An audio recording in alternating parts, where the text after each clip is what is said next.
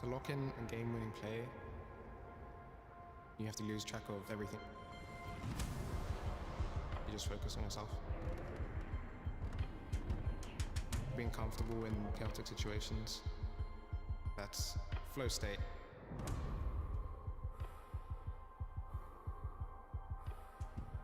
You're completely focused that whole time, then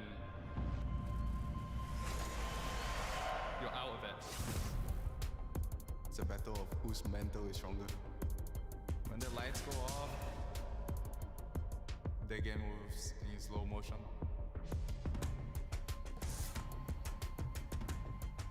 You see the bigger picture always.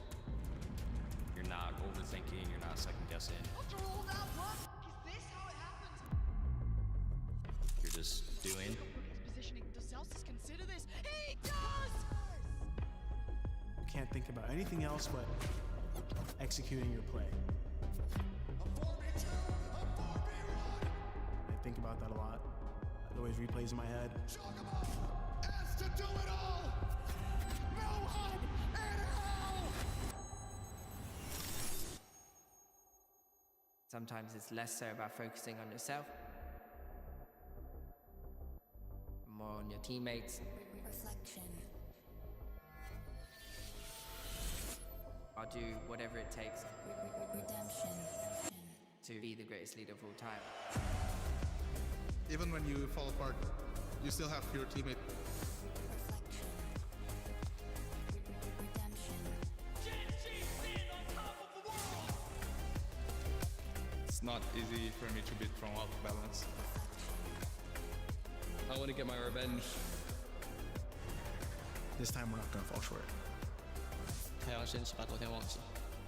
他们从竞争赛一路登顶，点在顶峰。 I think it's just about the feeling.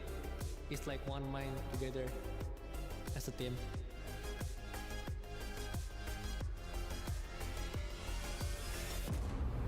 Reflection. Redemption.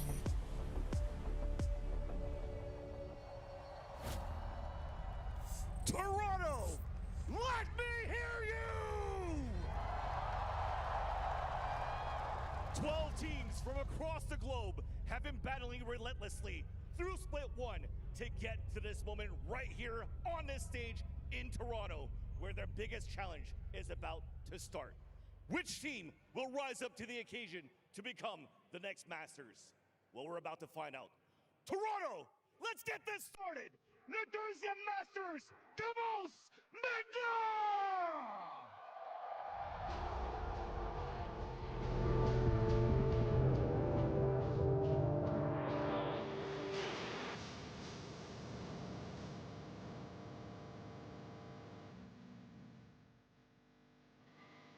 Team Heretics versus PRX.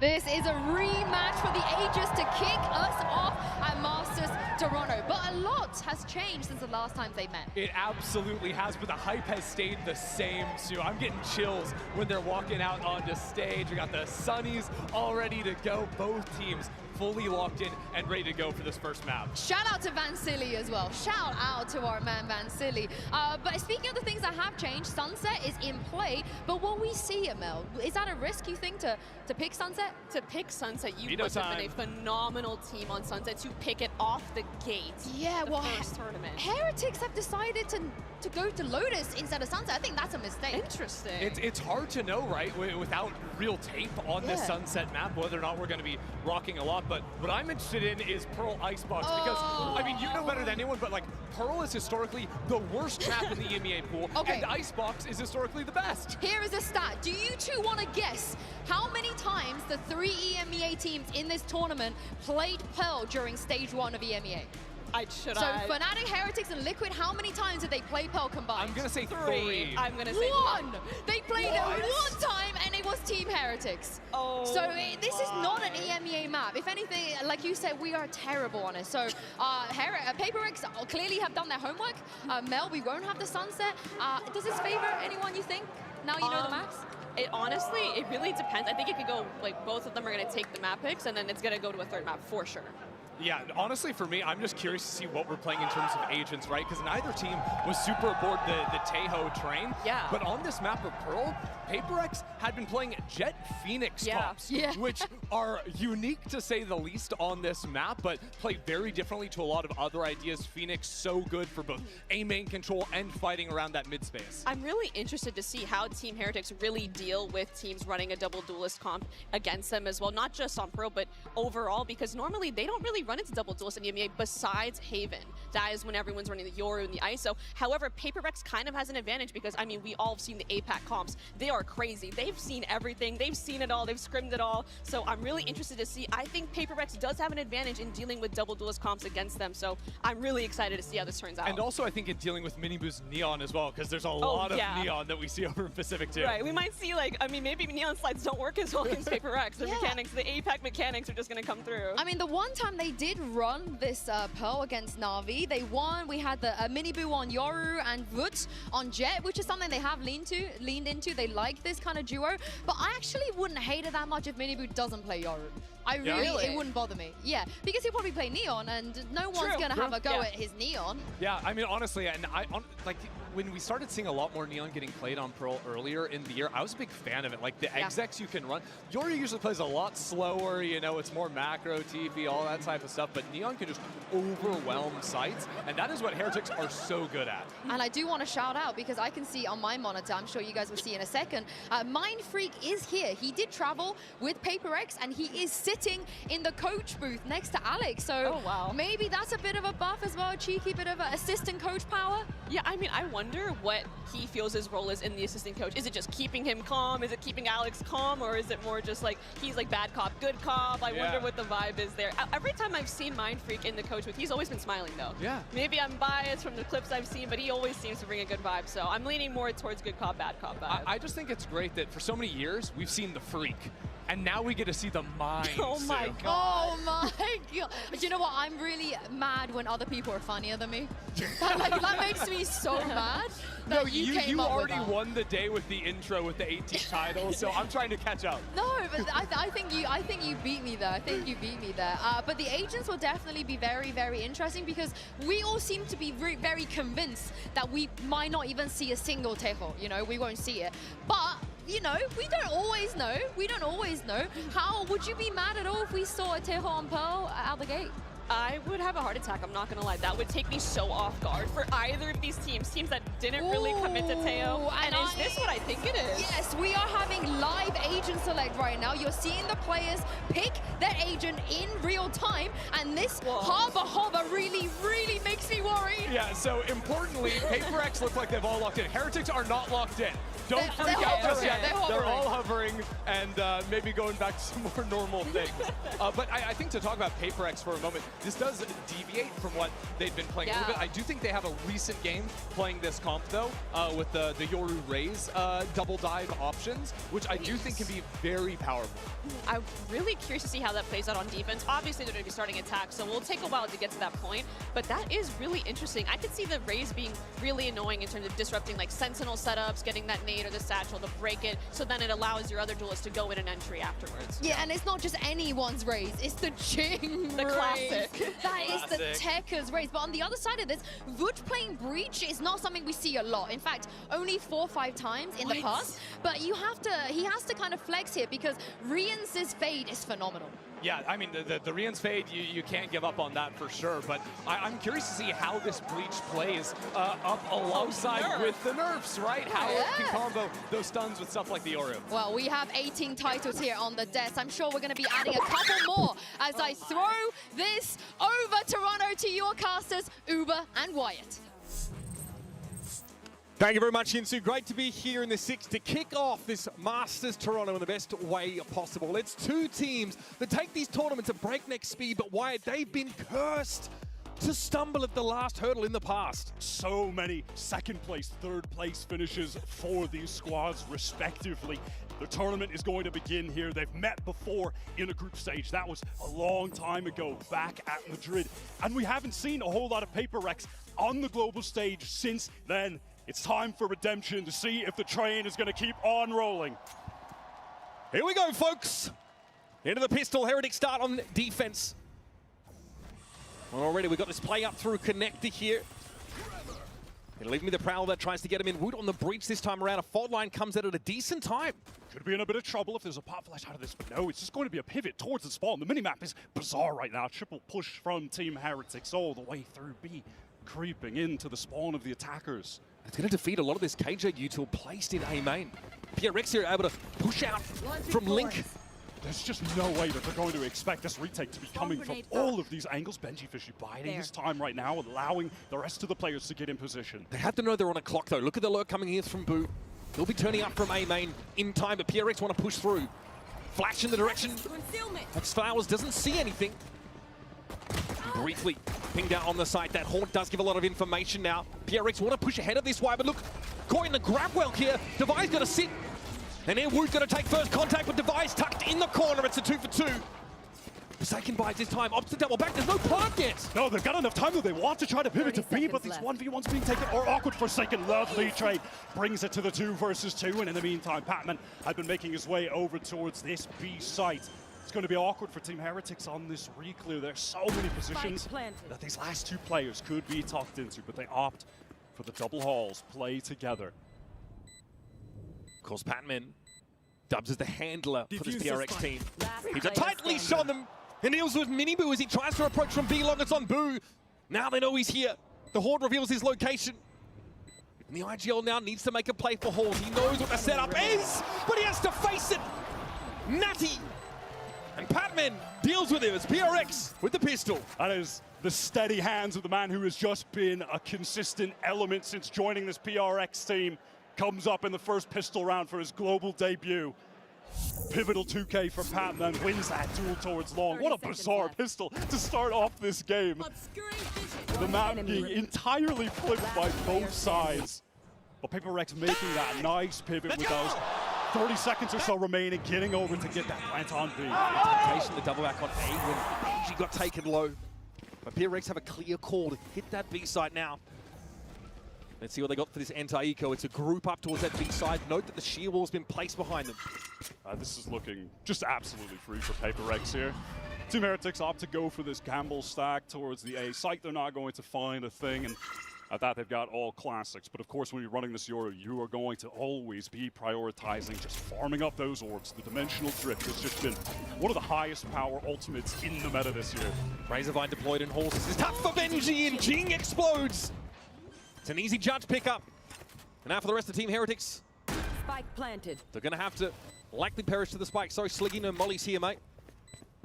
Feels like running Raze on this map is unorthodox, doesn't do justice to the agent being played here. It is so uncommon. And that kind of play, that double satchel back into holes, we're going to be seeing a lot of that from Jing, taking opening engagements, being set up to try and get in really deep with these satchels on attack.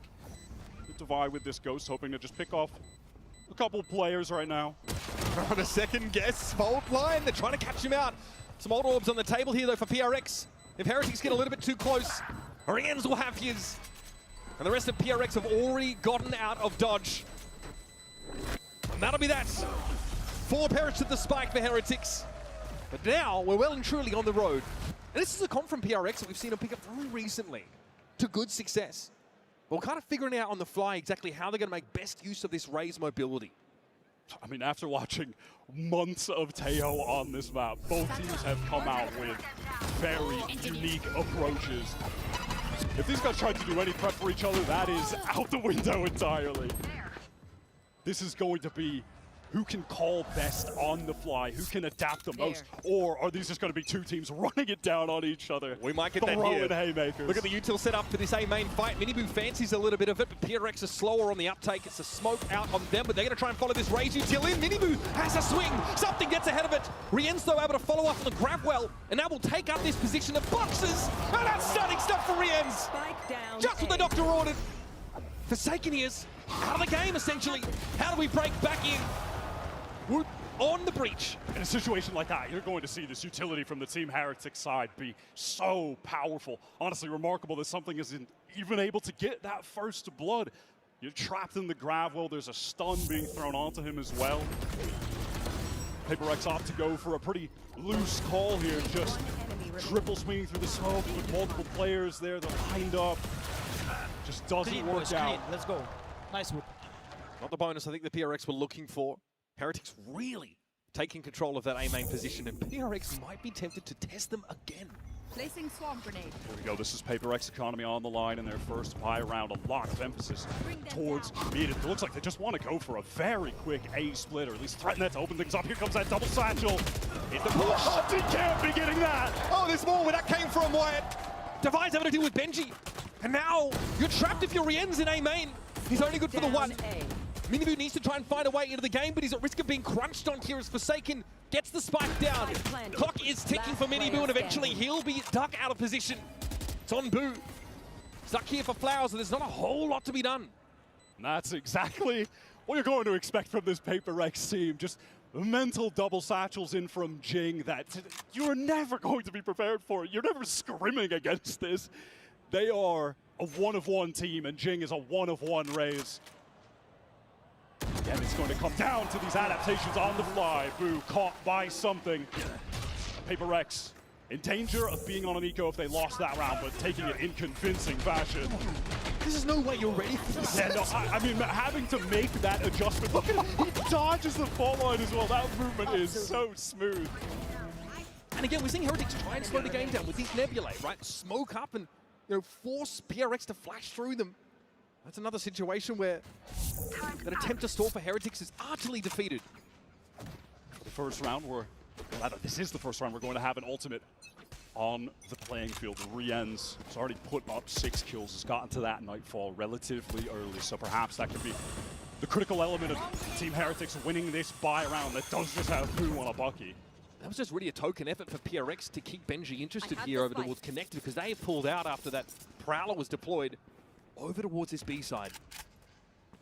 There was a Prowler reclear just then from Rien's towards Art, and now opting to double up control A main with Miniboo. PRX though, they have just slowly pivoted over towards this B side. Here comes the full execute. So much utility for backhauls, but at the moment that Molly is going to keep Jing at bay. They know who has this Bucky. They can just try to avoid him. He clears the Razor Vine though, so there's an option for Boo to spring forth should he need to, but he's sat here with the Bucky. It's an awkward line to be on. Patience for Boo. He's going to get shot up through the wall though. Benji can't hold mid, only finds his one. And now from Tower, Heretics have to make a play.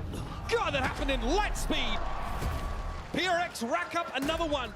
And this is two teams that are going to fight round after round to impose their will on each other. There's no backing down from here. This PRX team that has gone on the run to get here have maintain that lightning fast, exciting play, but it's just so much more regimented than when their stage 1 started, when they were going 0-3, when they looked down and out. That execute is fantastic, and I love that they are able to slow down the game, get into that little tight double peak jiggle to deal with the Bucky backside. And even in that moment, something takes the fight, but he backs off. They just play safe, disciplined when they need to now. That's fully on display in a round like that, and it puts Team Heretics on an eco. Heavy PRX pings towards back hole here. Looks like they're not going to waste too much time getting up onto this B side. Once again, C's thrown in. Jing disrespects the Razor Vine. Boo is absolutely not ready for that. He's wrapped around with the judge of this more where that came from, apparently. Jing is unchained, cannot be stopped at this stage. And Heretics don't quite have the arsenal to slow them down meaningfully. Grabwell is going to be avoided by Rienzi, extricates himself, but now the boys are back. Flooding into Link. Ruthless, ruthless, just taking the fight to the players with the Sheriffs. When you have Jing on your team, one of the greatest Raze players in the history of this game, just let him run wild. Build your plays around him. No one's running the Raze here, but they make it work. He is destructive when he's getting his pace into back balls. How is Blue supposed to establish a foothold in halls against this Fade util, against the Vice, util that gets thrown down there? It's too overwhelming. They can't anchor this site right now. They're going to have to pivot to trying to play towards a retake, and especially out of this timeout, Rians has still been holding on to that Nightfall. They're getting close to other great ultimates. And so that should allow them to just safely pivot off the site, absorb that initial utility that PRX are throwing, which has been a tsunami wave, and then come back in with those ultimates after the fact. So much of what we've seen from PRX in this game has really broken your average conditioning on a map like this. You're not playing against the average Valorant team if you're Heretics, and now you really know it. 4 ultimates have been developed on the PRX side though, including that Showstopper and that Steel Garden. And so far it's been about a tease towards Art or Connector early in the round, and then wholesale PRX have pulled out towards that B side of the map. The one round where things went a little wrong for them was when they fight doggedly for that A main position, and Heretics have great util, right? A lot of that Astra util to slow up, to smoke up, and force PRX to take a risky flash out and get gunned down. Oh, listen, when this PRX team run into the Team Heretics stack, they have fantastic utility to slow them down, win those engagements. PRX have just been hitting a free site multiple rounds here. Now this round 7 is going to be pivotal to the outcome of this first half. 4 ultimates available for PRX. Team Heretics, the one, but close to a couple more with their economy on the line. Full investment. Fault line off the rip. Jing here, expecting almost a push into Plaza by Heretics. It doesn't come. And now they're going to start to clear into Connector. Wood has given up this space. Play a more passive line. He doesn't see them cross. Showstopper pop. Jing is headed off the guts. Oh, he's headed over towards Art. Surely he doesn't wrap on this player. Benji's about to get real busy, folks, with these dodge the rockets. However, Patman handles him. Once again, playing through these smokes, the boost slows the pace down, and the shots have been good enough to make it something in Forsaken verse 3.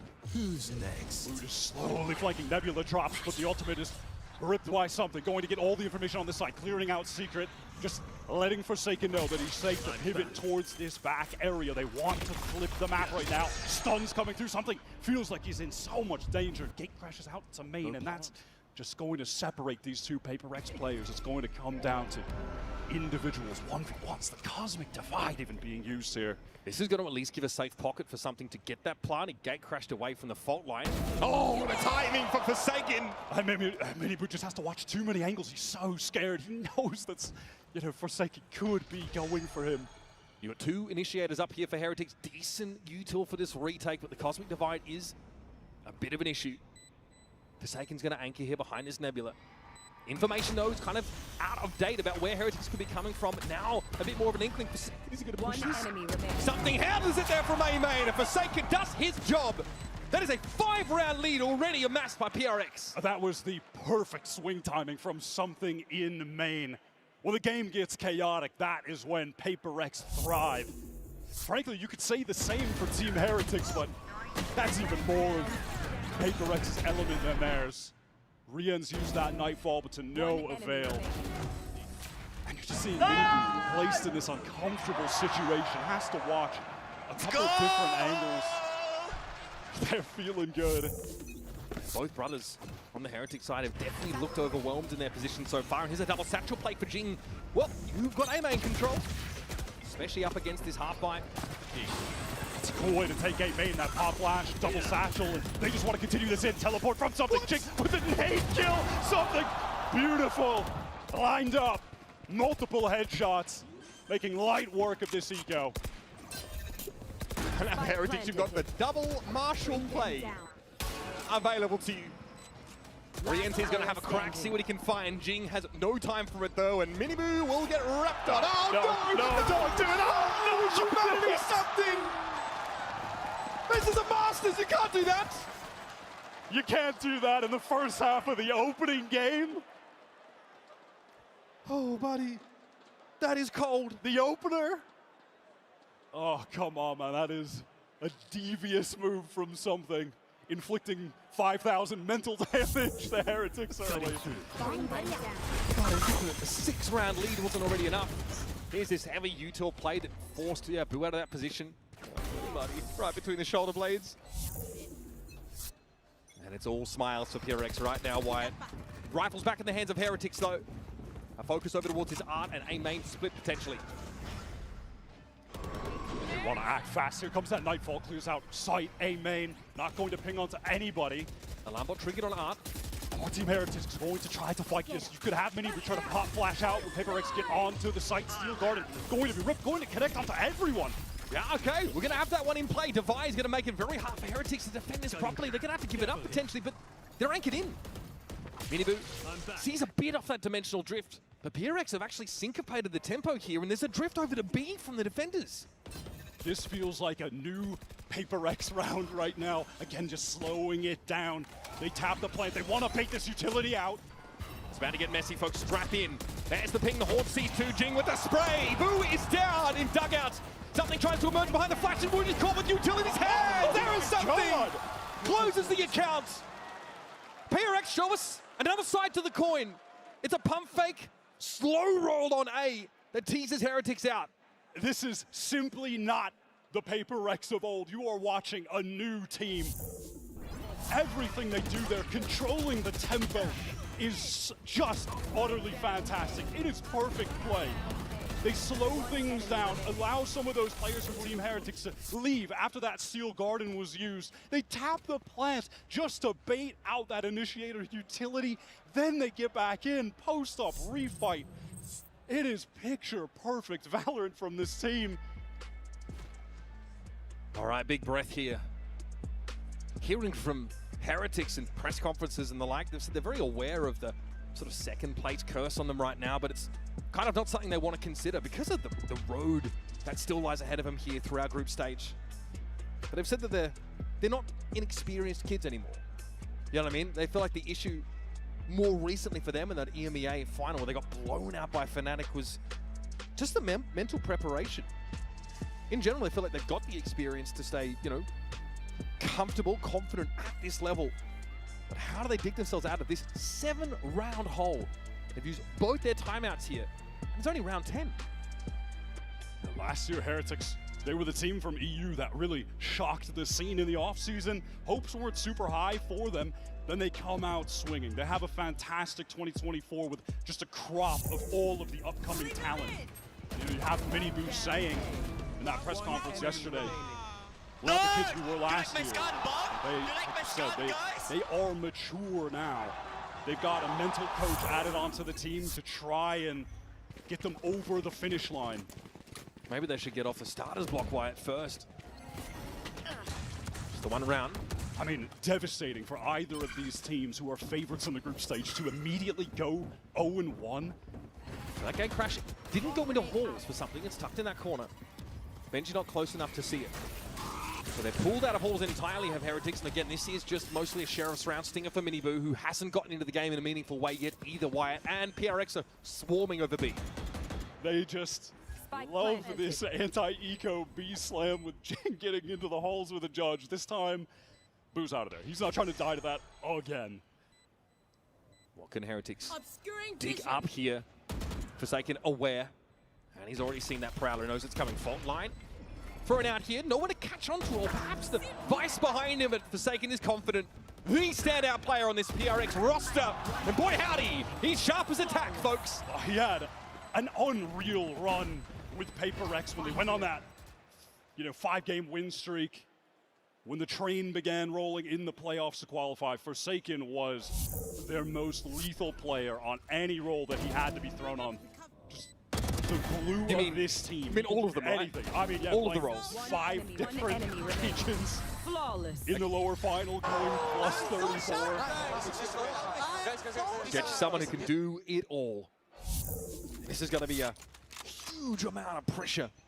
Heretics are feeling, at least those rifles are back. Locked down to work with. Cosmic Divide at the ready for Boo. PRX playing a 2-2-1 right now. Late in this half, slowing things down. They have been at their iconic lightning fast pace with devastating executes into these sites. Here they're just waiting out to see if Team Heretics want to go for something more proactive with this breach that they've got. Miniboo is postured in A main right now. Here comes that Dimensional Drift, so he's going to get spotted. Miniboo is under a lot of pressure at the moment. He's hoping to fight ahead of it. There might be a safe pocket for something here to just emerge in. Let's call a cancel. Yep, he's There's no way. He's ready for him. That might be a little bit audacious, even for PRX. Miniboo tries to hold it off. Bangle Jing is just a little better. The guy is running roughshod over the defenders. And Benji's going to get caught on a timing, most likely. Forsaken just rips him a new one. And Boo again, hands out wide, says, what do you want me to do? 3 players are spotted by the Dimensional Drift from something. He still gets out of it in secret. Jeez. 3 players, yeah, let's just hit the site with our 4 now. They really said, nah, I'd win. they do not slow the game down there. That's just crazy decision making. But all 5 of them are so on point. The guts, the confidence for something to get out there is crazy. And they follow up. Team Heretics, they are divided. They're losing 1v1s. And Jing getting that crucial opening kill for the team to get into that site. We're sleeping, mate. We are sleeping. Sleeping, says Nilzinho. The last time these two teams played, it was PRX that mathematically eliminated Heretics from Madrid last year. They said the emotions got the better of them. But now they're sleeping. Maybe they could use some of those. Jing pops himself up. It's the showstopper that's avoided for the most part. Just the Aura clone there in A main. So eyes turn towards Lincoln Art. Does get some valuable information, even though it's unfortunate that that rocket was not able to get any value for the PRX side. They had their eyes on mid, no pressure coming from Heretics there, so they're going to go back to this B pivot. So many rounds for them. They've had the ability to hit the site with just 1 player anchoring. Opportunity for Benji, but knows he certainly can't go for more. Just has to back off. He tries to anchor. He knows he's going to get overwhelmed by Yucho, but in fact, PRX, they're just going to use 2 ultimates. That very safe Cosmic Divide to allow the free plants. And they can fall back off this. We can go back to, though it's uncharacteristic, the post-plant spam set up for PRX, but they're more likely to play ahead of it. Now, this is a wrinkle in the plan. The lockdown will allow Heretics to potentially filter in here, but something... well, they got rid of their lockdown, never mind. Something's happy to wait and bide his time here. Patman going to double up with him as well. Something wants to get some early spam. All this due to not opening the side up enough. Miniboo's going to go for it. He's able to find 2. And that's the best Heretics have looked this game, and it's not even close to enough. The fundamentals are just fantastic. Patman getting back into holes to double up with something. Multiple players swinging through the Cosmic Divide that was thrown down. Just decimating Heretics on their re-entry. Well, we're here for a good time, not a long time apparently, folks. That is a brutal first half for Heretics. We'll be back after a short break. Collect yourselves, and we'll return to this opening matchup of Masters Toronto.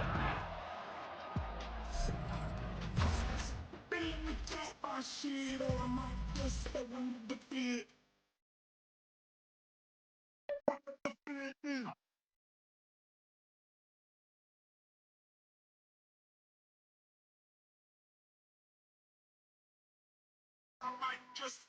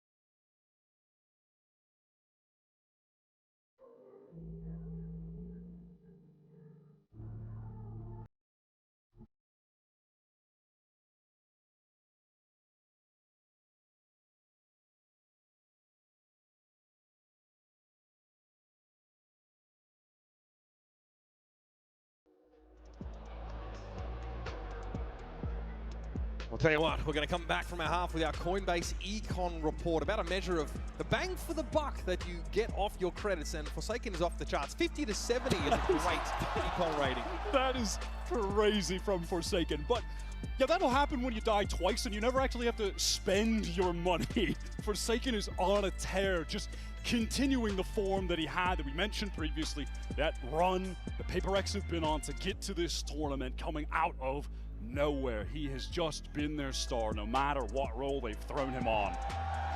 Last time we saw PRX on this map, it was an overtime loss to RRQ in that lower final of Pacific.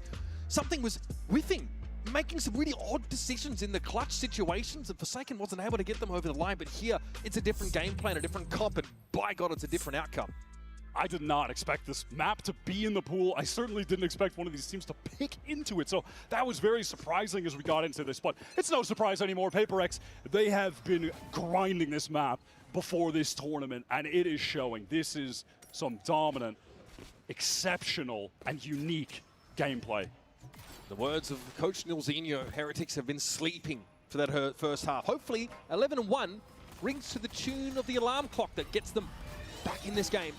Midabu's already gotten his way onto this A site now, tapped up a little bit, and PRX have not quite shown themselves yet. Something lurks amongst the shadows. That's a bloody good timing, at least for one. Devay, what a shot! Boo just runs into it. We can deal with him at least. Player advantage for PRX, though. That is a late swing, but a crucial kill from Wu. Benji, can he catch a timing? He would have to be the one for Heretics right now to save them, to get this pistol round, keep them in the game. Looks good. Jing, however, reaching around the corner. It's a very low health Woot that's able to dispatch him. Now we've got a God's Honest 2 versus 2, and here's Forsaken, gets the spike loose. It's up to Benji. Prowler, play from behind it. Patman sees his quarry. Not quite ready to finish the job. 35 seconds left in the round. Patman holds his ground. A diabolical start to the second half for Team Heretics. It might already be over. He's won both pistols for this team. Obviously, Heretics are going to have to come into this with a tragic force. Hope that they can look like G2 with some stingers, maybe. This is stunning from PRX. Finish off, brimming with confidence. Forsaken is loving it. Just doing the little things right. There's something with the confidence to push out of that smoke when Devay is being pressured. They fight together. The fundamentals are just so clean right now. What a joy this is to see PRX in prime form. Round number White 14. hot. That could be the last of the game, but there is a stack on the B side. Patman, though, takes that one for the team. Forsaken finds his, and then PRX realizes action elsewhere. We've got Jing's going to start filtering up through Connector. He may see the second wave here from Heretics Cross. He's going to try to swing out. He will. Gets the first tap down and double swing. Forsaken follows in on Minibu caught on the lurk. And it's the IGL, the big brother of the team. In the unenviable position of having to salvage an impossible situation for his team. This would be one of the nastiest losses that Heretics have suffered in quite some time. Boo here's going to try and go to work with him, but Devay shuts the book on this first map. What a way to make a statement here in Toronto. PRX are back. Find me one person that printed a 13-1 on Pearl for PRX. And if they did, time for the lottery. Time for the lottery. Stunning from PRX. Absolutely stunning. Just a casual 324 ACS for your boy Forsaken. PRX looking hot off the starters block here in Toronto, but it's a full series that's got to be played. So stick around, folks. I hope you've got plenty of energy saved up for the rest of this series. Guys, if they're ulti, just like run. Just run. Nice! Let's go! Let's go, boys! Nice one, bro. Nice one, Pri. Ooh, yeah, ooh, yeah. Oh, I, oh, I, oh, I, oh, I.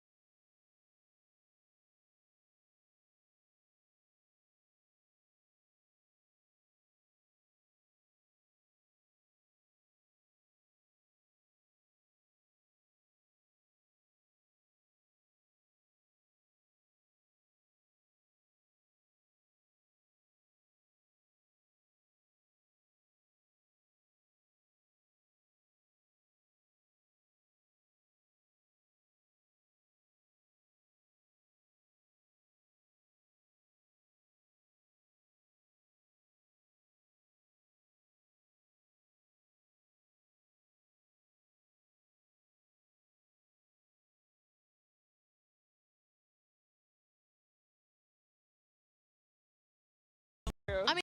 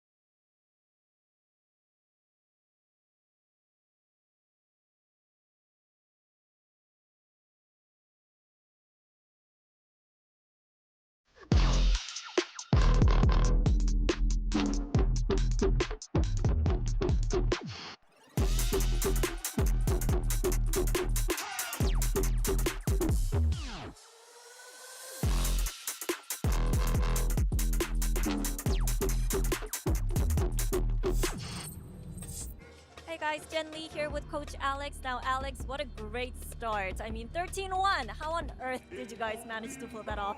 I have no idea, to be honest. I think everyone's just on fire, so we're very happy to be here, very excited to play, and we're going to make the most of it. It seems like your Pearl is stronger compared to how it looked like in Pacific Stage 1. Was there anything that you didn't like about how, Pearl went? No, I mean, I can't complain at all, yeah. Impeccable, right? When it comes to Patman, seems like he's not nervous, It didn't look like it was his debut, and it seemed like he was enjoying it, so, what do you think? Yeah, I mean, I kind of think most rookies actually play very well on their first time, so it's pretty much more of the same. And Icebox is going to look as strong as Pearl? Sorry? Icebox is going to look as strong as your Pearl? I hope so. Okay. Can't wait to see it. Thank you. Thank you. a happy Alex. I could get used to this. Yeah, I mean, look, that one round, they need to clean up, figure that out, but everything else was looking good, no? They are looking good. Almost too good, Mel. Maybe Heretics just didn't manage to get into the game.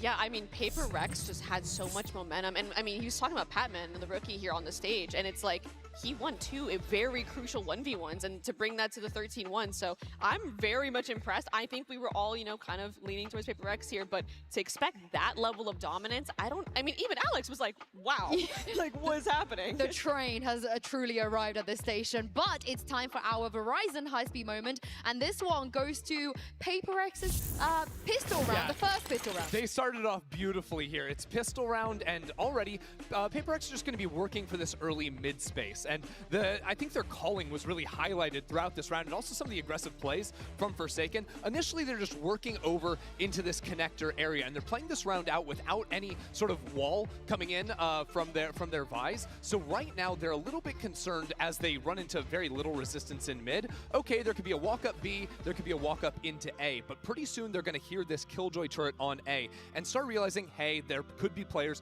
coming in around the side. So they call to move into this split pinch in towards A. And it's going to be interesting because they don't actually run into anyone playing up forward in A main. So this is about the time where PRX have to decide, okay, do we just plant the spike and play the post plant? Do we turn around and fight these flankers? I think if you look at past iterations of PRX, they'd be looking for the fights against those people coming in along the flank. But instead, this time, they try to hunt away the solo side anchor, find out where the Killjoy is. This fight over into back site, as soon as the smoke comes down, you've got a Yoru flash going into the ground that's going to flash out anyone playing back here. But they don't just stop there, right? PRX keep walking forward because they know there's multiple players coming in either through Art or through A main. So they're going to keep fighting forward until they can find the Killjoy. This is where things get a little bit awkward. They leave this solo anchor back there in towards Secret. Devi's able to find one kill. And at the same time, Forsaken gets another kill in towards Flower. So they make the decision, actually, we see all those players on A. Let's just sprint over towards the A site.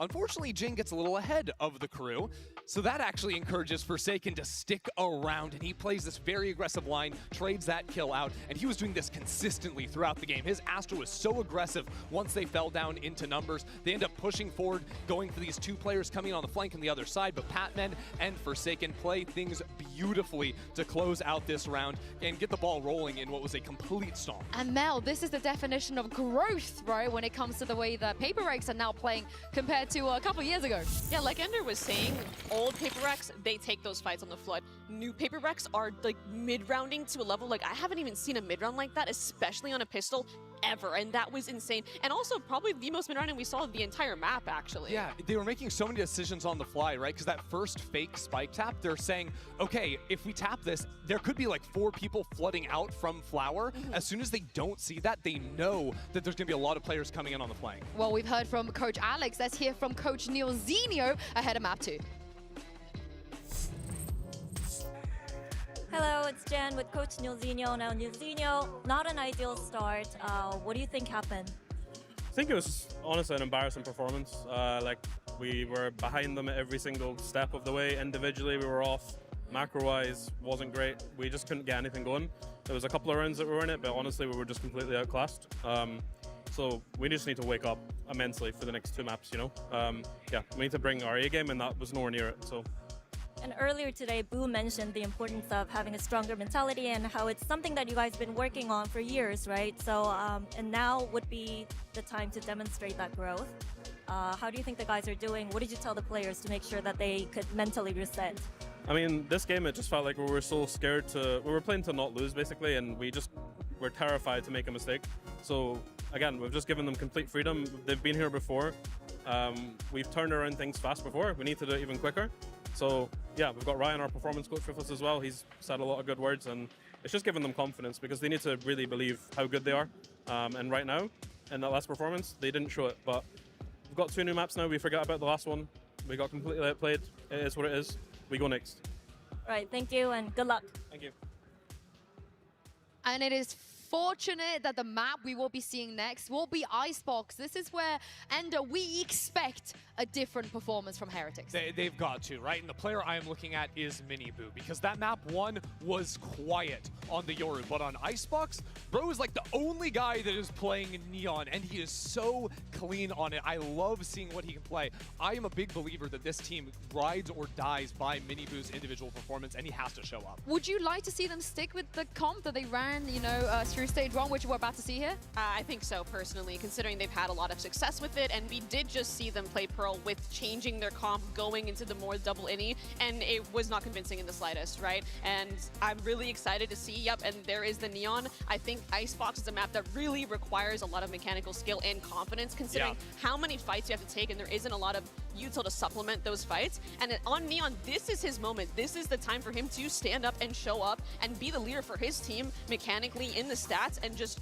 go on pop off on PRX. And I think it worked for them too, having double initiator, Sova and Gecko to find more forward fights as well. Fight through Viper walls, fight through smokes, take control over backside, fight towards Snowman on B. You have to get active versus PRX, I think, because their util combos honestly were looking so good. And I think a big part of this too is the fact that Team Heretics is starting on attack this time as opposed to defense. And they can set the pace, they can get in their face, and that's something they didn't have the virtue of having in the last map. Well, they wanted this rematch. They got to turn up on this stage. Otherwise, Uber and Wyatt, PRX are going to walk away with a clean 2-0. We expected a banger of a match. I think a quick 2-0 definitely wouldn't have been on our bingo card today, Yinsu, but what we got served up in that first map, hearing it from Neilzinho, was not good enough from Heretics. Against a team like PRX, you cannot afford to start slow in a match like this. For this game, Benji Fishy had said he wants to play against PRX, and he got his wish. He got his wish. He might be regretting that, but we are heading to a map pick where Heretics have looked really good with this Neon. Look at this push up already from PRX on the defense side. They absolutely want to brawl. Heretics, though, have to be ready for it. But how?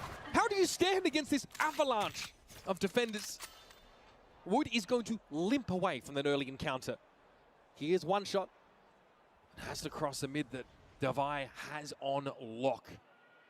Yeah, doubled up even with something, and Devi had been patiently waiting on that angle anyhow. Nice little 10-second round coming through to open this game. PRX yet to lose a pistol. Heretics yet to gain an ounce of momentum. And encounters like this early in the round are just going to stretch your cohesion in these firefights to the very limit. What we saw there, frankly, is classic PRX on this map. They play standard stuff, but they play defense in a far more proactive way than most of the teams in the current meta. Most teams play a lot of safe positions, then go for retakes. They are constantly doing 4-man, 3-man pushes down, A main, down B main. Heretics are going to need to be very concerned with that. Inching now over towards the speed side of the map. And see something back up here to bolster this B presence. Standard Viper wall here from Heretics, and definitely indicates they intend to head this way momentarily. Looks like already the Dizzy is trying to scout the way. Unique neon composition. It's going to be tough to find a foothold, though, as something takes his and gets off the line. Fair amount of damage done, though. Now it's something with the rifle. May want to toss that over to Forsaken or Divide if they can actually meet up, and it looks like, that's going to be the case. The much healthier full armor Divide will take control of that Vandal. This Team Heretics want to pivot back towards mid with this Neon. They like to go for a lot of B splits, a lot of fast-paced action. Divide here from multiple angles can operate here, can play off the turret, take contact as they try and push up into kitchen. Here's something, says, I'll have my rifle back, thank you. And there it is. Another quick round as PRX don't give an inch. Maintain all the rifles, just lose one of the pistols, basically as good as it gets. Heretics invested nothing so they can get the absolute max here. The one round they did actually win on Pearl was an anti-bonus. There's pretty risky stuff from something there, but par for the course. PRX fans will be very familiar with that. Let's go, let's go, let's go! Now, of course, buy up here for PRX. Or Heretics, rather. Forsaken has a Bucky. PRX have 3 players B main. Time to walk right at the attacking team, as they always do. Heretics, they're patient, they're waiting, but they're losing the duels. Great trade from Rienz, though. Little one-way, something tries to put together on a dime, but Rienz is a little bit quicker. Now we'll remove the presence from mid. As Forsaken starts to take advantage with his spaces given up. There will be a turret to spot him out. Patman with the Bulldog. Stacked up here alongside Jing.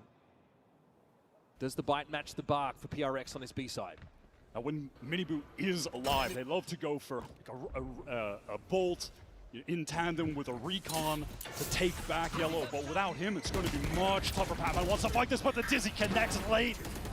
Macy's not there. Jing actually got off that live, but oh, hi Wingman. He needs to get ahead of it though. The Span's coming in through the smoke. Still, PRX cut down to 2. Here's Forsaken with the Bucky. Last player standing. It's all going to be on Divine now.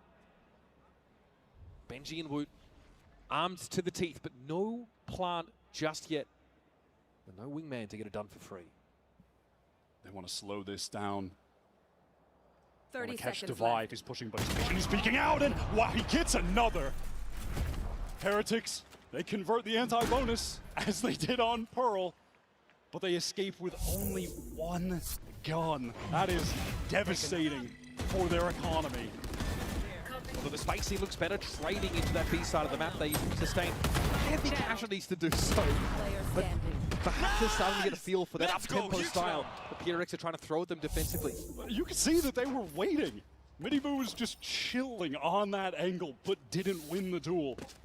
Now, Chrissy called it out on the desk that Miniboo does need to step up. He is given so much util on this map to thrive when they're on attack. He needs to come to life. Something already wants to assert himself today as the Owl drone starts to make a foray on the B side of the map. It's like Patman wants to play safe for the time being. It's something with an Outlaw this round. Posts up on that deep A line. Wants to go even further off the drone that Forsaken is sent for him. Does actually spot out Boo. One way will be refreshed. Give Patman the edge, but it's going to be a Dizzy on out. Patman already on the spray. He got his. Heretics slowed up somewhat on their way over towards this B side of the map, and now that Viper Wall is something they can play from behind. Nanoswarm's triggered. Does actually that was a great way to fight that from Team Heretics. Multiple players jumping out to face together off of that Dizzy when the crosshair would be thrown to break it by a defender. Something now posted up at mid. You can see PRX on the rotates, getting towards this B side. Will Benji catch the timing? He's got a player though coming from his left. He might not be ready for the 2 push. And there it is. Once again, PRX give as good as they get. Rifle upgrade for Divine now as well. Wood solo. These shock darts have done tremendous damage. It's going to force out the Thrash. Can it actually get a connection? And even if it does, can anyone get a kill off of it? No. Decent ping though on the side of PRX, but here is Forsaken with the Odin. Jing wants to try and push up. Wood is very, very low, but there's still a spike to defend now. Heretics just going to try and hang on here. Hold on against this relentless onslaught, but Divine racks on yellow. And Wood just has nowhere to go. PRX on this map are just so oppressive. They're taking so much forward space, and they're so happy to make fast, bold defensive pivots off of that information to stack proper sites. This was a great moment for Team Heretics that we highlighted, but from there you just have Forsaken coming back in with the very rare Icebox Odin. One enemy remaining. Heretics at least tried to manipulate the pace, or at least dictate it to some degree, but PRX are always asking for more, always trying to assume some of that real estate, that mid push that catches Benji out. Eventually, Forsaken steps up on yellow. Heretics are going to be on a clock every single attack side round. And here we go, 3 players ready to fight from PRX towards A, and they find another first blood. And it's Miniboo down at the start of the round again. Wyatt, something, he's on the line, able to get back, and he knows there's more where that came from, the shorty. God, he's thirsty for it. It is up to Boo, as it often is. Again, this will be PRX with another stunning start to the game. This, by the way, is a team, PRX, that has an 83% attack side win rate on Icebox. So God forbid we get to that part of the map and they're ahead. Now, even at this juncture in the game, they've beaten Team Heretics to getting multiple ultimates. The one that Heretics did have, that Thrash, had already been used by Wu to try and convert that pivotal gun round. It was unfortunately lost for them. The economy for PRX getting out of control, and Heretics, they have opted to go for another early timeout here. You certainly can't blame them. Neil needs to get these guys' heads back in the game. I mean, back in for the first time. You know, some players, they talk about how things slow down when they get into the server, right? Feels like you're walking through molasses, time slows. I feel like against PRX, it's the opposite. These guys set those phases to warp feed and make it very, very hard to stand on even footing at this pace of play. And Heretics have been that kind of team that have wanted to dictate said pace, right? They play Neil on this map, for God's sake.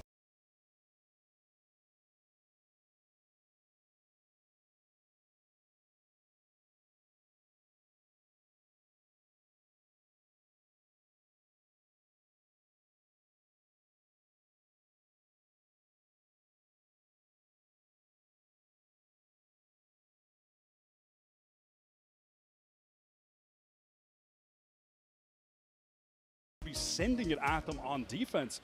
So they're not getting off to those fast, aggressive starts that they want to. They're not able to claim that space early. Forced to use a lot of utility to try to re-clear late, and most of these rounds, they're just losing the opening tools. Neil said on map 1, but they did not bring their A game. In fact, they were nowhere near it. Only 2 rounds to their name at this point across this series. Okay. Now no turret to play off of in Kitchen. Nice little lineup. And already those one-ways being set up. Will allow Patman occasionally to swing on them. And he hears Dizzy come out, so he knows there's the pitter-patter, a little Heretics footsteps on this B side of the map. Devi's been drawn over in that direction to assist. NG with the curry spot, okay. Not too shabby, my friend. Holds it down admirably. That is definitely going to throw a wrench in the works for PRX, and now that lockdown will allow Devi to at least get some space. And Rienz is waiting for him. Caught by the players who were able to just get out of that lockdown circle. Play in the corner. Credit to Benji Fishing. He just wins it out straight up. 2 for 1. And then Patman was trying to anchor back yellow, but that's a position that you really can't be in alone against Team Heretics. Jinky's got very little to see. Yeah, likely just to try and walk away. from this one with weapon intact, even though there's enough currency here for PRX to continue to take some risks and try and keep a lid on the economy. Jing does not like his chances. That anti-eco flawless they had earlier has put them in an excellent economic position. But like you said, might as well just save, keep the cash rolling for PRX even in this round loss. I think Patman has realized on this one that trying to anchor back Yellow solo against the way the Team Heretics like to fight towards B is not going to be the right choice. They send too much util back there. It's tough to deal with the Neon. Benji's ready for this inevitable mid-push, and I think Divide does not account for the pocket that's left in the corner of that A side by the lockdown. He sort of doesn't check this at all. Ult is ready.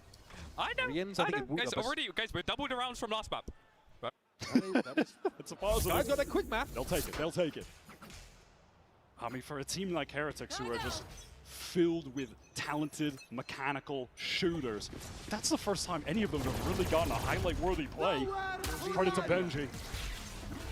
Hunter's Fury now from Riens. Speculative. Doesn't yield any information whatsoever. They are aware, of course, that the Odin is in attendance today. And those would be positions that PRX would typically love to just play into, but it's actually towards B where they've gone full aggro, something posted up close with Patman, and that's allowing the rest of their squad to be pretty steadfast towards this A site. Odin is going to be obnoxious to deal with. But no one was watching pipes at the time. Forsaken actually gets back. This could get dangerous, but now that the lockdown is used, that Hunter's Fury is going to need to be expended to break it, unless they just intend on getting out of here, which is going to be the case. Oh, the Shocky does not hit. Well, that lockdown will be intact. And now Heretics able to make use of that to get entrenched here at this A side. And they're going to want to use this Hunter's Fury with the Paranoia to get back in. This is fast. This is pacey from PRX. Here comes the Hunter's Fury, but late as it is, but it's going to be Jing going to work with him. He's gotten in and under rafters. Something at a time. They're going to get it. It's Benji that answers that late round lurk. Wu deals with Forsaken. Jing gets his tap. He was already able to find these first 2 kills. But to expect him to make it 5, even for him, might be a little bit too much. Wu with the shoulder pick, shot through the knee. Still an adventurer, though. Boo and Benji happy just to stay entrenched. A hard fought round here for Heretics. And finally, PRX train is forced to throw the brakes on. Wu beginning to hit some shots. I'm going to need to see that Benji one on the replay from his point of view, please. That looked ridiculous. Something on the updraft. The blade sword just plucked out of the air. All right, Heretics heating up a little bit individually. Ooh. That's crazy. That is a mental shot from Benji, who is starting to hit. Still cranking 90. Good to see. PRX, they're on defense. They do display something that they are typically very good at, which is very, very quick floods with excellent utility. Now here, more classic PRX, 4-man push up towards this A side, getting all of the space, collecting that orb, and then they post someone up and immediately go stack the other side. This is the name of the game for them on this map. Once again, though, it's just going to be Divide B for now. Patman one away from that Viper's Pit. There's Benji again. He's hitting. Push up. He is hitting. Does Patman try to trade this? He does, but Benji gets out of the way. Oh, this is stunning stuff. Benji Fishy. That's 3? Caught by the Paranoia, forced to give him some ground, but now the youngster has some wind in his sails. Spike down B. Right, Wingman is going to be thwarted in his plant attempt, but the Thrash is going to go ahead now to pave the way. Surely Jing spotted now, detained. He's got Divide to watch him. Relay Bomb comes in, a mini-boo with the slide across. Heretics finally turning up to play. He's stunned just in case he starts throwing hands without his gun, I guess. Why not? All right, Benji's heating up. It looks like he's playing an aim trainer. Just has guys from all different angles swinging onto him. That awareness to catch the second that was coming out of A was so nice. And that is a read on a typical PRX play. Knows that when they're making that full rotate, there's going to be someone that's pushed up in A main. 4-2 is Heretics' Icebox record. The only losses to Fnatic. In fact, 5 out of 7 of their map losses in EMEA, Stage 1, including playoffs, were to Fnatic. When you watch them play against any other team in EU on this run, they look like world beaters, but Fnatic have just had their number. They've been able to really counter the way that they're playing. PRX, early on they were countering it, but in a totally different way than how Fnatic actually opted to. Very proud to debut our new reinforced tungsten carbide 1088 steel tables just for this occasion. I tried to elbow drop wide into it. It held. So good luck, Alex, breaking this one. I hit a moonsault on Van Silly. He didn't even go through it. Hit a Walls of Jericho. Nothing. And again, first time in this whole series that PRX have been put in a position to have to call this timeout. They've been struggling a little bit to hold on to B. Even though they're refreshing that one way over the containers, still being overwhelmed. How will PRX adjust out of this? They're going to be on a half buy here to the extent that they can at least get a hero rifle over to Jing, who obviously has been playing very well. Some highlight moments already, especially on that raise back on Pearl. But this is one of the maps where he's not playing raise. It's just not what they like to do. They just love this very standard comp, and they've had a lot of success with it. Benji so far has been feasting, playing that mid. That's where so many of those kills have originated from. PRX just not respecting Heretics there. I think they've now been forced to bend the knee somewhat. With this Viper's pit down, that's a fairly big commitment here. You do have Patman with that close range stinger to try and find an opener, shut down and execute if it comes in, and you're just expecting from Team Heretics at some point, if they intend on getting into this pit, which certainly looks like they're going to do, you're waiting for Riens to use this Owl drone, clear things out. Take flight. Jing with the hero rifle will watch the mid pivot, but yep, there's going to be action over here towards the pit. That man cute, but not good enough. Tries to outfox the Owl drone. I respect it. I respect the attempt. Devi gets up on that line pretty quick. Miniboo, who's been quiet in this series and in this map as well, just needs to be a bit of a nuisance. Remains at large here over the site. And Snakebite's going to make it hard to play in from upper rafters. This is good looks. The hero rifle is still in play. Jing might try and wager it for something here. We'll take a pretty prescribed location, one that's going to be watched for at the back of the site. Heretics have seen enough. It's up to Jing here to step up, get himself some value off this round potentially, but once more, he will be sorely outgunned, outnumbered. And outdone by Benji. Flawless round here for Team Heretics. Finally steering the ship with the wind. They're going to have an opportunity now as well to get a lockdown for Benji, who's just one away. Batman trying to time that. Hey, I'm not mad at it. He's got the stinger. You're on an eco round. Go for it. But he is caught out. And you can just see from Miniboo's point of view there, hitting this A site, how many options he has playing the Neon, getting into so many unexpected, unorthodox positions there can be incredibly effective. So something's taken up the op now. And that is the adjustment that was certainly called on that timeout from the prior round. Wants to post up towards mid, doubled up with Jing. A bit of protection for him. Turret just got cleared. Looks like the go signal there for Heretics on the B side. They've just indulged in a surge forward here at B. And their main intention really was to get that orb, get the lockdown. Recon is sent in to clear out back yellow from Riens. Fast lane, pretending, hey, we are getting that position back yellow. Shocks as well, and now we're going to slowly pivot back. The spike has just been over there with Woot on A the entire time. But this is the danger. Something has been waiting for this cross. On a very tight line. He's going to see one. That's Riens trying to cross, dealt with. Something wants to repost the line, but very quickly, Heretics all got across to A. And he's going to know that in a couple of seconds. And look at PRX, they're already rotating off this B site. They have Patman, Deep Yellow, and the other two players are making their way to A with some haste. So they try to flood in. They might. No, not with that lockdown, though. Certainly going to be kept at bay. I don't think PRX have the mechanism with which to remove that, so they're going to have to respect and pull off the site. That early rotate now kind of nullified.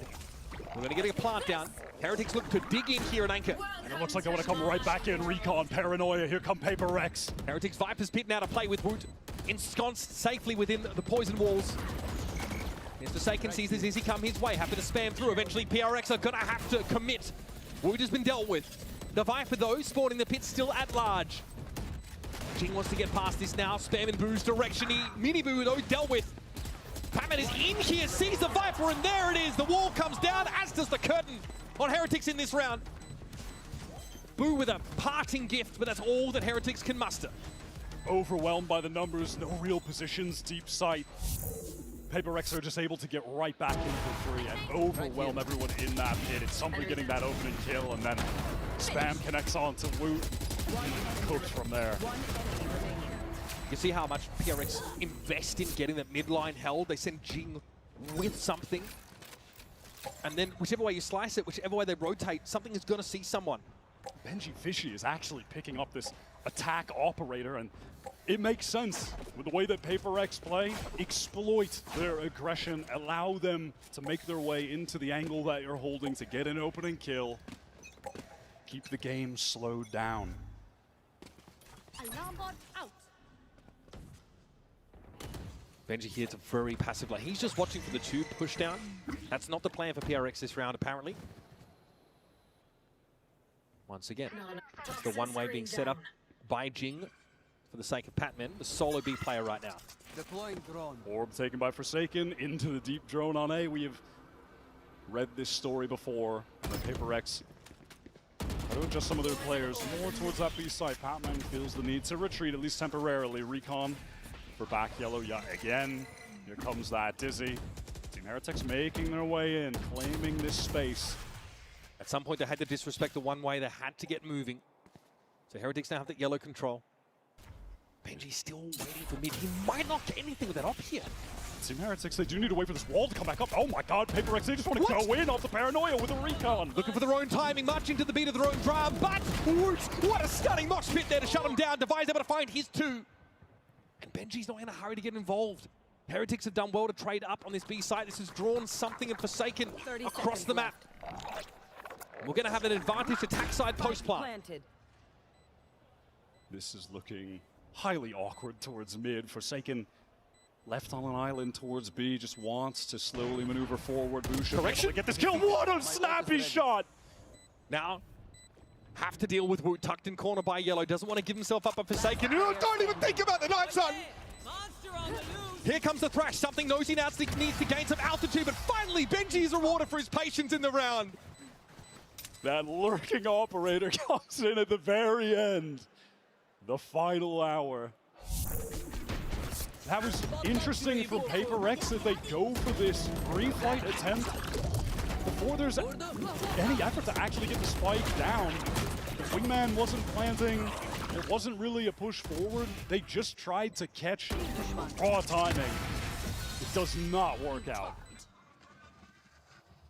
We're finally seeing Yeah, I guess the Alex that we know. The question is, like, what is the cue that PRX are playing off of there? If they're just trying to manufacture a timing of their own, it doesn't work out because Wood has a really nice mosh pit. Now here's some pace from Team Heretics, getting that Neon back yellow quickly. They know Patman could be in this Poison Cloud, so some shocks going in there, but they don't actually connect any damage, but forced to retreat. Definitely a bigger commitment to the B side by PRX in this round.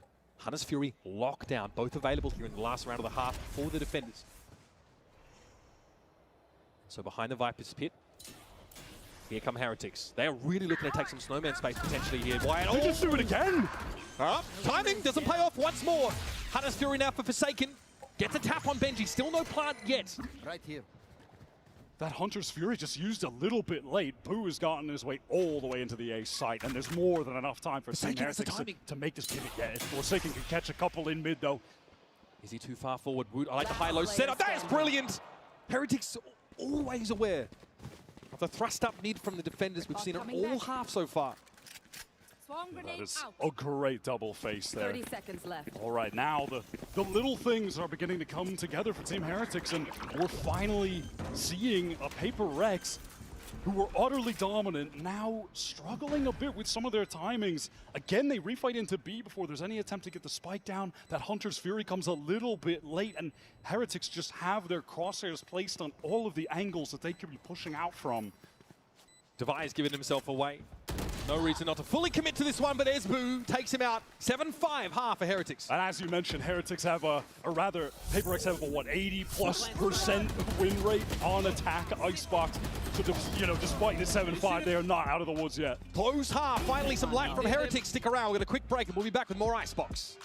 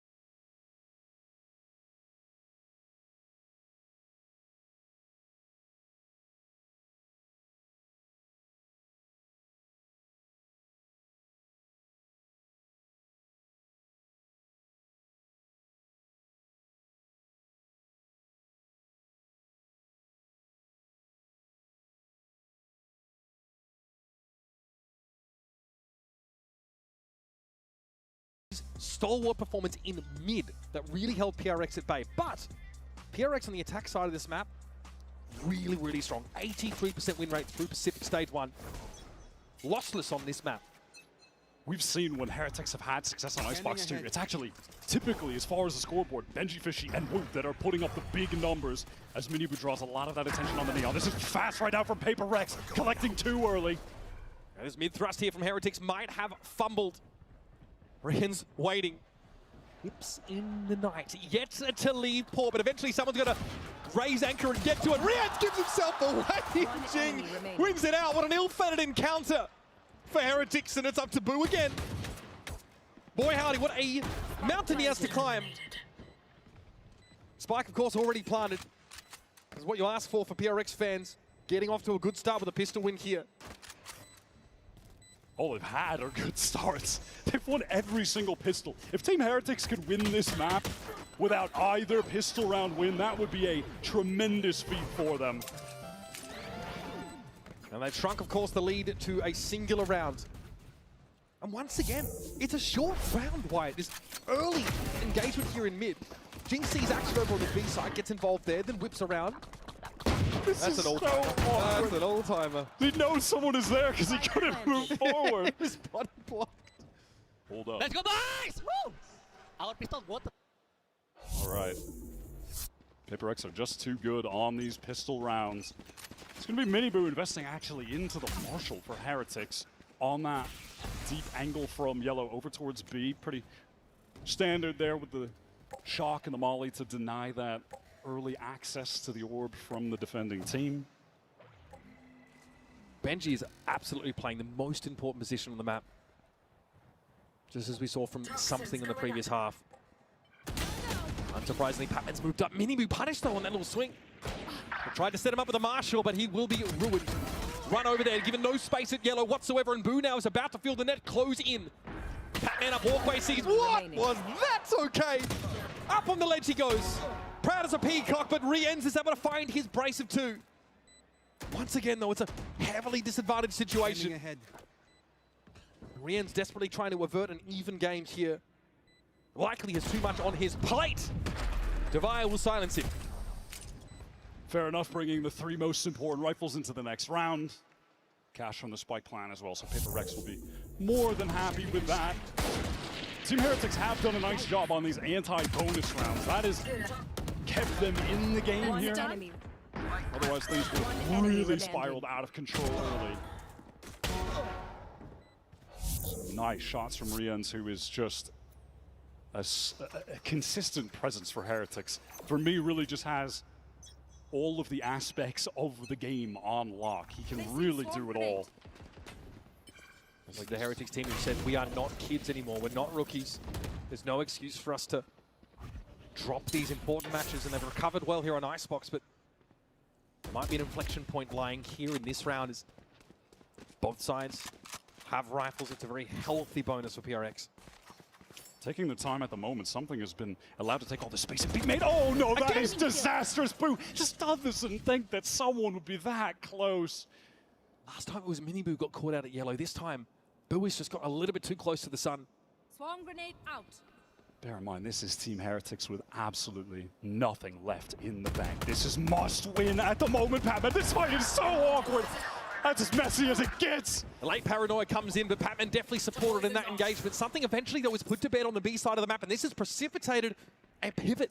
Now with mid control, PRX can go towards A and not worry about getting caught, but it's a pump fake. What a timing for Patman to catch, and they have Forsaken playing towards A again. They could really pivot anywhere here. It's just, we're playing TDM, who wins that out.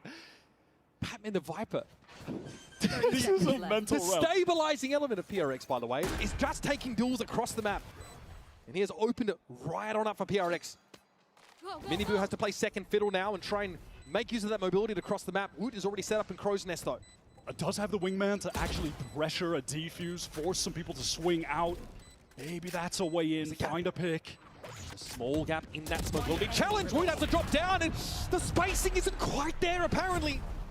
Minibu steps out only to be riddled with Vandal shots. PRX are just so ready to swing together at any audio cue. Boo so frustrated in this moment, not expecting that anyone can be pushed up that close. Something got all that for free. Oh man, that was... I mean, Benji's been credited with some very sharp moments, even on this map. Look at him shut down something as he wrapped over towards Belts many rounds ago.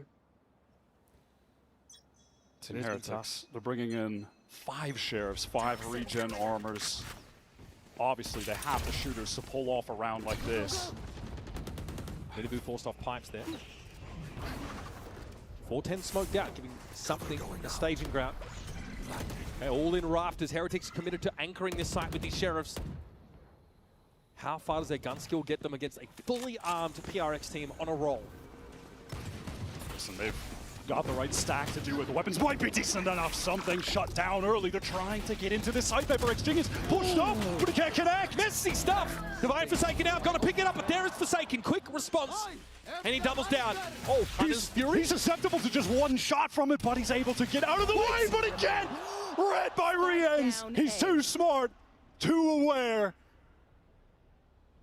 Yeah, with the Fury of Olympia. Now, Devi has to recover the spike and put this together. Both of his opponents, half armor and sheriffs.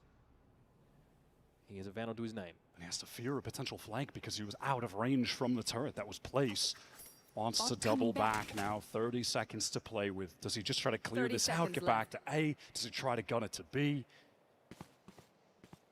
Yeah, he wants to leave. He wants to leave. He's hoping that in this situation, Team Heretics would just leave the 2 on A and then, you know, go for that advantage retake over towards B. But when the spike goes down, that will allow a rifle to be collected perhaps. Or no, they just want to go for this with the sheriffs. Riens does have a recon. Devi has a turret to play contact off potentially. Does he have the time to set it up? Yes. Not too bad to have this Sentinel utility at your disposal in such an important clutch. Look at Devi. He still has to be weary about this flank as Riens is making his presence known forward. Trying to get ahead of the Owl drone. Does he have a timing on Boo? Swiped him out. Util in hand. Devi is divine. What a Red Bull clutch to keep PRX well and truly on the tracks. Team Heretics know that that round could have absolutely shifted the momentum, but it's a 4-round run for PRX now in this second half. Disaster for the European side. Forsaken comes up clutch with these 2 kills to get them back into the round. Oh, both Riens and Boo still pulling up their trousers, util in hand. Can't play off of each other at all. That is huge. They feel like they didn't have the time to waste either to collect some of the rifles that were a little bit deeper on that A site. They go for it with the sheriffs. Might be regretting that decision at this point. Jeez, the tension there between Weber and Nelzinho, it's palpable. So another timeout here. The last one available to Heretics on this map. That's an absolute heartbreaker. This is Heretics coming off of obviously a run to qualify here, but then getting blown out in the regional finals against Fnatic. Neil, the coach, saying that was the first time he felt disappointed in the team after that loss. That hits heavy. They've been a team for a while. And you heard what he had to say. Just in that halftime.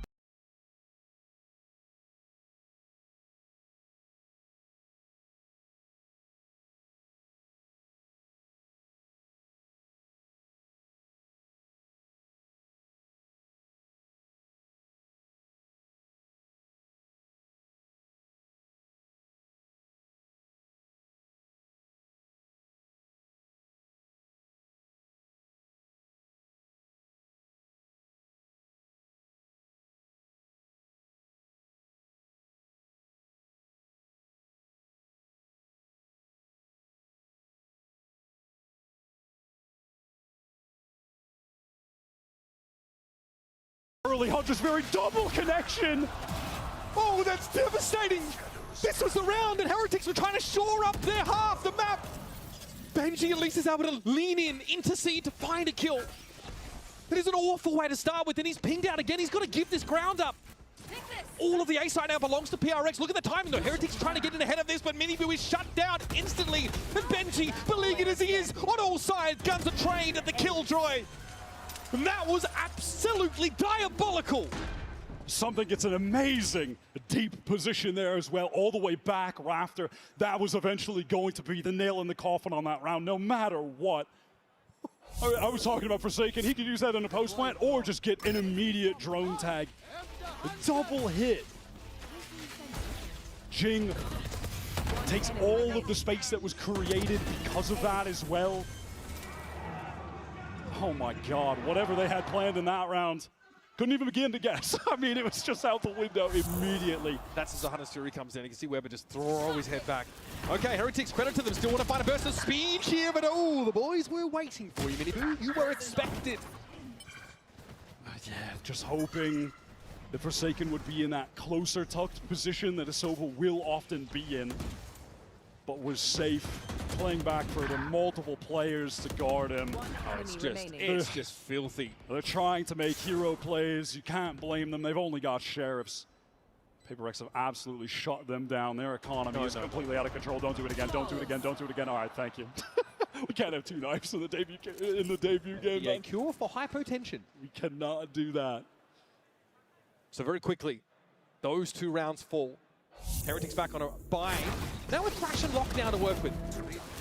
Like, I like the idea. Heretics, obviously, with a back-breaking round, they were virtually 2-dimensional after that one.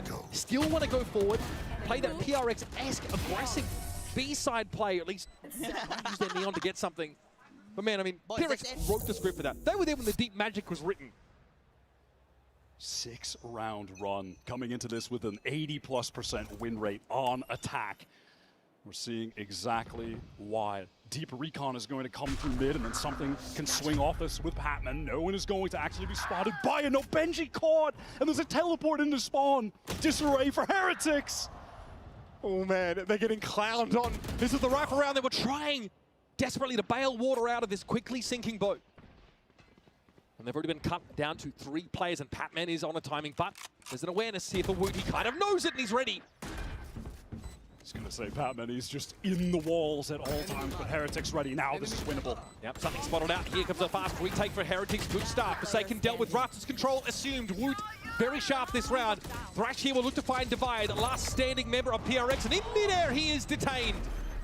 Heretics come up for air. It's a breather, a brief respite. But boy howdy, look at those wallets on the side of PRX. They are bulging. Desperately needed round win from Heretics. They're losing players early, and they still manage to pull it off. They do a great job getting back into that site together. The distraction from Rafters, and then you have Woot coming lower. I mean, the distraction. Benji knows he's in there, but just can't do anything about it.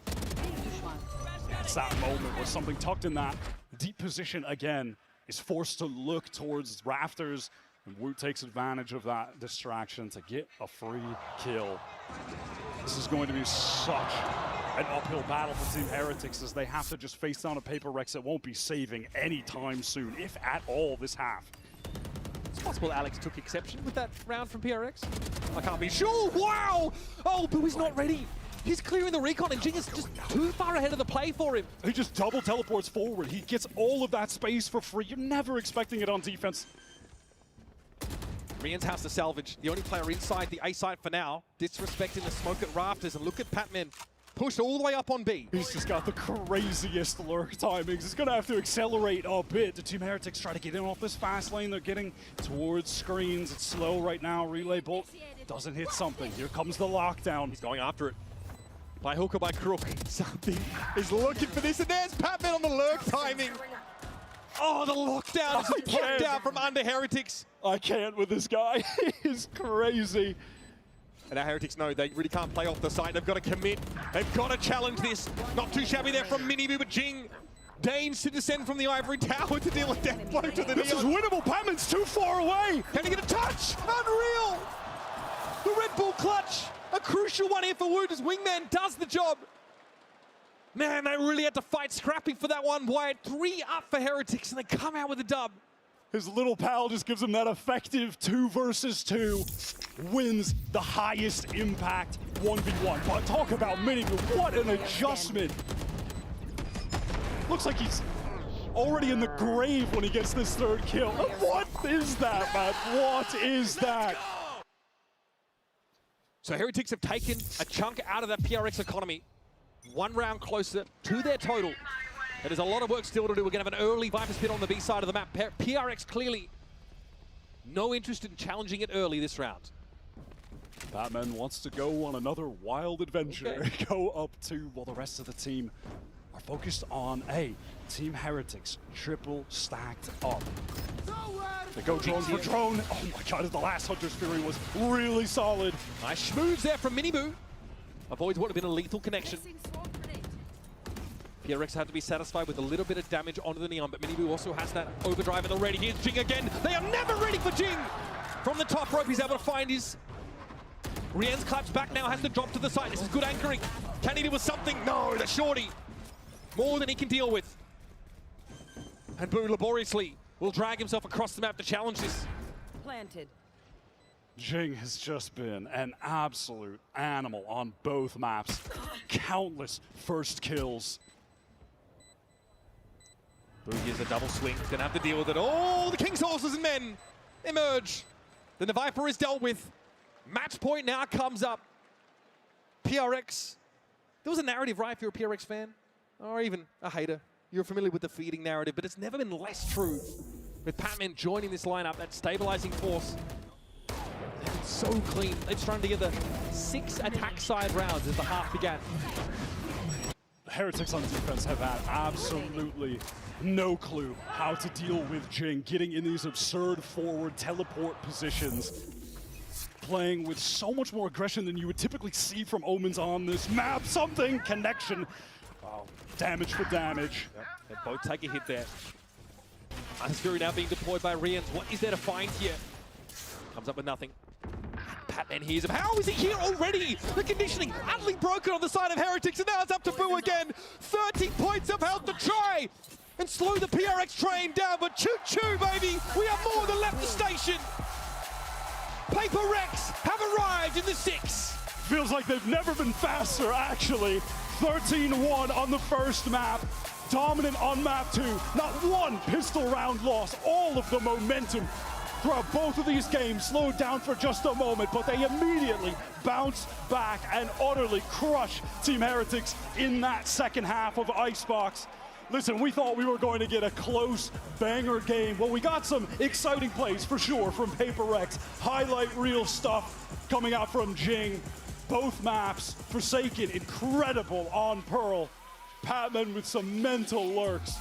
I don't think anyone expected this to be so dominant. This is Paper X at their best.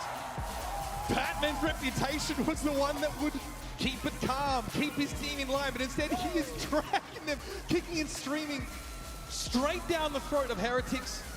And so history repeats itself once more. Wyatt, a tough loss suffered by Heretics at the hands of this phenomenal outfit. Forsaken shows us exactly what it was that got PRX to this game. And no one on the side of Heretics can deal with these timings that Jing is throwing at them. Give it up for Paper X! Guys, you know what? Celebrate with the fans. Celebrate with the fans. Enjoy this moment. But, hey, guys, is it okay if I steal Forsaken? Oh, that's fine, that's fine. All right. Hey, let's have a chat. Forsaken, pure dominance. 13-1 on Pearl. What the heck? To be honest, I don't really know what happened about Pearl. I don't really watch Heretics Pearl as well. I think their weakest map is Pearl, which is right. So yeah. Okay, and you seem very dialed in, standing up, shouting a lot, very animated as well. So, what was your mindset? Are you just happy to be back, or, you just kind of wanted to, show off your guns? Actually, I just want to hype the team because last time in Pacific, I realized that we were winning when I'm standing up. When we're not quiet, we were winning. So I think I'm going to do this all the time. So we're like vibing, Just don't sit down. Play standing up. Let's talk about Petman.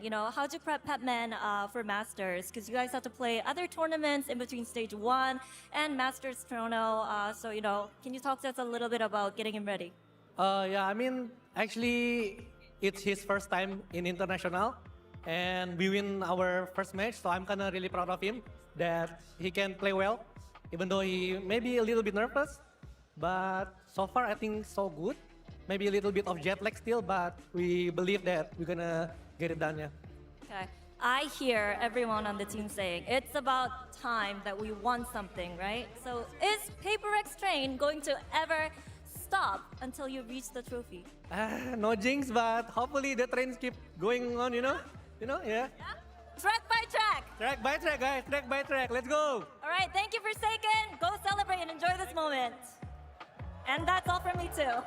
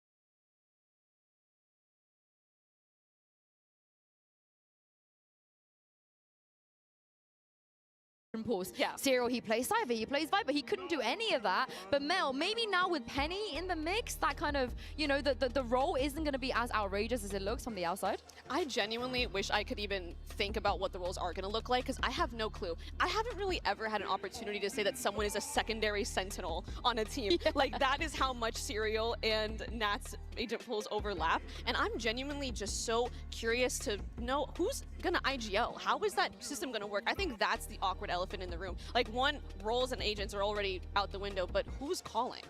Patty seems like the obvious choice, right? That's what out I of would all think. of the other players. He's a very vocal player. We've seen him on Team Heretics. When he was subbing, he was still extremely vocal, which is hard to do as someone who's a sub. Yeah. And I think that is the most obvious choice. But I know Penny is someone that is very high game IQ when it comes to the game. So I'm interested to see what's going There's to a happen. very real world where it's just a little bit of everyone, to be honest. Do you reckon Effie's has taught Penny all he knows at this point when it comes to maybe IGL? I'll let Effie speak for that. I'll let Effie speak. I think it's the other way around. Penny probably taught Effie's everything he knows. Let's be real. Let's be real. This is the thing though, because I tried to do a little bit of digging with the IGL situation. I was in Kiko's chat, you know, instigating, asking him. Thank you. He gave you Yeah, anything? who is IGLing? He was duo queuing with Nats at the time, and Nats basically said, Kiko, do not leak anything. Don't you dare leak anything. Oh my God, and tight lips. it sounded like they hadn't decided quite yet a couple weeks ago who was IGLing. But I'm hoping Penny has some answers. This is what he had to say of his return to the big stage. Hey guys, it's Jen with Penny from Team Liquid. Now, how are you, Penny? I'm good. I'm happy to be here. Happy to be playing in, well, my home city, right? So, yeah, I'm excited. I imagine you've been busy as a beaver, get it? Because it's Canada. You know, trying to catch up with the team, figuring out what the roles are going to look like. So can you tell us a little bit about the preparation process and how ready do you feel coming in today? Well, I'm going to be honest. We've had 2 days of practice together because they just came like a few days ago and I've been here the whole time. And it's a bit hectic. We're getting things together, but honestly, I think we're just going to have to rely on some vibes, some individual play, and I think we have it in us, so, yep. Get the vibe going. Okay, yeah, good luck. Yeah. Let's go vibe. We're vibing off. 2 days of practice. That didn't give me a lot of Two. confidence. 2? Is that enough? Okay, here. Can I come in with some copium? Yeah. Okay, so here's my thought process, right? We were talking about how people on this team, they play a bunch of different agents. We have a secondary Sentinel player. We have Kiko, who also plays controller and duelist. We have 2 duelist players in the team, and one of them fills controller. I'm thinking, and Penny is someone that can also flex, I'm thinking that because they are all able to play all these different agents, they have the flexibility to pug and to potentially at least make this a competitive series. Oh, like That's a the Zipto? code. Like a Zipto Absolutely. on Lotus? Exactly. Oh, maybe not 5 duelists exactly. Maybe No, not. it was 4. It was 4 duelists and Cypher. It was 4 duelists and Are we Cypher. doing Sage Roulette or like what's the call here? Do you agree? You think this is the style they should be approaching today? Just pugging it? I mean, to a certain extent, you almost have to with that little practice. I think it will be like probably a little bit more calm than that, but you're not coming in with like a huge playbook, right? Like Right. Penny is slotting in here. You don't have like a ton that you can dip into in terms of your history, but honestly, that might suit them. You know, I think Team Liquid already as a team like to take a lot of like aggressive fights, even on the defensive side, just sort of group up 3 players, walk forward and see what they can find. So it might not be that far from home if they just choose to play a more aggressive style. For me, it's a little bit about the rookies as well. You know, we have some players on the side of Billy. They've never been to a global event before. And on this Liquid roster, Serial, it will be his first time. It took him a while in EMEA to warm up. You know, there was a couple of maps here and there where he was a little bit shaky. You can feel he was maybe nervous. He even talked about it. At playoffs, he was a little bit nervous. And usually you have Nats there. You have Nats there to be your anchor to kind of pick you up. So I do wonder, Ender today, maybe Penny could be the one to keep them grounded. See, I was going to say, it kind of goes 2 directions, because on the one hand, everyone, all the core members of the roster have to be the one that's making it comfortable for Penny, you know, sort of like enabling him, like asking what you want to do. But at the same time, Penny does have a level of experience coming in, playing on a master stage previously. So I do think that with just his longevity in the scene, he's one of the better people you could find to just slot in for a game like this. And I think, too, a big part of it is the fact that I think Penny has been competing in Challengers Masters a majority of this time, and I think that shows grit. And this is a moment where you need grit. You gotta bite down hard, and you need to push forward. And I think if you're gonna pick anyone, it's a guy that's been grinding it out in Challengers this whole time. After making it to Masters Toronto, he didn't get a big ego about it and quit and throw in the towel after not making it. He's been playing this whole time. Yeah, So I can see a lot of perseverance and a potential for, I mean, maybe something can happen. Maybe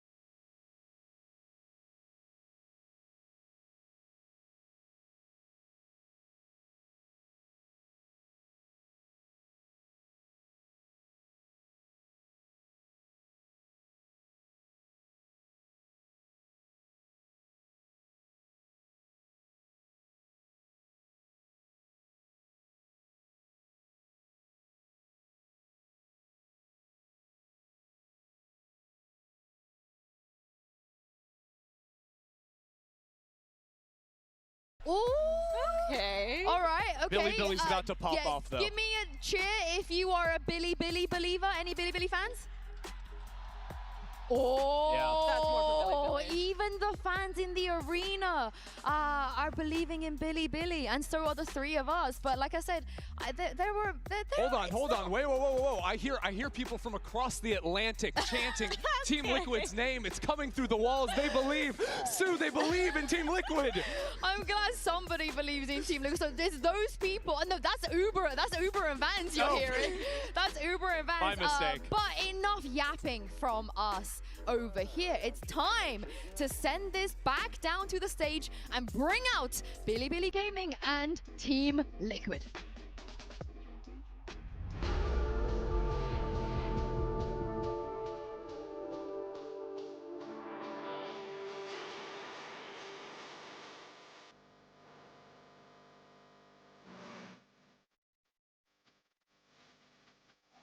Billy Gaming. Team Liquid.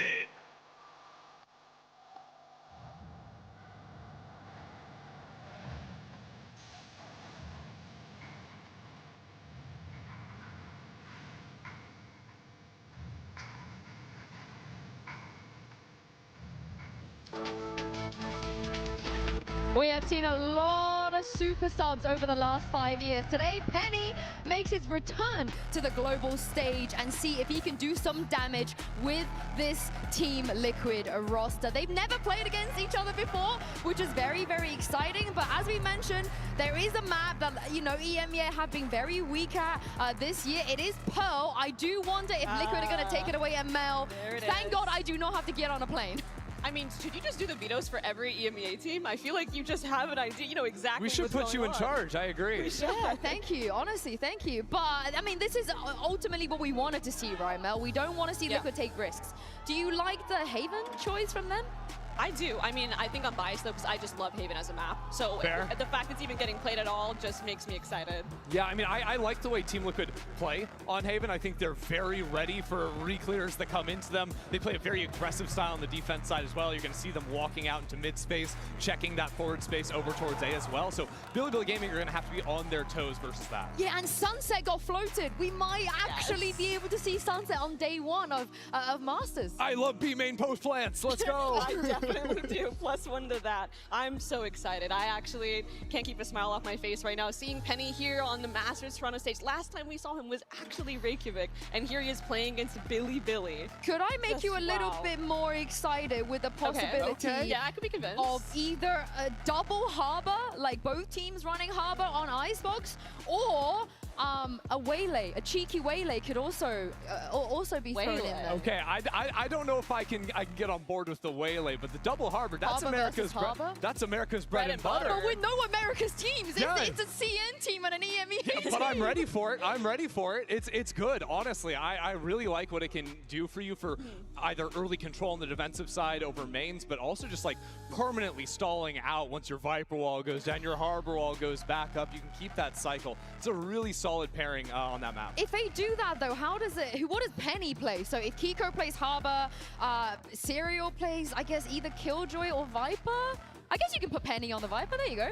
I mean, I suppose you could. I genuinely have zero idea how they're going to slice up these roles. I'm really anxious to see what agents are being played and who's even playing them. Yeah, I think BLG is pretty locked in on this Icebox map. They play a lot of the basic double smokes, but Team Liquid is wide open in terms of the options you can do, because there's also so many different reads of Icebox right now. Like we just saw an Omen comp being played. Some teams still like Geckos, some like double smokes, some aren't running duelists. Like, there's so many options. And I just want to remind everybody, this is where Billy managed to beat EDG on Icebox. This is where they shine. They managed to take that map win. It ended up snowballed into a serious win. And as we take a look at the live agent select, Penny is hovering the Reyna. The Kiko Harbor is locked in already. We're just ready to go. Are we gonna get Harbor and Waylay?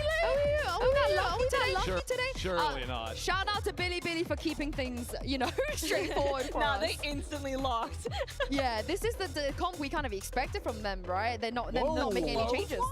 That is different. That is never played. They've never played on this map before. What is going on? Hello? We're going into triple, and if Patty locks in Phoenix, I'm gonna be the happiest person on earth. No way. There's no way. I mean, they're have to teasing fill us. this out with- They are really.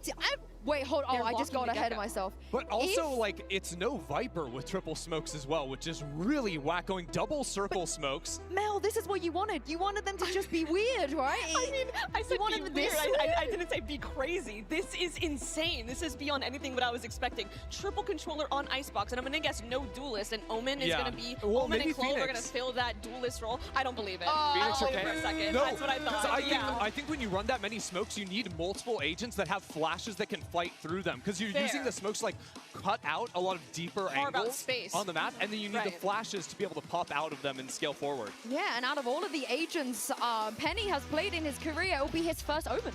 I mean, this is crazy. Sticking to this comp with a sub is just insane. No Killjoy Iceball, like where's our info? How are we getting info on this map? This is a hard comp to play, to say it lightly. I can't wait to get into this map after that agent select and throw this over to your casters. Toronto, give a warm welcome to Achilles and Paperthin. Hello, here we are, live in Toronto. I'm Achilles, that's Paper Thin, and we are going to be guiding you guys through what is looking to be a very chaotic map of Icebox, to say the least. We kind of already knew it was going to be the case, just given the two teams playing, given the Nats is not here, but the comp swap, I have no clue what's about to happen. Me either. I mean, this is very off-kilter. No duelist. It is going to be very reliant on positioning and timings. Making sure you're getting tons of value out of the Gecko and the KO is really what's going to be important here for Liquid. But I will say this, coming into this tournament, when I'm watching BLG, I think they're a very stock standard team. They're going to play, by the book Valorant. Coach Bile is a very, old school Korean style coach, and he's going to come in there and he's going to want to play good post plants, good setups, good info. This is one of the things that I was worried about for BLG in this event, is when you got chaos thrown at you, what are you going to be able to do against it? Let us find out. Barriers are dropped. Quick little orb take here. Is 0 Point going to get a decent amount of information? I believe 3 players going to be noted by that. Liquid able to identify the stack. Spike at the same time slowly being ushered across towards this B site. Alarm bot is in position as the wall gets set up there. You can create a lot of confusion with this comp as well. You're never really going to be sure which direction they're going. They can throw smokes everywhere on the map. They've got a bunch of different util to use with the initiators to sell fakes. This could be really tricky, but so far, BLG just holding the line behind their high tide, just waiting this out. YZ right at the ready. Attempted a little bit of an audio bait there from Camo as the swing gets ready to come through. Patatek already cleared out. Now Camo going to be taken down. That spike immediately is going to be pivoted back towards B. No. Cuts across through mid. I like the approach here under tube. Levius in position though, striking. Penny going to be down on the floor. Serial dead. Kiko able to fight back for one, but needs a hell of a lot more. And those are some snappy shots! As, oh, baby! The 4K damn near gets the ace clutch, but won't be able to squeak it out in the end. It's going to be Billy taking the pistol. He has been just electric in EMEA this year and almost pulls off the miracle. BLG gets a good read early there. Ready to spring the trap right off the back of their own high tide. That one caught Team Liquid just enough off guard, but the response there almost got it done. And that's almost like feels like a win in that round, like for Team Liquid. You really don't quite get it. Coaching staff there, Lohan, thought maybe. Oh, so close. Took a second to realize, but yeah, that's going to be a damn good effort. And also fast tracking that ultimate. So it can be online very quickly. YZ able to find Patatek. Sheriff besting the classic. Neff for the moment. Alone gets a little bit of reinforcements from Levius as Team Liquid gonna look to see what they can get done here on the site. Penny TPing up above. Levius about to swing in, identifies it. Isn't able to save his teammate. Does end up getting taken down, but not before he's able to find two. Headshot does connect, but Camo can't confirm the kill. Let's see if Kiko's got a bit more of that left in the tank. Just 3 targets to try to get through this time. Could get the Reckoning off a kill. I don't know if he'll find an opportunity to use it. Push coming through. There's the headshot. Ult is online. Bulldog recovered, but why is he down below? We'll be able to drag Billy over the line here in round 2.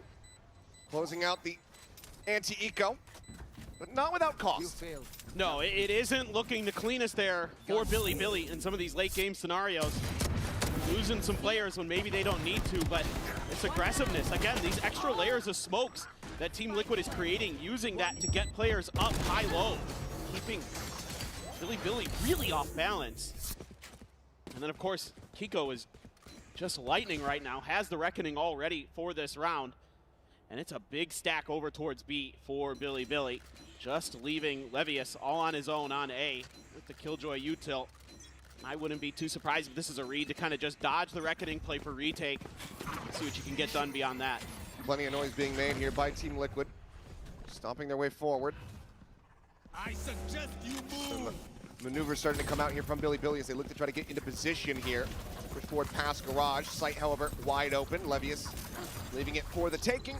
Waits out the Reckoning. Spike now going to be planted. They're going to be coming from a lot of different angles.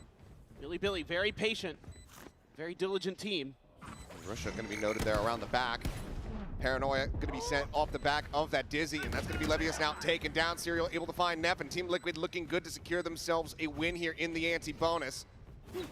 Remaining players of Billy now arriving over onto the side. Full connection on the flash. YZ has the tuck back. Camo on the peak, able to find K9, finding Russia. And now it's just YZ to see if he can put a dent in this Liquid squad at all, and he cannot. Flawless fashion, Team Liquid get themselves on the board.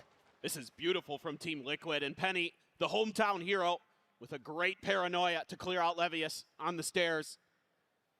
Really nice stuff from Team Liquid, but you can see the game plan here. It's to scale off of these smokes quickly and keep Billy off balance. This is something I think that they're noticing a trend with Billy in China, is that teams like XLG that come at them quick, they don't often react properly to it. And if you can catch them when they're trying to get their setups, trying to get their perfect plays into position, they often crumble.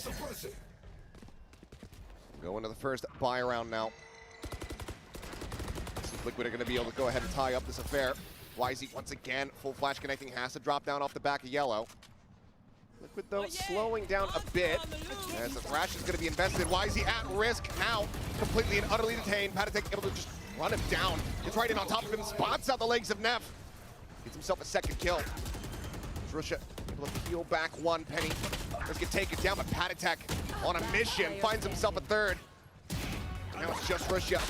Quick little taps, finds the headshot, but Camo swings around the back. And that is Team Liquid now tying it at 2-2. Yeah, there's just no follow-up plans here for Billy. This thrash comes through, and Neff is stuck trying to figure out a way that he can get into a position to be safe.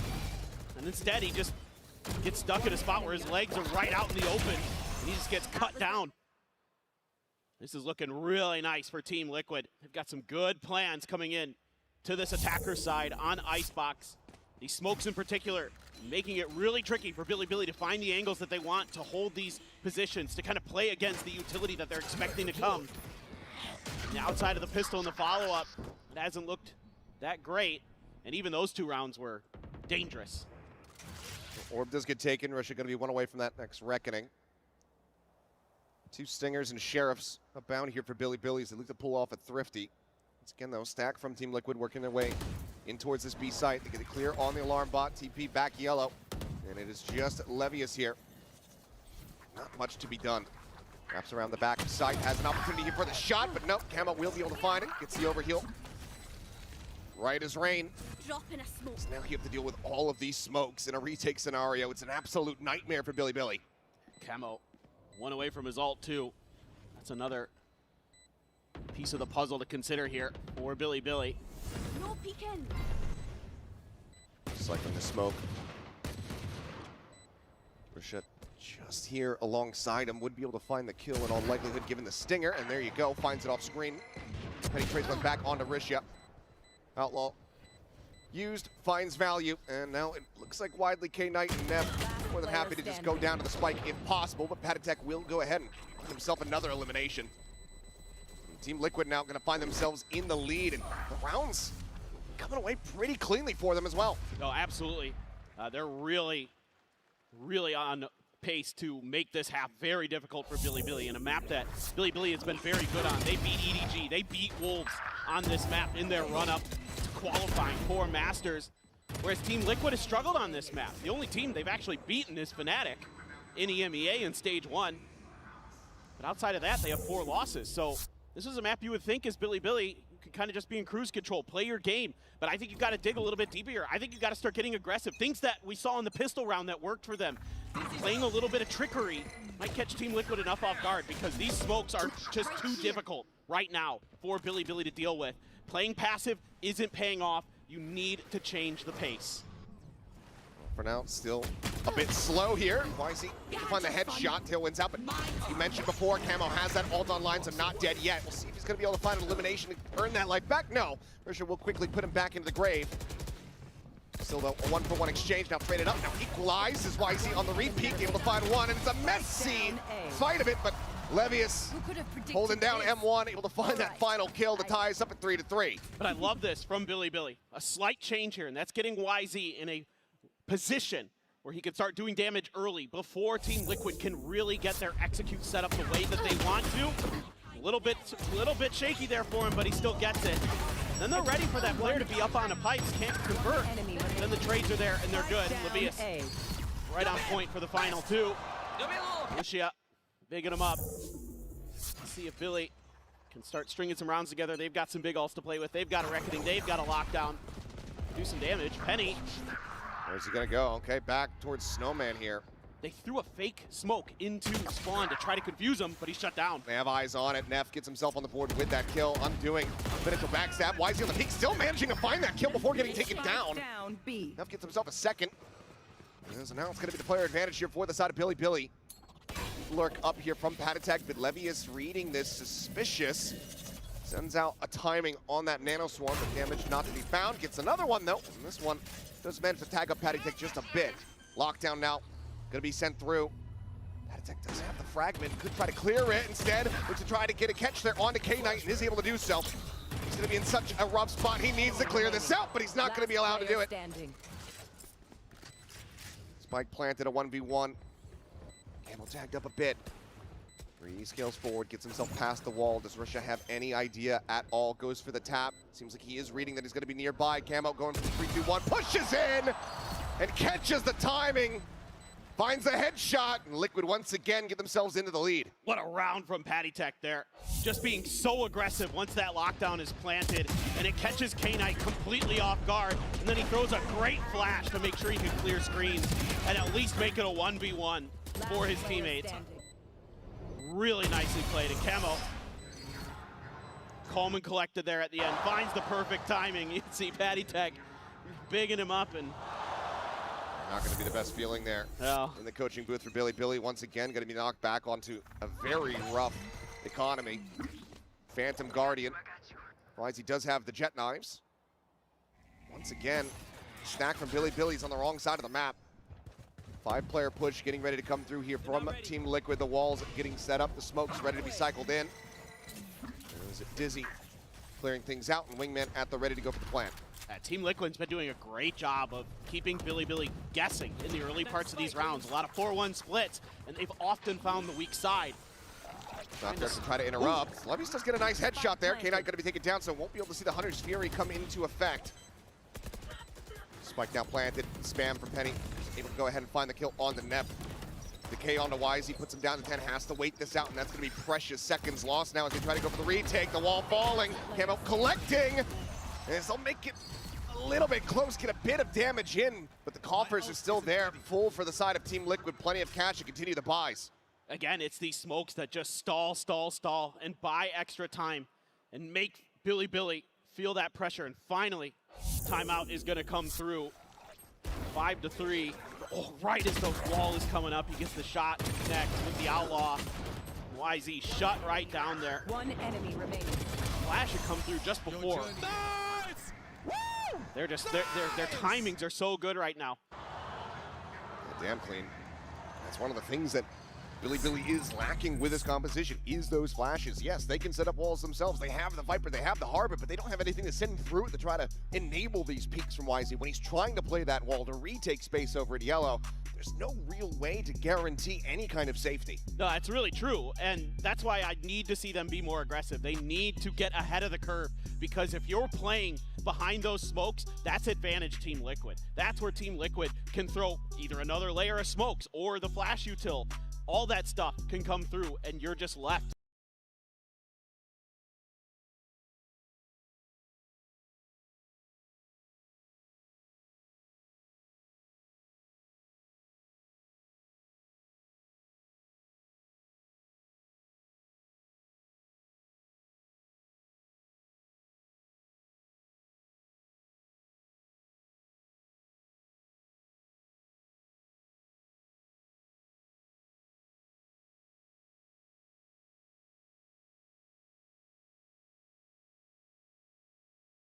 Icebox, but given that it's your map pick, given that Team Liquid has only had 2 days of prep with Penny, you certainly should be expecting some cleaner results here for Billy.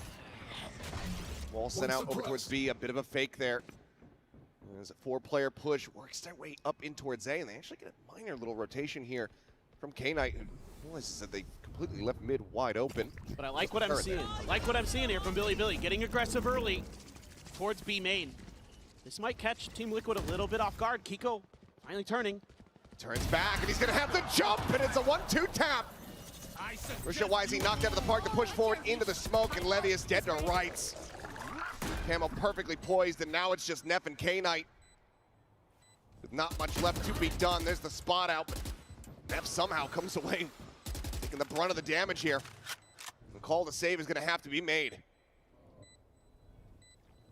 Just so well read. Kiko there might have gotten some sound cues as well to give him a little bit of a heads up, but again, then you see Billy pushing into those smokes. It's a gamble. Every time you walk into one of those smokes, you have no idea. You have no util that's really going to help you clear it. So you're just flipping a coin, hoping somebody's not in there waiting for you. And again, when they tried to go for that retake after they lost 2 players early, it just got shut right down. Team Liquid players right there, ready and waiting with open arms. And they are up to 6. And at the very worst now, it'd be an even half for Team Liquid, but with the way they are playing, I think this is going to be heavily favored for the EMEA squad. That's looking damn good. Let's see just how many more they're going to be able to rack up. 8 and 4, certainly within their grasp, maybe even that 9 and 3. Billy, still a bit of money to work with here. Question is, do they just send this pit off the rip? They do have the heavier stack on A, so it could just be Neff getting into position, set this up here at the start of the round and try to dissuade Team Liquid, but given the comp, they might just try to barrel through it, honestly. So far, Neff not sending it. Yeah, I thought maybe off all that util, I think Team Liquid maybe trying to bait it out a little bit there as well, but again, aggressive positionings from Billy, like the ideas. Team Liquid read it so well. Pretty much everybody spotted out. Let's get the drone tag onto Camo.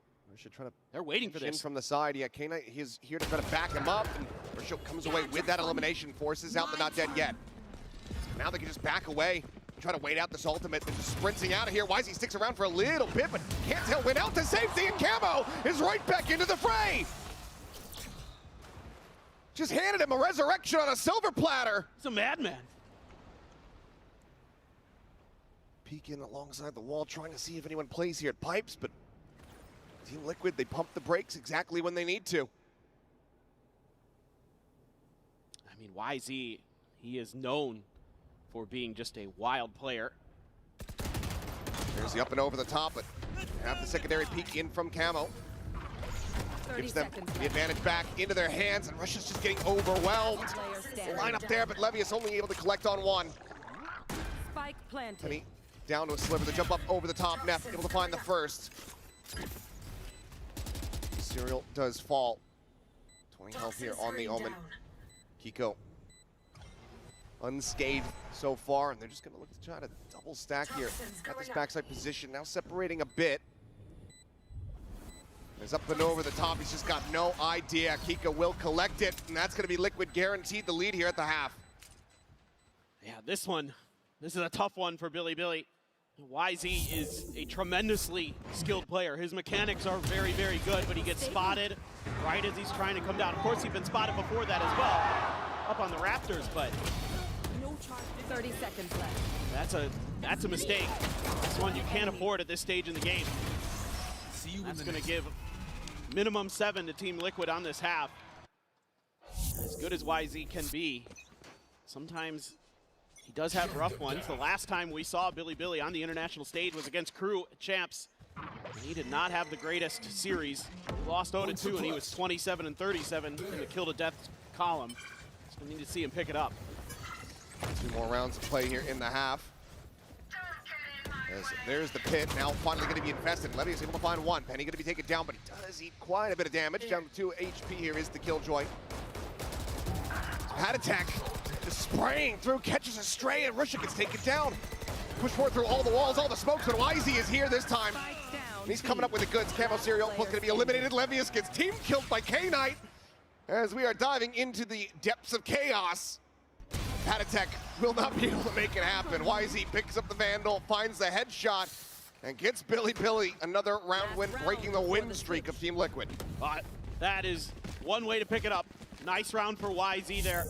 Ready for the push out of these smokes. We haven't seen Team Liquid get too aggressive since the early part of this first half. They just walked through there, not ready for YZ to be tucked in there. They don't have any util to try to clear those smokes, and YZ makes them pay for getting aggressive. And that was a much needed round for Billy. They've got the lockdown, got a chance. Patatek has his ult. And there it goes. No command coming through. Levy is going to be making his way across the map. Be in position as YZ is just absolutely screwed. Fragment at his feet, previously tagged up, but Patatek now going to be on the floor. Resible, but Camo and Penny both end up falling. Serial able to fight back for one. Sees his teammate there on the floor, would love to try to go for the res, but just cannot make it happen. It's far too risky. You at the same time, lurking forward here in towards Kitchen. The turret does reveal.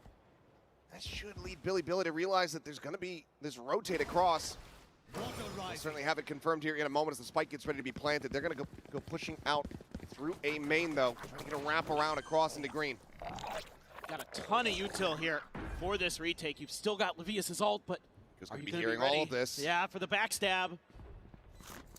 Oh yeah! Footsteps certainly going to be noted. Thrash now to just try to slow down the approach here. Trying to get a catch, but will not be able to find one. But Kiko getting closer. Circling them here as the lockdown is invested. He's going to play it patiently now. Striking finds one. Lockdown going to be cleared out. Gets away. Sliding back to safety. Spike now, the fuse getting started. A bounce there, not able to find it. Drop down, Serial taken out. Kiko trying to make this happen. Has to go for the repeat, and Russia narrowly gets it done. 7-5 the half, a couple seconds to spare. Billy recovering the half. Oh, that was huge for Billy. Russia able to hold the line. 14-11 on the half. Keeps Billy in it. Dangerously close. Liquid out at the lead, but only just. We'll see who's going to be able to take this opening map. We'll come back after halftime.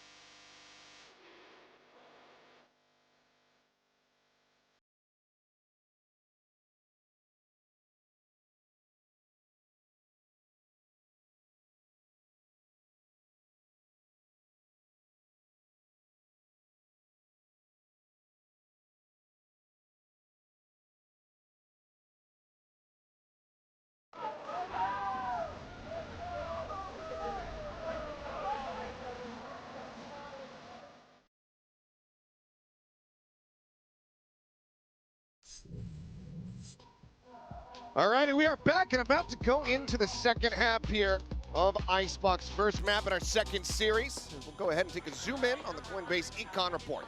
Yeah, so this is a stat, guys, that's going to give you an idea of how the team is doing with the money they're spending. So basically, you take your damage done, you divide it by the amount of credits you spent, you get an econ rating. There is a minimum floor on it. I think it's like 1,000, but regardless, it's all about, you know, how much value you're actually getting out of the money you're spending. So like you saw earlier with PRX, like with something, he invests in the op, his econ dropped because he wasn't able to find a ton of value out of it. Right. But if you're able to, you know, get these purchases coming through and you're getting a lot of damage done, you're going to get a higher econ score. Yeah, I think an easier way as well is just if you're trending towards 100, that's good. Yeah. That's kind of going to be the benchmark. That's where you really want to aim for. It's like, you know, 10 CS permitted in the league, that kind of thing. Get yourself up to 100 econ, you're getting good use out of your weapons. But enough about that. It's now time to go into this second half. Opening pistol going the way of Billy. Team Liquid, though, in the lead. We'll see if Liquid are going to be able to steal away this map pick with their chaotic comp. Toronto, are you ready to get back into the action? Music to my ears. Let's go ahead and see who's going to be able to take this one in the second half. Already, Kiko trying to take some mid control. We saw it on the attacker side. He was pretty aggressive towards that space, using that high tide to keep Billy guessing. But right now, Billy just looking at A. But where they start is rarely where they will finish. Double push. Kiko able to find one. Patatech on that timing, trying to swing out, but it's an immense amount of damage, and will actually just get wall banged out. Wisey able to find him there with the Sheriff in the end, so player advantage to Billy. He's got to go creeping up the tube, this double push. Do they focus at all? The turret certainly is going to. Neff now maybe with an opportunity, but actually doesn't go for the peek outside window. He's trying to play this still quietly, but he's getting encroached upon here as Camo rotating around the back, but he's got knife out. That's what Neff does strike. Stealing sight. Sent out as Wisey's just got him lined up. That's going to be another pistol going the way of BLG, as it's now just one round separating the two teams. Yeah, so this is quite interesting. You know, BLG, they are one of those teams who will work the map. They are going to spend a lot of the early part of the round kind of ping-ponging back and forth, trying to figure out where the weak side of their opponents is, trying to see what kind of util they can get baited out as well. And they're able to do a nice job here reading this mid-aggression from the side of Team Liquid and quickly rotating back to punish it, and then retaking that open space that Team Liquid gives up over towards A. Of course, Neff with a great lurk. Let's see what YZ can do here. He is just rushing it right at him, finds one, gets out. Beautiful. Tailwind on the exit, Camo dead. Obviously can still put up a couple smokes here to try to dissuade the push onto the A site, but BLG already starting to set their sights on B. Neff, no contact, no interference on his approach to the site, so they will just go ahead and full send it. Yeah, and this is something that I loved about this team when I was watching their VODs. Yes, they take a lot of time. Sometimes that clock does get dangerously close to running out, but they're so diligent that they are 90% of the time finding their opponent's weak side. They're great on the attacker side on this map throughout most of stage one. And they have once again just found an open site, got a plant, and they are very, very good in their post plants. That is one of the most dangerous aspects of BLG. You let them get into post plants safely. Obviously in this round, not important, but going forward, they are deadly. Well, we get to just sit back and relax as we wait for this spike to go off. Team Liquid pretty much just playing the minigame of don't die to YZ or Neff. Trying to get those ults online, but YZ, one's going to be another wall bang kill on to Patatech. And Risha wants to try to get a bit more charge here, trying to get that Reckoning online. And if he's able to find the God timing, he might be able to make it happen. Drop down, however, going to be heard. He's going to go rushing forward, but the spike will swallow them all up. 7-7, we are tied up.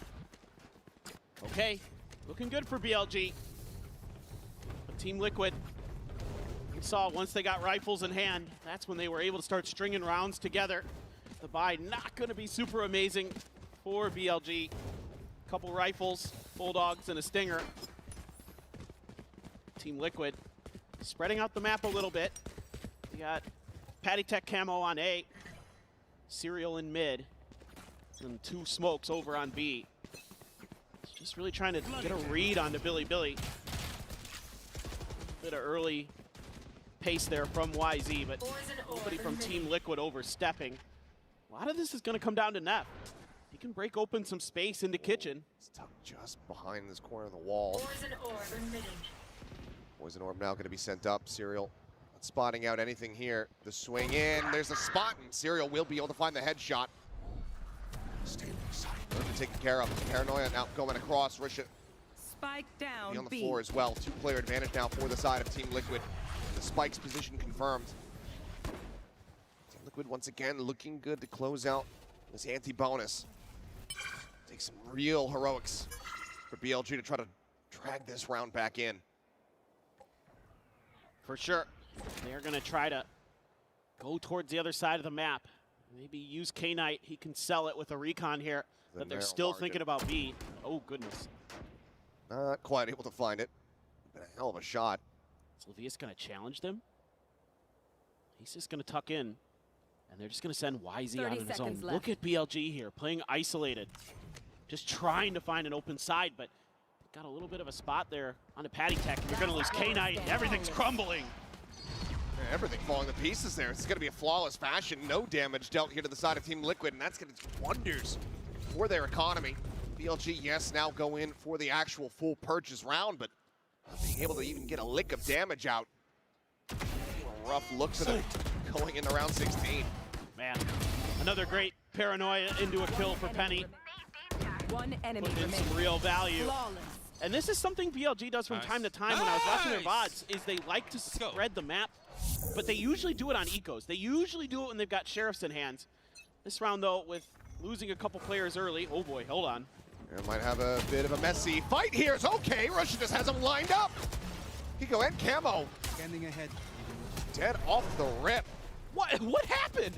Not sure either way. Russia goddamn lucky with it. YZ going for the push, looks for the transfer, and is able to find it. It's down to 1 HP. Regen shield will reinforce him a bit, but Patatek now all alone. Got to be wondering what in the hell happened outside of B. Finds the kill, but there's the backstab. A 3K for YZ, 1 HP, no problem. We're tied up 8-8. Billy not letting Liquid run away with this map. Yeah, Liquid trying to push the pace.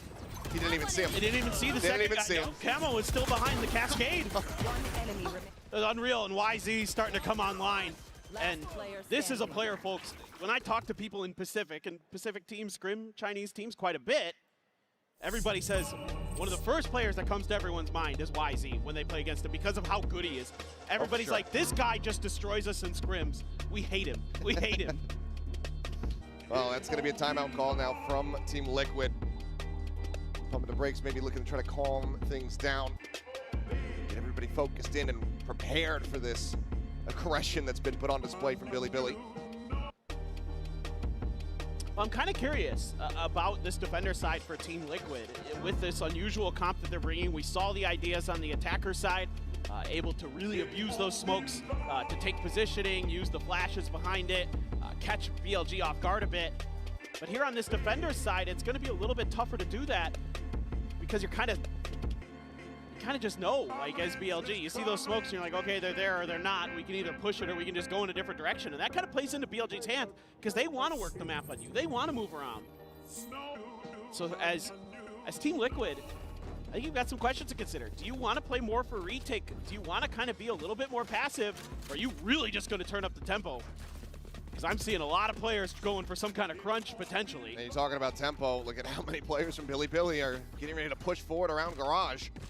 I think we'll leave Neff over in towards mid to try to go for this lurk once again. Eastside completely opened up here from ZL. Billy ready to fight. Is YZ a little minor botch there on the updraft, but nothing going to be spotted. 0 point will tag onto 2. So now Billy get ready to strike the A site. Looked like Team Liquid is maybe anticipating that somebody was going to try to push in towards 2. Maybe they were looking for a play to shut Neff down as he tries to make his way up there. Never came to fruition as BLG was fully looking for a fight at the front of B. Nothing really materializes. Trying to fake the exec a bit, but Liquid not quite biting on it. They turn their sights over towards mid. We'll be in good position to try to get a bit of a flood retake going here potentially. I think that's the better play here. I think playing for retake definitely going to be the wiser option, and I think suits this comp pretty well. YZ on the peak, ups down, back of screens. Some very dangerous movements here from the Jet, but does go unpunished. The spike now gets planted. So hanging back, 3 players going to be remaining here on the site. to try to defend this. Not much as far as post-plant util is going to be concerned here. As the peek out over the top, Neff is able to find one camo. Good for a kill onto YZ, but the wheels are certainly coming off as Neff gets himself a 3K. Potential for the fourth. Penny says no, fights back. Finds two, but needs to get four. K-Knight, noise going to be made there on the rope as he gets the tap. He's swinging around the back of sight, though. Knows that this Omen is going to be low on HP. Has the shock darts at the ready. Penny, a bit of damage in, swings out, but Levius stands tall. Billy now back in the lead, 9-8. This is starting to look a little bit dire for Team Liquid. Seems like even now playing for retake, of course that reckoning makes things more difficult, but Neff's position never able to be cleared. He finds really nice timings on those peaks, and he's really clean with the shots to make sure he's cleaning it out. They're starting to get fired up. The wind back underneath Billy's sails. It's just Sheriffs now for Team Liquid. YZ, similar play behind this cascade, round after round. This time he's gonna try to tuck into the corner. The change up, there's the drop down, the push coming through. YZ getting a little bit frazzled, but eventually he's able to stabilize the aim to find one, but PattyTech does put him down. Trades it out. Question is, can the weapon be recovered? Looks like the answer is gonna be no. Stranded a bit too far forward. There's Camo still cycling these smokes in. Remaining useful from beyond the grave, but yeah, as you say, Serial tucked in here at the bottom of tube. Here's the footsteps. Turn, however, gives away the position, just clears that out. It's ready to turn back in towards this B site. Standing ahead. Yeah, just Penny over there right now towards B. Smoke should come through. Give BLG the opportunity to get this going, but being delayed. Gonna use the mosh. Slow things down. Well, cleared out. They don't have that for the post plan anymore, and it seems like widely they're fully dissuaded. Realizing they just don't really have any real control here. They're gonna have to wait, cycle up some more of these walls. Serial getting ever closer. Spike planted. Go up and over the top, gonna be looking for that peak there. Serial gonna be taken down though. K-Knight finding one, a little bit of damage out, but BLG, superior weaponry. Line up their shots, just the one casualty, as they now get up to double digits. Yeah, this is a really nice hold from BLG in the post plant.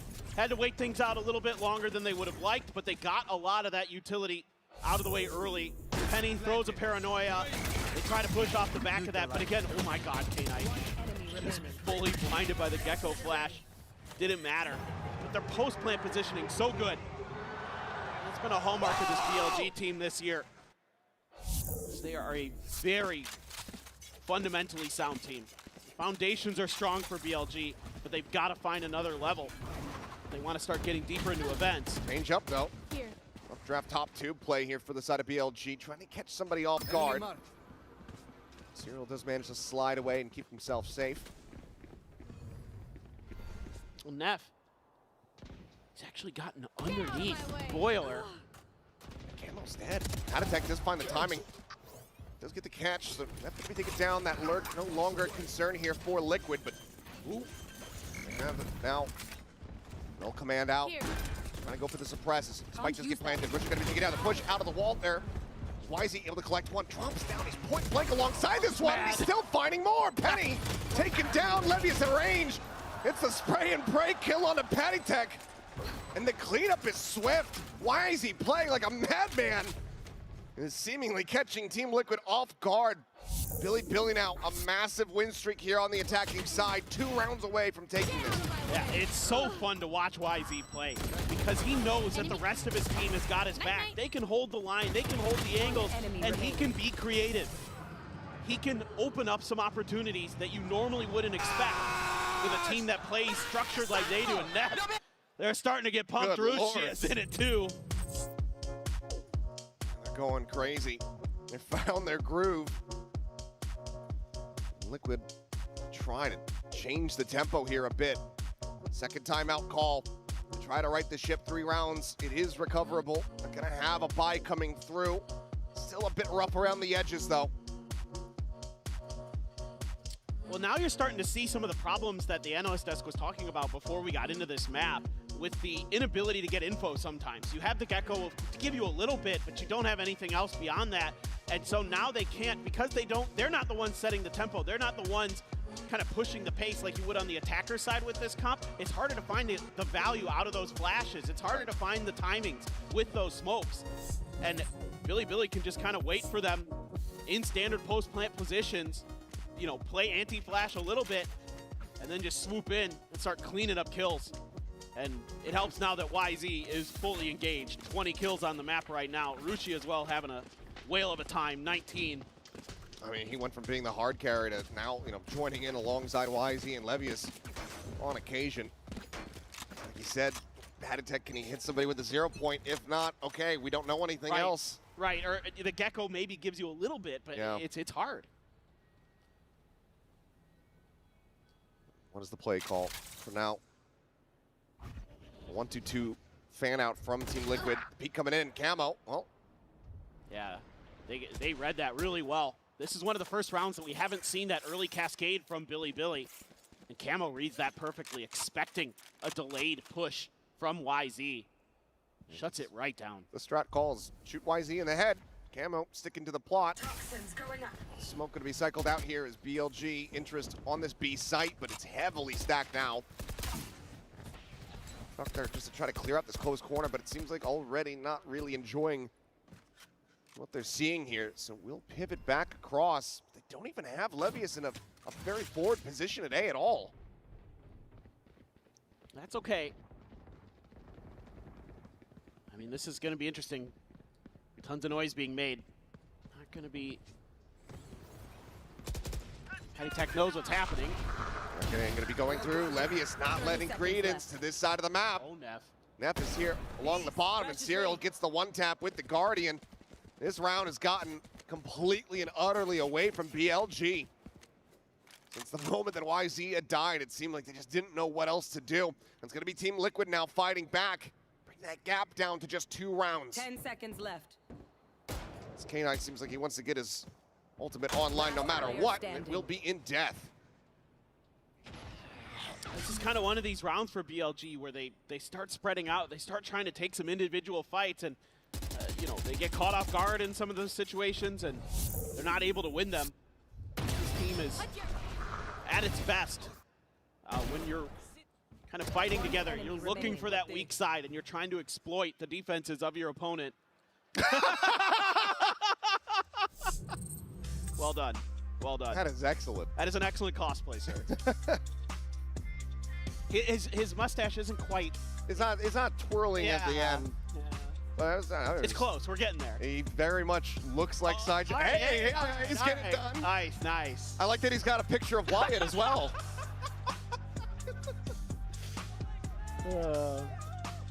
You guys have been awesome. I mean, it's great to see the turnout already just here on day one. We're here for a couple weeks. It's going to be a hell of a tournament. You guys having a good time so far? Yeah. That is what we like to hear. We'll see, though. That's how much more of this icebox we get. We get ready to come out of this timeout. 2 rounds away here. Our Billy. And if you want to riot Gun Buddy, make sure you get into Mitch Band's DMs. Yep. He's got the hookup. He's got plenty.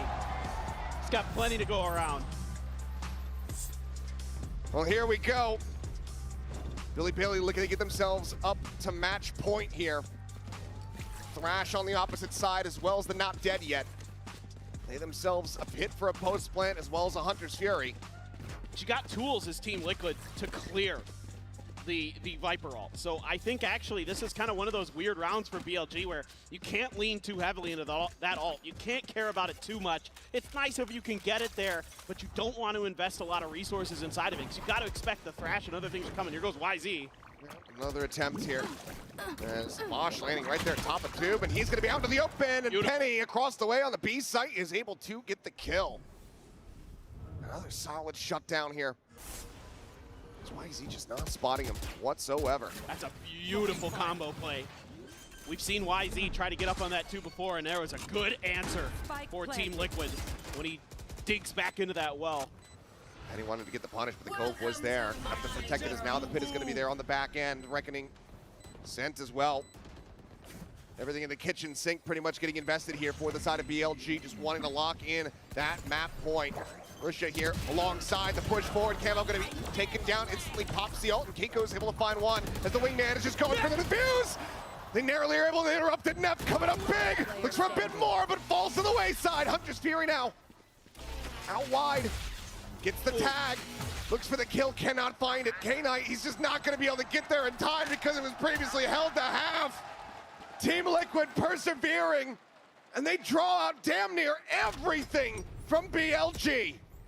Just beautiful stuff from Team Liquid. Again, so many ults there that are so impactful. The not dead yet allows you to keep scaling forward to make this post plant so difficult.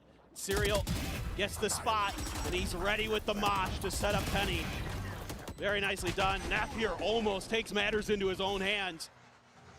Almost brings a miracle through, but yeah, Bile not happy about that one. That was a lot invested without the result you wanted, and now Team Liquid is in reaching distance, one round away from BLG to tie things up. BLG very quickly wanted to try to get the take here on the site, and this time YZ not going to be taken down off the rip. Finds the kill. Penny does fall down as Levius on the lurk, similarly intercepting Patatek, causing chaos, as well as disinformation here for Team Liquid. They can't really focus on trying to get a retake on the B site when they know that Levius is going to be in the back line. Serial, though, gets off of it, realizing that just doesn't have the time to try to flush out this KJ, and that bites him in the rear. BLG, a 5v2. As they look to get themselves up to 12. The peak, Kiko's not spotting him out, and that means YZ is able to collect the kill onto Camo. Completely and utterly free. Flawless round, BLG. One round away from taking Icebox. It's just so important for BLG to get YZ activated in these rounds, to get him that first kill. And then you're just opening things up for yourself so nicely. Not only are you scaling into sight, you're opening up the map for Levius to lurk so that he can counter Patatek quickly in a spot we haven't seen Levius yet. He hasn't really been doing that quite yet. Do have a lockdown, do have an operator for Camo and a couple Guardians. Yeah, big change up there. Operator has not been seen pretty much at all in this map. We'll go for it, hits the shot. Haven't been keeping complete track, but typically these rounds, when YZ dies first, BLG have not been able to close them out. That's helping that econ rating. See a little bit more of that. Still though, BLG do get themselves a line share of the site for free. Looking for a timing shot there, but unable to find it. K will expire. Spike now planted the Thrash. Gonna be sent forward here. Trying to get the catch, and does manage to detain one, but not sure if they're gonna be able to spill forward fast enough to try to find the punish here. Weapons about to be recovered. The lockdown going through as well. The tuck back, they're able to avoid getting detained. 4v4 now on the retake. Still just that operator in hand. The push forward there, not reading K9's position, and they're not calming it either. Hiko taking down the drop. K9 finding himself a third, maybe on for the fourth, as it is just Penny, the hometown hero, to try to make it happen, but with 8 HP, he's not doing jack. 13-10, BLG sweating in that first half, but they run away with it in the second. They pick up a win on their map pick. Yeah, Team Liquid trying to throw some curveballs, but BLG on point, ready to receive. That attacker side looked so good. YZ comes alive, and it was amazing. All right, well, Haven on the horizon. We'll see if Liquid are going to be able to make this a 3-mapper. Nice! Nice!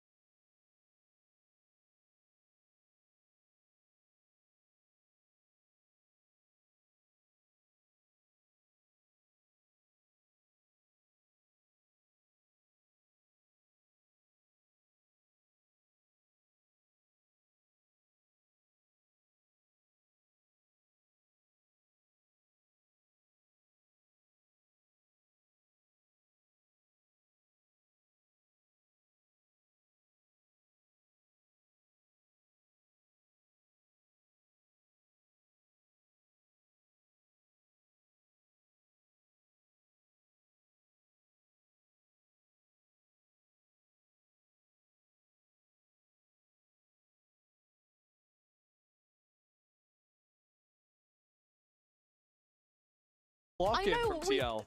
With the hovering was weird because I really hope they play into the strength of some of the players that haven't had to sub in, because Paddy's got to be playing the breach, man. I don't want to see him having to move over to the Sova. Yeah, well, I've got good news for you and your speculation, Sue. I've been told they're remaking the lobby right now to get those agents locked in correctly. So we're gonna wait a little bit before we confirm that one. Yeah, assuming that Billy's ones were correct, you know, assuming we will get a YZ Neon. This is where everything you spoke about, Mel, in terms of him not being afraid to make space, it's going to get really, really tough for Team Liquid.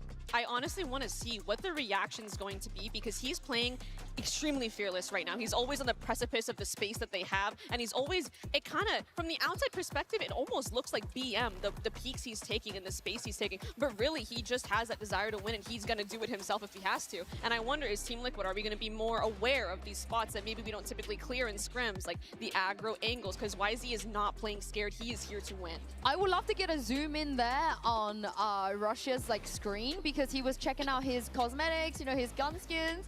I wanted to see what he was equipping, yeah. Yeah, well, imagine that's the reason. Oh wait, remake lobby, I didn't actually upgrade my skins. I don't have the Primordium Vandal or something. I mean, we have a lot of players, I mean, Mel, what's your preference, you know? Well, my preference is on Tourney Client. I always equip the Primordium Vandal because I don't have it on my main account. Oh, I would love to have it. Is that a buff?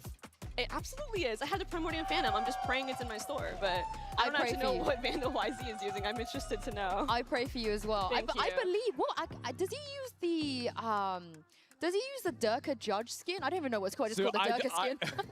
I'm not deep on the skin lore. You know what I mean? The red one.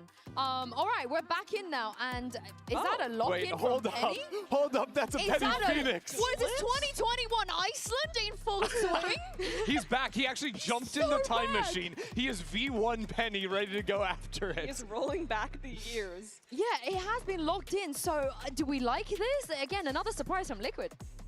I'm kind of down for it. I mean, I haven't seen a Phoenix in so long, besides the Pearl that we saw. I was gonna say, didn't you used to play versus Phoenix on Haven versus old FlyQuest? So yeah, my current teammate Dodo Nut, she was on FlyQuest and she was playing Phoenix, and we would play against her. Honestly, once you kind of know what the Phoenix is gonna do, there's very common spots. They love playing short A, they love farming the A orb, they love farming the C orb when you're on attack. It's kind of predictable in a sense, but I can see them struggling to adapt quickly on the fly. Well, Penny, he's played 5 duelists on Haven before, but never the Phoenix. So, Kilios and Paper Thin, I can't wait to see what Team Liquid are going to bring out on this map. We can't wait either. Unfortunately, we don't have to. We are ready now to go into this second map. Liquid's pick of Haven as they look to take us to a third and final and give us our first glimpse of Sunset. This is madness. I mean, the Phoenix, we'll see if it can come through. Got 2 Neons. Should be pretty explosive. The pace, pretty high on that last map. So let's see if it keeps up here on Haven. Certainly should. 2 Neons in the mix with a Phoenix to boot. Let's go ahead and see what happens. Toronto, are you ready? Let's see just how chaotic this can get. This is going to be quite interesting. YZ plays the Neon on Lotus a lot. Taking first contact. It's a little bit of damage, but is at least able to clear the space. Exchange of some shots. They want to go ahead and re-clear this barrage position. They're able to do so, but he can go out here at window. Comes up with 1. Well, not really able to find too much there off the flash, as Russia's going to be noted. Sends out a paranoia, but there's just too many bodies here in window. And Penny is cooking them! Levius and K-Knight both burning to death. Neff is able to find Camo, but he's going to get caught off guard. There's going to be a pistol take here as Liquid get themselves on the board nice and early on Haven. This is uncharacteristic to me for BLG, for them to get that aggressive post-plant. This is usually a team that's so happy to just plant their feet and wait things out, make their opponent make the move, but they try to catch Team Liquid a bit off guard here in Garage. The early flash push is good. Then the hot hands right into the cyber cage, catches K-Knight and Levius as they're trying to get out. And then it's just Neff on his own. Not much he can do there. Team Liquid players coming from a couple different angles. Patty Tech, he's been the hype guy for Team Liquid, and they're able to get a pistol, something they couldn't do on Icebox. With the defuse handed over. It's going to be Penny halfway towards having to run it back online. Minor amount of damage going to be pushed forward there onto Neff. Quick clear on the cam. Just confirming, yes, he is in fact still in the sewer. Arm bomb at the ready. Push getting ready to come in, and Serial looking to try to cut them down. Does manage to find himself a second elimination as the outlaw shot. The second one will connect. Kiko gets rid of YZ. Now just Neff and Levius. Sheriff in a classic to try to see if they can get a bit more damage through. Well, Levius might get the read that A is open, although Patty Tech kind of angling in that direction. But how do you even safely try to get Neff over towards this site at this point? He's gonna have to fight his way out. Finds a headshot. They're on to one. Now knows Penny's position, but Kiko will just peek in. That's a spike now dropped. Levius needs to try to win this out. He is able to do so. Suddenly, the damage dealt looks a hell of a lot better. 2 players alive. A Bulldog now upgraded for Levius. 65 HP. See if he can get a little bit more dealt, but no, he cannot. Penny snappy with a headshot. It spares them any more losses, but that's still 3 weapons gone. Yeah, really like the early layering here by Team Liquid with Serial. Trying to play off some of that KJ utility. Gets overwhelmed, but then you've got the Outlaw in Kiko's hands. Enemy remaining. To lock down that extra angle. Make it really difficult for BLG, but they fight back. They get some big kills. And that's just the Phantom and the Outlaw carried over. A couple Ghosts and a Sheriff for Camo. And otherwise, it's Phantoms and, yeah, all Phantoms. Rushia thinking about it. Okay, goes for the Vandal, but style choice there. YZ with the Vandal as well. A little bit odd. As, okay. He's getting cooked again. Same 2 players. This time, not going to be taken down, but that is so much damage dealt off the rip as Liquid look to convert this bonus. Trap play. Comboing the util there for Liquid. Going to set Kiko up here with the drone. Shots flying. Kiko eating quite a bit of damage there in exchange. Down to 14. Still is alive, though. K-Knight spotting out on a Serial. He's just going to rotate back around the back site at C. But you can see BLG there not liking that info's been given over. Kind of leaned in the C site direction for a little bit. K-Knight still making some noise. Trying to keep the extra players on that side of the map. Curveball connecting on the 2. Penny gets one. Looks to just go ahead and get out. Camo swinging in from the top of the ramp is able to find that elimination. Just trading it out. Trying to keep protected as Penny holds his ground for another. 2 players now left alive with Levius down to 36. 30 seconds. This is very doable for Team Liquid as the shock darts absolutely tear K-Knight asunder. 55 HP here on the Sova. Patatek can get the quick peek here with this Outlaw. Any amount of damage, come away with the kill. Plays it patiently, sets up the recon. Quick clear, the spot out. K-Knight able to find one. Levius gets himself a 3rd, and there's the 4th. As BLG scraped by with a round win. But it is not comfortable at all. Well, it's tremendous stuff by Levius again. Able to find just enough open space to get into that A site and bail Billy out. This looked like it might be a bonus conversion. He swings through, takes Camo down. I think something you've got to start considering here really quickly for BLG is figuring out where that Phoenix is. That almost completely shut down their round. Penny had a really good read and was able to use those curveballs so effectively there. He's 5-1 too. Quick little push. Camo getting tucked here at Cubby. Triple stack on this C site. BLG still sticking around as the drone's going to come in up over the top. Camo able to go ahead and quickly reposition as Patatek just fishing for any kind of damage that he can find, but let's go whizzing past, but unconnecting. Rushia's got a judge here. See what BLG wants to do with this, but for now, kind of rotation, and it's shut down. Camo trying to push out the doors. Hell of a shot there from Neff. Not sure if Kiko had been scouted, but now he certainly will be. The neural depth getting the ping reveal. We spot out 3 players towards this C side. It's once again just a bit of a delay here from K-Knight, just trying to keep interest on this side of the map, but the rest of Billy ready to push forward, but YZ in a great position to get the jump there. Headshot does connect, and Penny ends up on the floor. Paranoia, dodge, Serial trying to hold down the site. He's unable to do so. YZ eventually does get flushed out. K-Knight now starting to make his way around here. Well, there's a very long, deep lurk. Wire cleared, a couple shots narrowly. Not connecting. There's K-Knight now seeing the jump, but not able to come away with the kill. Is that enough to spur Liquid on to try to go for a retake? Still do have some time on their side, but I know that they're playing against 3, and they're actually going to get the Rolling Thunder out as well. Dodged by Paddock. Can't really scale forward. Still just too many angles to try to clear here. As it looks like in the end, yet the call to save will be made. BLG have to invest in ultimate, but they keep 3 players alive, and they're going to tie it 2-2. Yeah, love the way that they're spreading the map here as BLG. Making some noise around the backside. That baits out Camo, and Neff is very ready for it. Neff is one of these players who really likes to hold some tight angles for his team to find those opening kills. He's a really, really heady player. Knows where to be, when to be. I'm out of here. And he finds a great opener there. But this kill on the backside almost cost BLG dearly. It got the ult out. That definitely hurts. That Rolling Thunder, very big piece of the puzzle on this attacker side. Now you've got a weaker buy. Couple rifles there.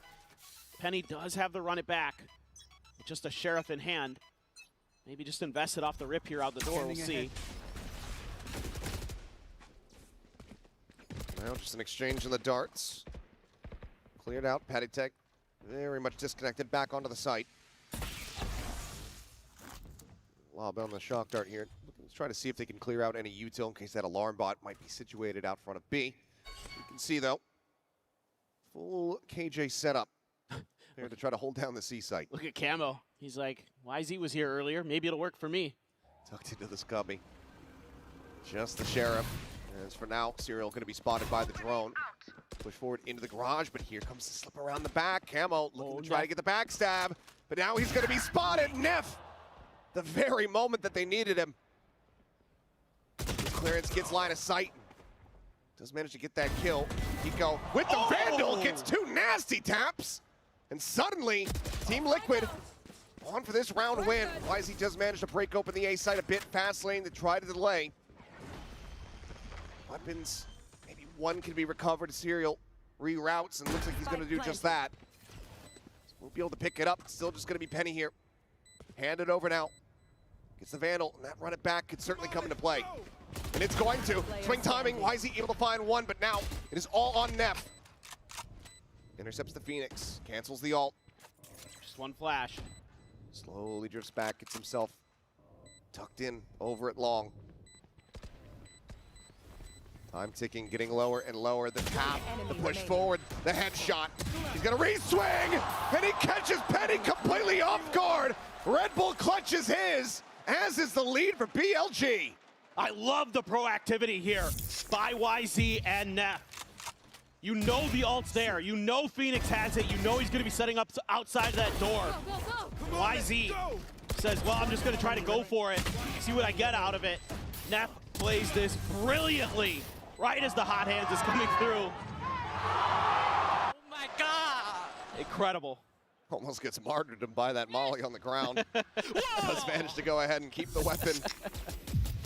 It's rounds like that that are going to enable him to just very quickly build up another Rolling Thunder. He's just about at the halfway mark as there's a ping reveal out onto Paddytech. Looking to try to stun him out, but it's going to be Kiko actually over towards Sewer who gets caught. Very pacey hit here from the side of Billy Billy. As now there's a Hunter Spear, they're all scattering to the wind. Rashid trying to collect but cannot. Camo doing well to find that kill. They've got 2 players tagged up. Penny now trying to get the heals coming in. Serial trading it back as YZ falls. Penny finding Neff. Camo finding K-Knight. And suddenly Levius, last one standing. Eats the relay bolt. Finds Serial, the low HP member, but Penny with 22 health will go ahead and trade it back, and we are tied up at 3-3. Man, after such a beautiful start to this round for BLG, Team Liquid catches fire with the rifles. It's a great early util usage here by BLG. Setting up YZ to find this first kill onto Penny. The Hunter's Fury to set up Rushia, but they just can't connect the shots. There's too many targets here. Rusia, a little shake of the head there. YZ caught a headshot as well there onto Camo, I believe. In that exchange, they were all so weak, and yeah, that's frustrating. Target rich and aim poor. Rusia hasn't been able to get himself on the board quite just yet. 0-5 and 4 at the moment. That was a critical moment for him. Couldn't make it happen. Overdrive pop from Camo, quickly takes space outside of C. I think he actually caught a glimpse there as well as YZ. Very snappy. Gets a shutdown onto Penny. I was just about to say, YZ's got his ult. Maybe he could pass the rifle over to somebody else. You know what? Never mind. Just let him do it. Just go ahead.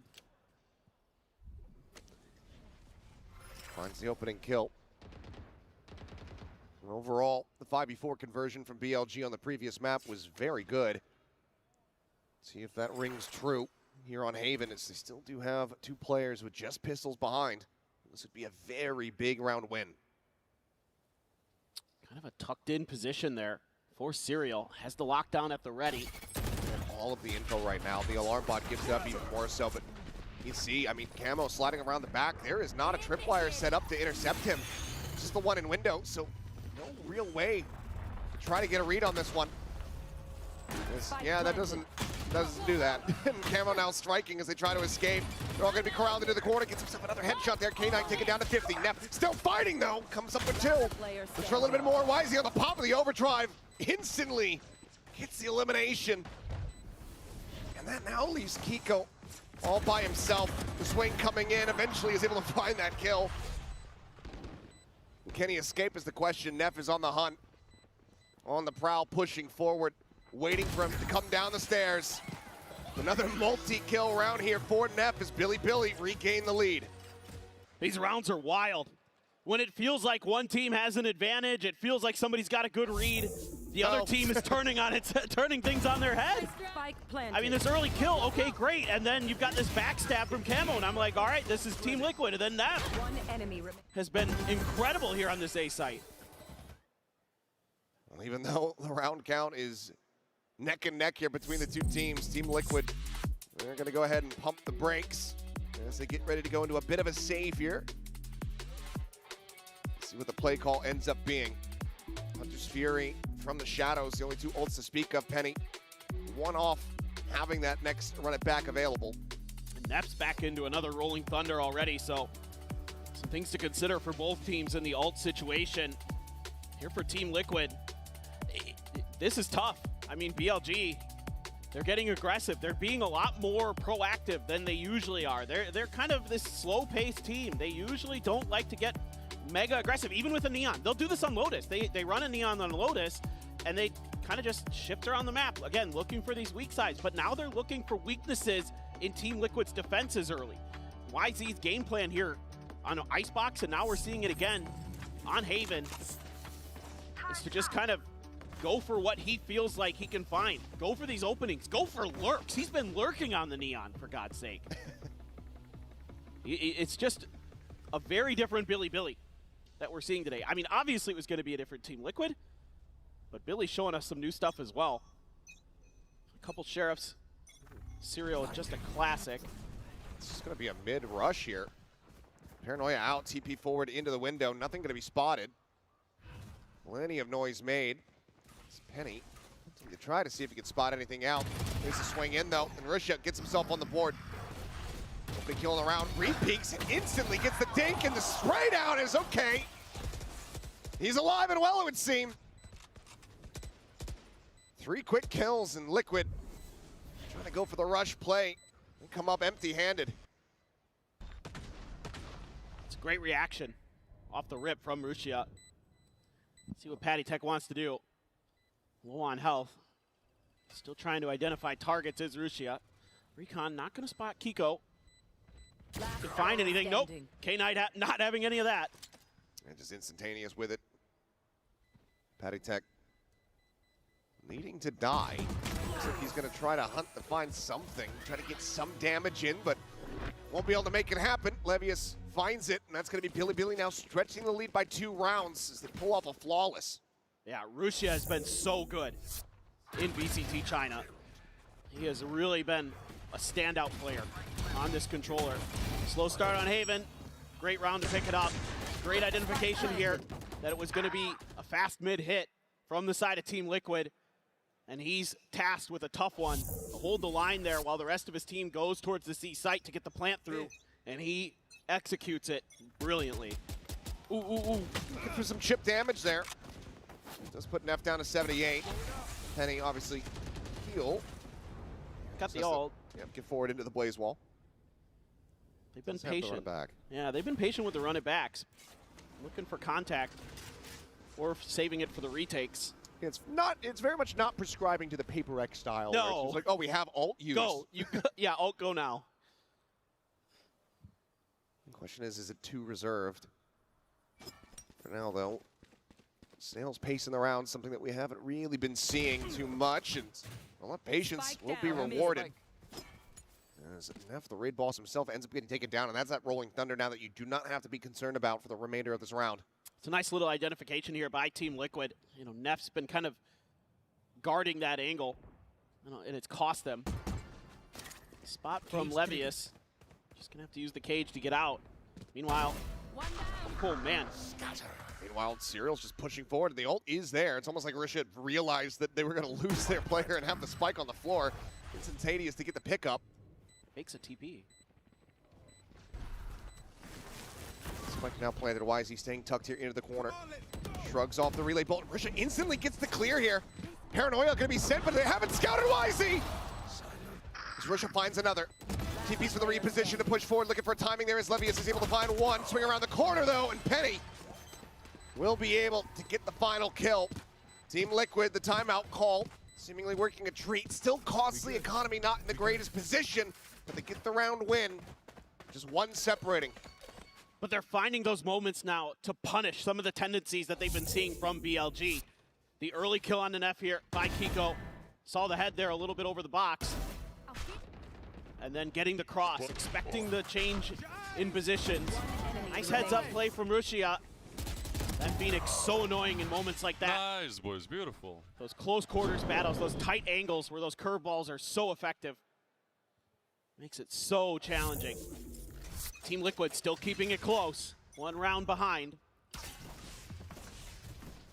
YZ thinking about trying to take a little bit of space. Serial wise to it. He remembers what happened last time. Continues to press this. They'll find that C site relatively open. It's just a little bit suspect. Not seeing any resistance there. BLG. Attack reading as well. Drone doesn't look right. Actually hasn't spotted, but now they know. There's the reveal, and now Levius is in a bad spot. Down to 25. TP forward. There's Kiko just refilling that space in Cubby. YZ gets damaged. And Levius has not read this at all, so he just gets taken down. The spray going to be a little bit off, though. Camo unable to find that kill. Neff fighting back. Finds it, and K-Knight expounds upon it. Spatatech gets taken down. YZ looking for the timing swing. Come away with one, but the trade up here is just monsters from Billy. 3 players still alive. Kiko. We have a fault line ready, just off any kind of contact. No, they just send it on a timing, and that leaves him dead to rights. K-Knight with the 3K, BLG now up to 6. I mean, YZ is just being so aggressive at A-Link.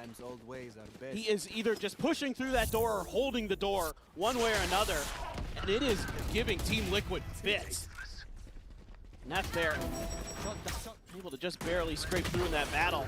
But you can see then right away he's able to call through. Guys, they're pushing, spam that angle, and they profit through the smoke. Nicely done. Yeah, that's got to be frustrating for Patty Tech. Now you're back onto a weaker buy again for Team Liquid. Dealt a really tough hand. You can tell that the round results very much getting to them here. Risha just stunned up. Doesn't know where he's going. Eventually just kind of dog walks out in the long. Gets taken down there by Penny. 2 away from another run it back. Should be able to have that to try to close out the half. As Levius, though, lingering here in window.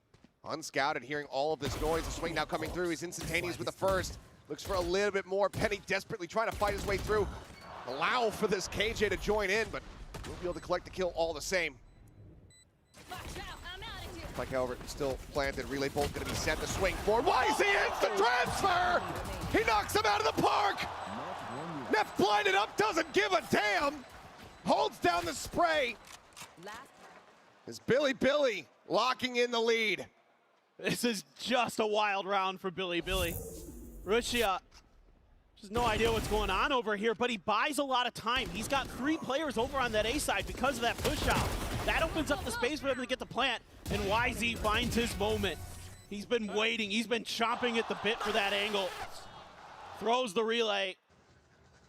Dashes in. Gets 2. He is just so talented individually. And now he's got an attack off on the Neon. TP forward once again. Bit of a window mid-crunch here as Penny sending out that curveball, but will just be snapped back. Alt value ultimately not going to be found as Camo similarly just pushing out with no assistance. Ends up falling to the wayside. Kiko is at least able to find a kill. Tag down to 25. He has to use the ult just to get out safely. The dust settles. We find ourselves now on a 4v4. It's just crazy. Team Liquid is just trying to press the advantage, but YZ has the angle held. Llamas Team Liquid, they need to try to re-clear. They need to try to get information. It leads to them just dry swinging. Still going tit for tat here. It'll be a 3v3. Gotta be careful. Oh. Quite a bit of damage dealt. The kill cannot be found. Man, you want to keep K-Knight alive. He has that ult for the post plant. That was crucial that he wins that fight. Serial in position, could go for the lockdown over at window. 30 seconds left. And we'll just do it on timing. I'm pissed. BLG, they will go ahead and push off the back of this. Side plant towards that A connector. Serial's able to find one. Neff gonna be taken down. K-Knight down to a sliver of HP, but YZ still breathing. Still firing back. It all comes down to Kiko, and he cannot make it happen. The 3K from YZ, BLG up 8-4 at the half. YZ is having one hell of a series. 15-9 in that half. Unbelievable. Unbelievable. Well, Team Liquid needing to rally back. We'll see if they're able to do it after halftime. One enemy remaining.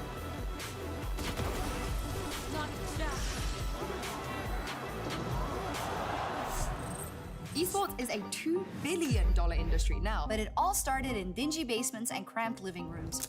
From how the pros train to how the money flows, this G2 and MasterCard series breaks it all down. 12 episodes, packed with insight and lessons for anyone looking to understand the world of competitive gaming. Ready to learn the game behind the game? Stay tuned for what's next. You won't want to miss it.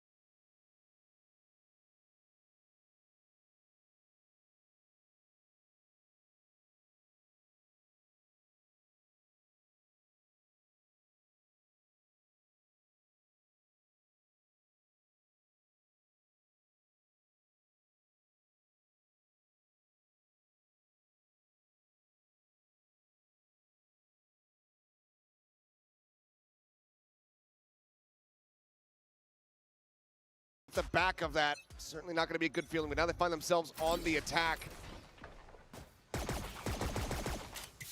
Russia, lone occupant here at this C site, does have a cam as well. Serial looking to maybe try to break through this garage position, but why is he staying quiet, saying tuck? No, actually swings out, dies. And Serial nearly gets himself a second kill. Hot hand's gonna be lobbed in there. Camo able to find Levius. His spike can now be planted. Being revealed, but no way to really play off the back of that. Great usage of the util early again for Penny. Her ball getting the connection. Camo finds the shots.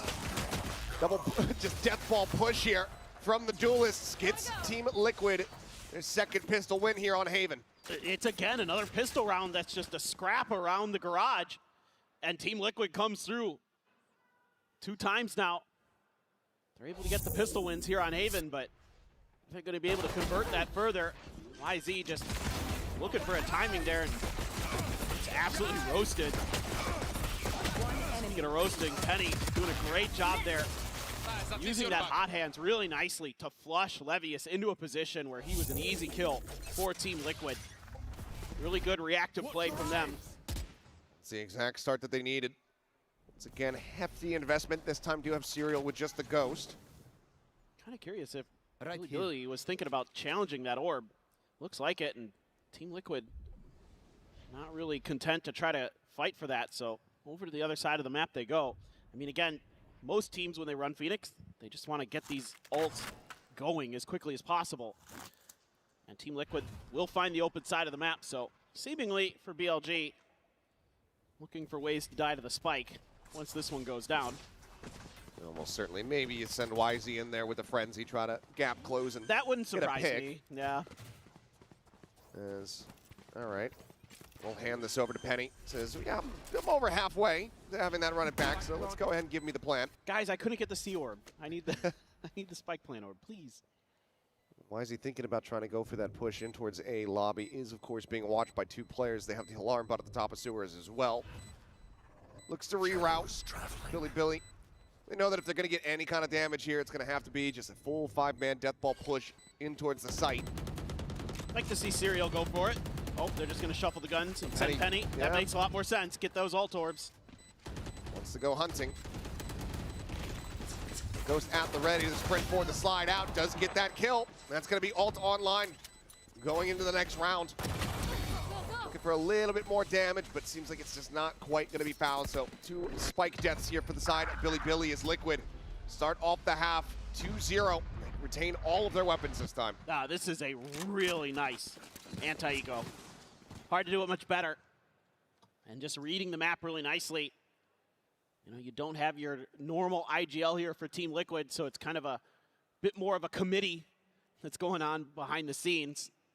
We've heard some rumors that there's a couple players that are being more vocal than normal, maybe Kiko, maybe Patty Tech getting involved. But certainly, you know, just trying to find the flow, trying to find the feel of the game.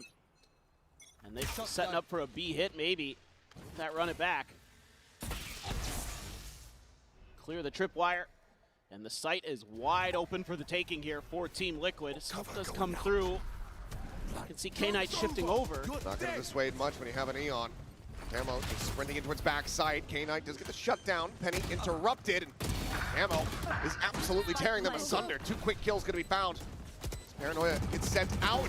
Oh, a timing there. Penny unable to escape. Still, though, damage dealt as Keiko set up here at backside. Russia now all alone to try to clutch this out. But in all likelihood, we'll just have to try to go for a save. This is going to be a bonus converted here for Team Liquid as they are clawing their way back into this map. 3 rounds consecutively, 1 separating from tying things up. As Russia now just has to try to stay alive. They're going to send Kiko out to try to hunt him down. Let's see if he can get him in time. Slowly working his way up the stairs. Goes in for the swing. Russia will be able to shut it down. Finds that elimination, but Team Liquid not going to be breaking a sweat about that final death. It's got cash aplenty and a bonus converted. The pace that they're coming at BLG with. So aggressive. Camo and Kiko just deadly with those rifles. Doing a great job making sure that any of those flanks and other angles are just shut right down. Yeah, clearly not bothered about dying there. No. No reason to be. And they're just doing a great job finding the open sites 2 rounds in a row where BLG has left. Oh, wow. YZ. And that's the outlaw. Finds that kill up and over the top. There's Russia just kind of dancing around on the B site. Does get a bit of damage on the camo, but cannot confirm the kills. 4v4. With all this chaos in mid, this does allow for Neff to slide forward, gets himself tucked in, and Penny is quick to trade it out, but cannot prevent the deaths as K-Knight similarly does shut down the Phoenix. Suddenly we go into a 2v2. YZ working his way across towards this A site. Levius slowly drifts his way in towards Hell.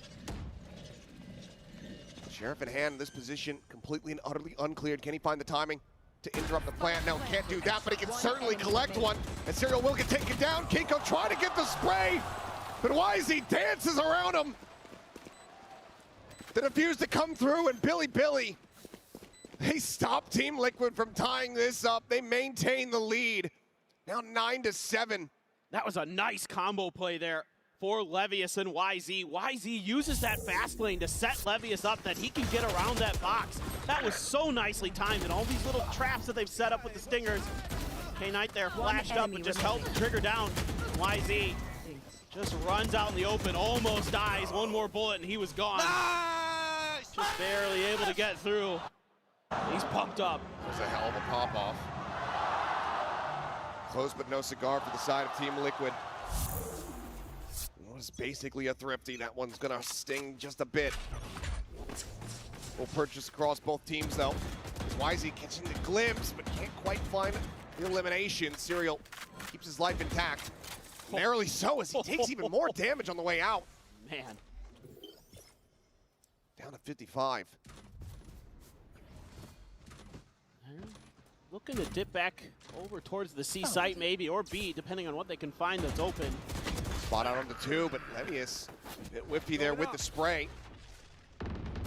Just setting up the wall as Neff peek in from that A connector. He's able to find one, but Camo shuts him down. Knife onto the alarm bot, the window being watched. Overdrive now popped as Team Liquid go for a pivot across over towards that C site. Russia, however, tucked in at the cubby.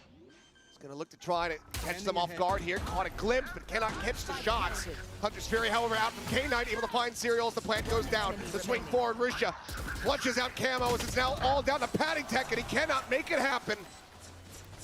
3 players left standing. Billy, get to double digits. Man, the coordination on these retakes for Billy is so good right now. And that's great patience from K-Knight.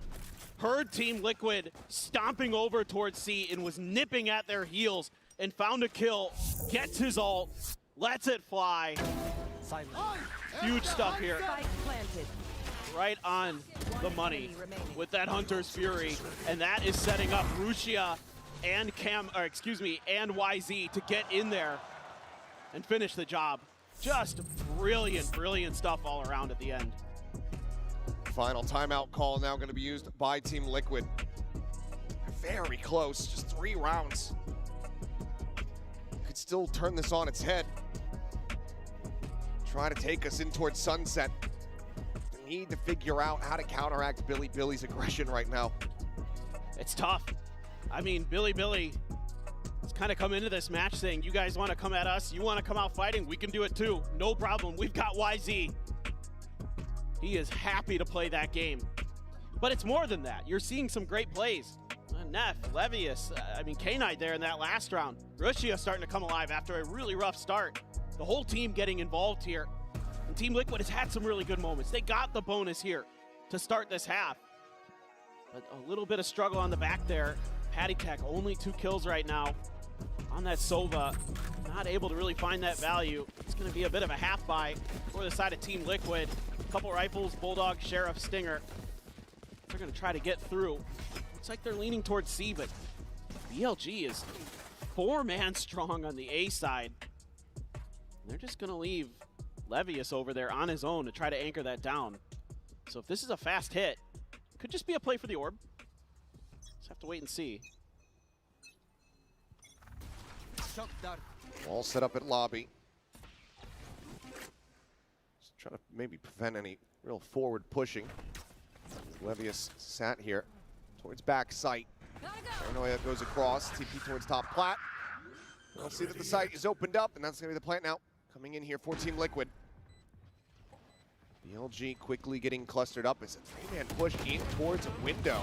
Drone going to be cleared out. Needs a little bit of damage here. Let's go for the reposition. Spots out the camera, clears that. YZ trying to sprint his way in, ends up falling to the wayside as Kiko comes up huge. 3 quick kills, and the timeout call works a treat. Team Liquid right the ship, and they get it done in damn near flawless fashion. I mean, once again, Team Liquid just finds the weak side and presses that advantage, and BLG can't really get their footing for this retake. It's just shut right down. YZ just trying to dash in, be a human recon drone there, try to cause some distraction. Kiko's having none of it, and Bile. Neither is Bile. Yeah, Bile not thrilled again. It's going to be an immediate timeout call in response here from Billy. Probably looking for a little bit more util on that entry there from the retake attempts, things like that.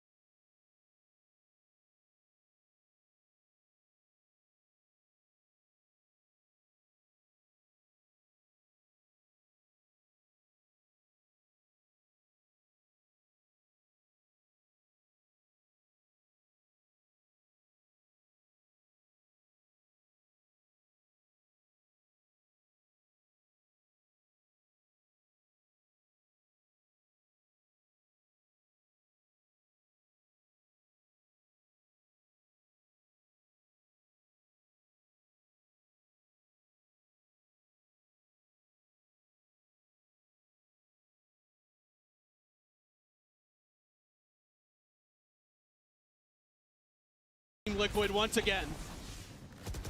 How long can they hold on to that life is the question. A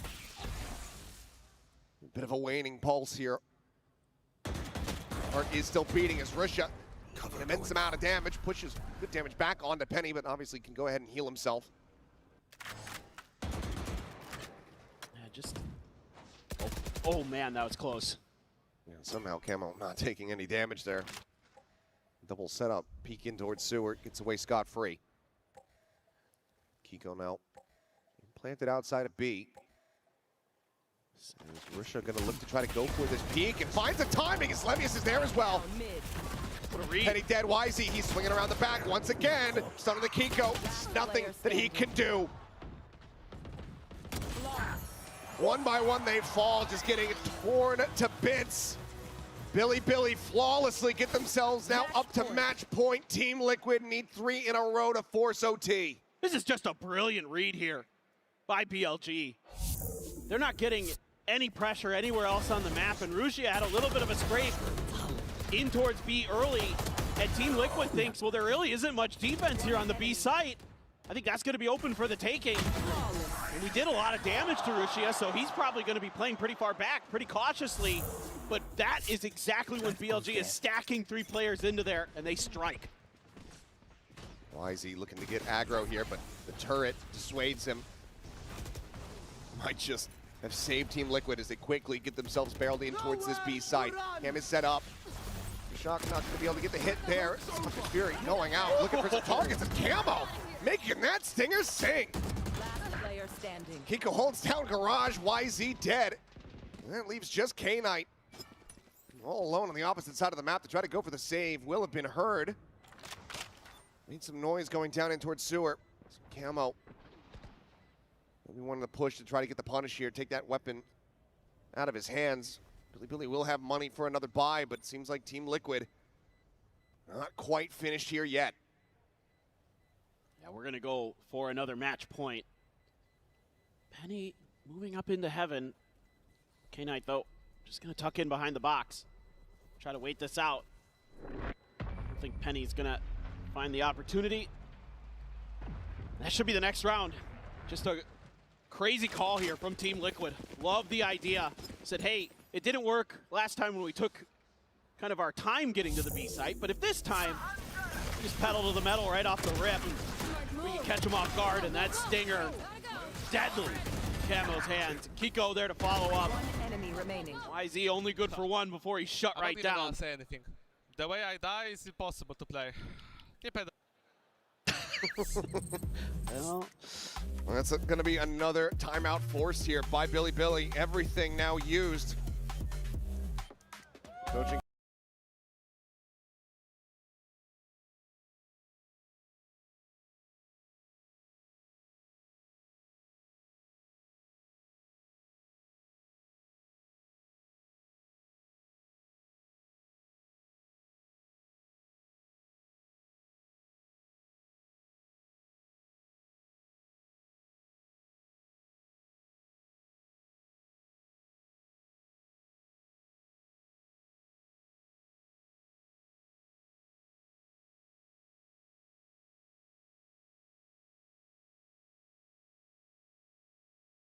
Outside of that, they need to establish a little bit more presence on the map because these fast hits, these kind of coin flippy rounds that Team Liquid is playing where they're just going to try to outguess BLG, where their weak side is going to be.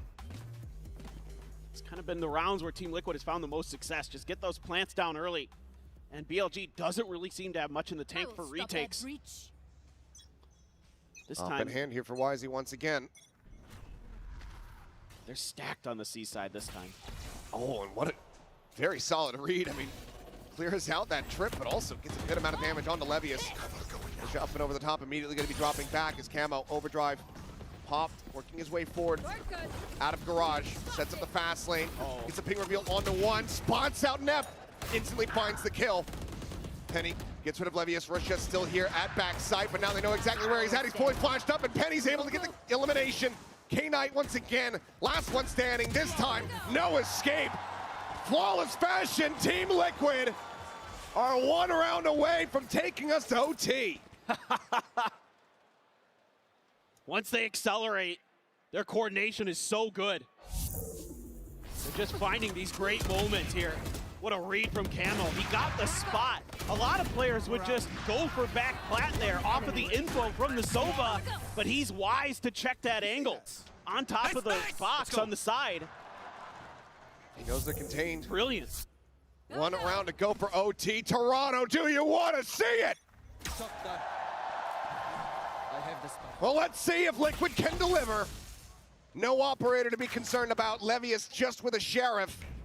Russia with a judge. Set over at the entrance of C, but right now Liquid not looking to play around that site. Taking their time this round. Thinking about how they want to make this execute go if they decide to go for the B hit. For a little bit of a trap play here. Hunter's Fury, however, it's going to be a big whiff at the end. Nothing spotted now, don't have that to try to dissuade a plant coming through. Camo, hell of a lot of damage. Delta can't quite find an elimination. Patty Tech, he's waiting for YZ. Swinging it around the back, and Patty Tech is able to win out the fight. Gets himself his 3rd kill. Might just have gotten his team into this OT to still have a chance to take us to that map 3. Penny instantaneously finds Levius there in the head. K-Knight dropped. It's just Neff and Russia to try to turn this on its head, but it's just not gonna happen. Neff all alone, whittled away, down to 37. Spots out Serial, but can't do a damn thing about it. They know he's not on it. The time is bleeding away. The recon cleared out, but there's the final kill. 12 to 12, strap in. We're going to overtime, baby. Switching sides. Phenomenal, phenomenal stuff from Team Liquid.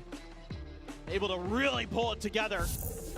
As that half wore on, you thought maybe Billy had this done, but 3 rounds in a row for Team Liquid sends it into overtime. And Penny coming up huge, the hometown hero, going big. And a short notice call up. Nice! Impresses here for Team Liquid on Haven. 23, 15, and 12 for Penny at the moment. 3 charges, all that is needed in OT to try to get that run it back online. Billy starting on the attack. See how they fare. This is going to be a bit of a crunch for crunch, and Camo gets the headshot on the YZ. And that has spelled disaster for Billy throughout these 2 maps whenever he gets dropped first. Just spotting, Paranoia, high value, but opts to save it for now. No real way for K-Knight to try to push forward, given that the smoke is just right here in his face. Yeah, they just got to get away. That drone even catches a ping there, so Team Liquid still going to maintain their hold over at A. Levius trying to get some information over at B. Smoke in his face, though. A little bit of a timing there on the nano. Once this alarm bot gets popped, they're going to know. Trying to clear it out. Sprints into the door. They're going to tuck a player over into the sewers. Looks like they're setting up to try to get onto B, but got a couple players ready. Penny watching here on the angle. Smoke just come through. Blocking them off the connector. Tiny amount of damage going to be taken there as they send out the hot hands as well as a shock, and Camo notes the lurk. K-Knight dead. It's got to be a repump, but a double push into B. The spike at the moment is going down into sewers. It's about to hit Camo, and Camo finds himself with a 3K. Levius is now the last one alive for Billy. The time is not there. The round is already over. Team Liquid, they find themselves in the lead. Map point is now theirs. Unbelievable. 4 in a row now for Team Liquid. They've got a real chance to send this over to Sunset. It's been a while since we've gotten to see that map. We may get our first look here at Masters Toronto as it comes back into the pool, but this is just brilliant work here individually from Team Liquid. Again, the early kill for Camo to shut down YZ, using that utility so early. Catches Billy off guard again. We saw it very early in Billy's attacker side. They lost some players. some of those crunches. You throw that Phoenix util in there, you throw the relay bolt in there. It can really cause some problems, and Billy caught sleeping just enough. You lose YZ, you lose that entry power, and then you're just trying to spread the map and find some kind of opening, and Team Liquid didn't give you an inch. Well, needing to streak together 3 rounds to try to look for a 15-13 scoreline. Billy. Final timeout call has been used. No more help from the coaching staff. They once again pivot now over towards this defender side, not being able to get the round win on the attack. It might just be absolutely catastrophic for them. It's tough. You know, it seemed like they had a pretty good read on their defender side, but then Team Liquid break's over. just able to find that pulse, that tempo. BLG, no glass cannon, but they send out some util early themselves. Get a little bit of info on these deep positions, something that was just talked about, I'm sure, in that timeout, was how patient Team Liquid was being outside of A main in that lobby area. See if you can get some info on them. And that has been kind of a tell. Maybe they're gonna go B or C. Swing coming in, Camo eating a bit of damage there. Just opting to back away. They'll clear out any potential util situated here in garage. Nothing to be found there. YZ though, pushing out, double push in towards mid, but turret keeps them honest. Neff was so patient with his util there. Thought maybe throw the fault line off of some of that contact with the Killjoy util, but BLG doing a good job reading this. Got players in position. They've got the Sentinel utility. K-Knight, full salvo ready with his. 2 trips to try to intercept. The smoke does fall. Tripwire going to be cleared. Recon up over the top. Does get the ping reveal here on the left. He has a slide to the back. Camo able to go ahead and find that kill, but YZ quickly trades it back. 1 for 1.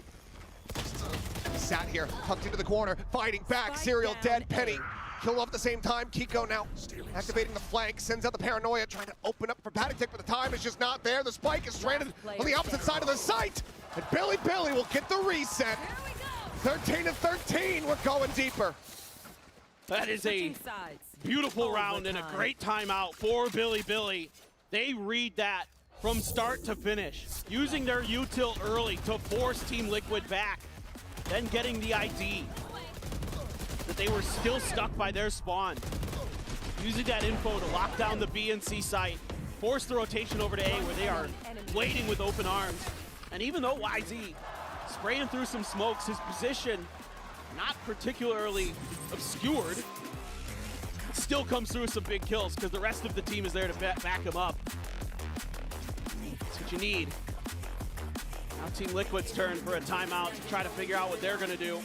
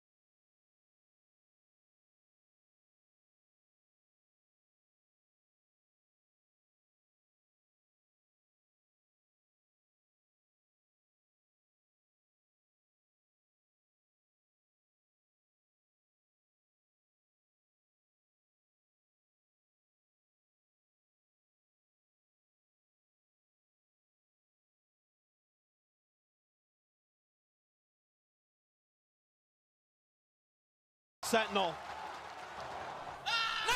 Nice! Little bit of a mistake, and it costs BLG dearly. Can we reset once again? BLG back onto the defense. Wisey up and over the top. Here's the sprint coming through. Instantaneously finds a headshot. Penny going to be taken down. Camo alive. Still looking to scale forward here. Gets the spot out. Gets some damage in, but cannot confirm the kill there. And Serial fighting back for two more. Neff into the corner, finding one, but it's not fast enough for Keiko. It's all on Levius. The swing in, finds a headshot, but Serial gets it done! 16 to 14! We are not done yet! Map 3 is gonna be coming up as Team Liquid persevere on Haven. Tenacious stuff from Team Liquid.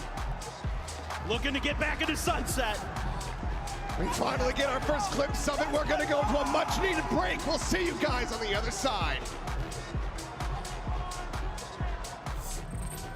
No, it's coming!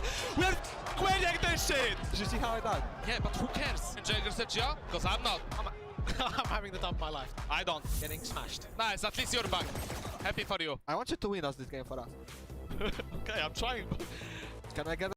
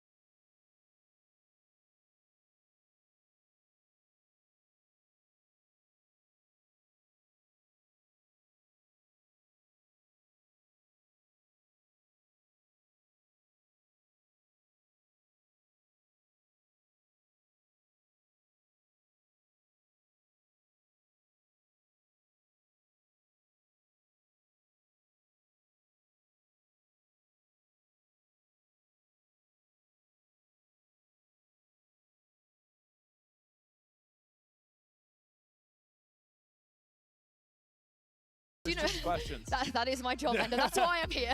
But it's been a while since we've seen Kiko play a series without at least playing a duelist on one map.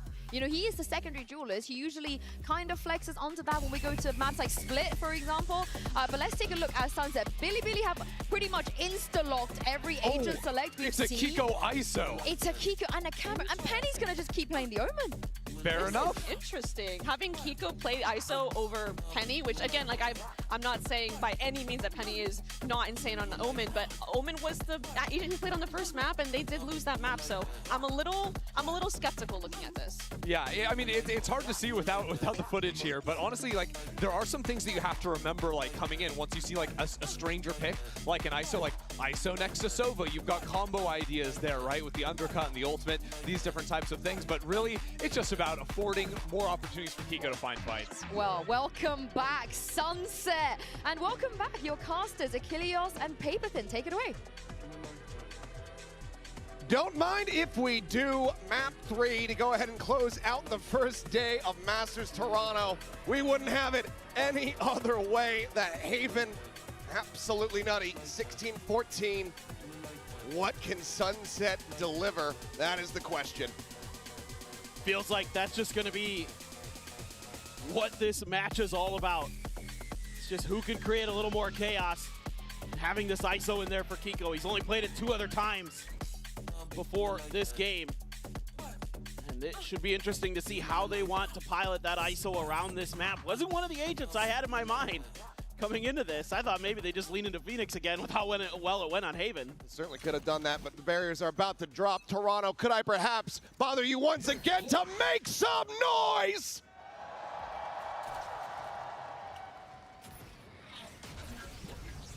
Fantastic. BLG on the attacker side. Trying to get through B, but Camo tucked in the corner. YZ just bounding forward, but it doesn't even matter. Serial's just absolutely mowing them down. 3 quick kills. YZ able to clear the shield here, but the headshot will connect. A blink and you miss it pistol round. Team Liquid racking them up. Well, Billy just trying to disrespect the Cypher one way. They pay the price. Oh, they just line up for him. Brilliant from Serial. It was just crossfires galore. Just walking right into the trap. Oh, Michael, I got so happy that I Team Liquid again. Unbelievable. Claiming a pistol. They're up 3-2 in that category for this series. Just a frenzy and half armor here for YZ. A shorty for Russia. No other real investment to be found. Smoke cycled over towards Market. Serial out in front of it, and there's the pullback.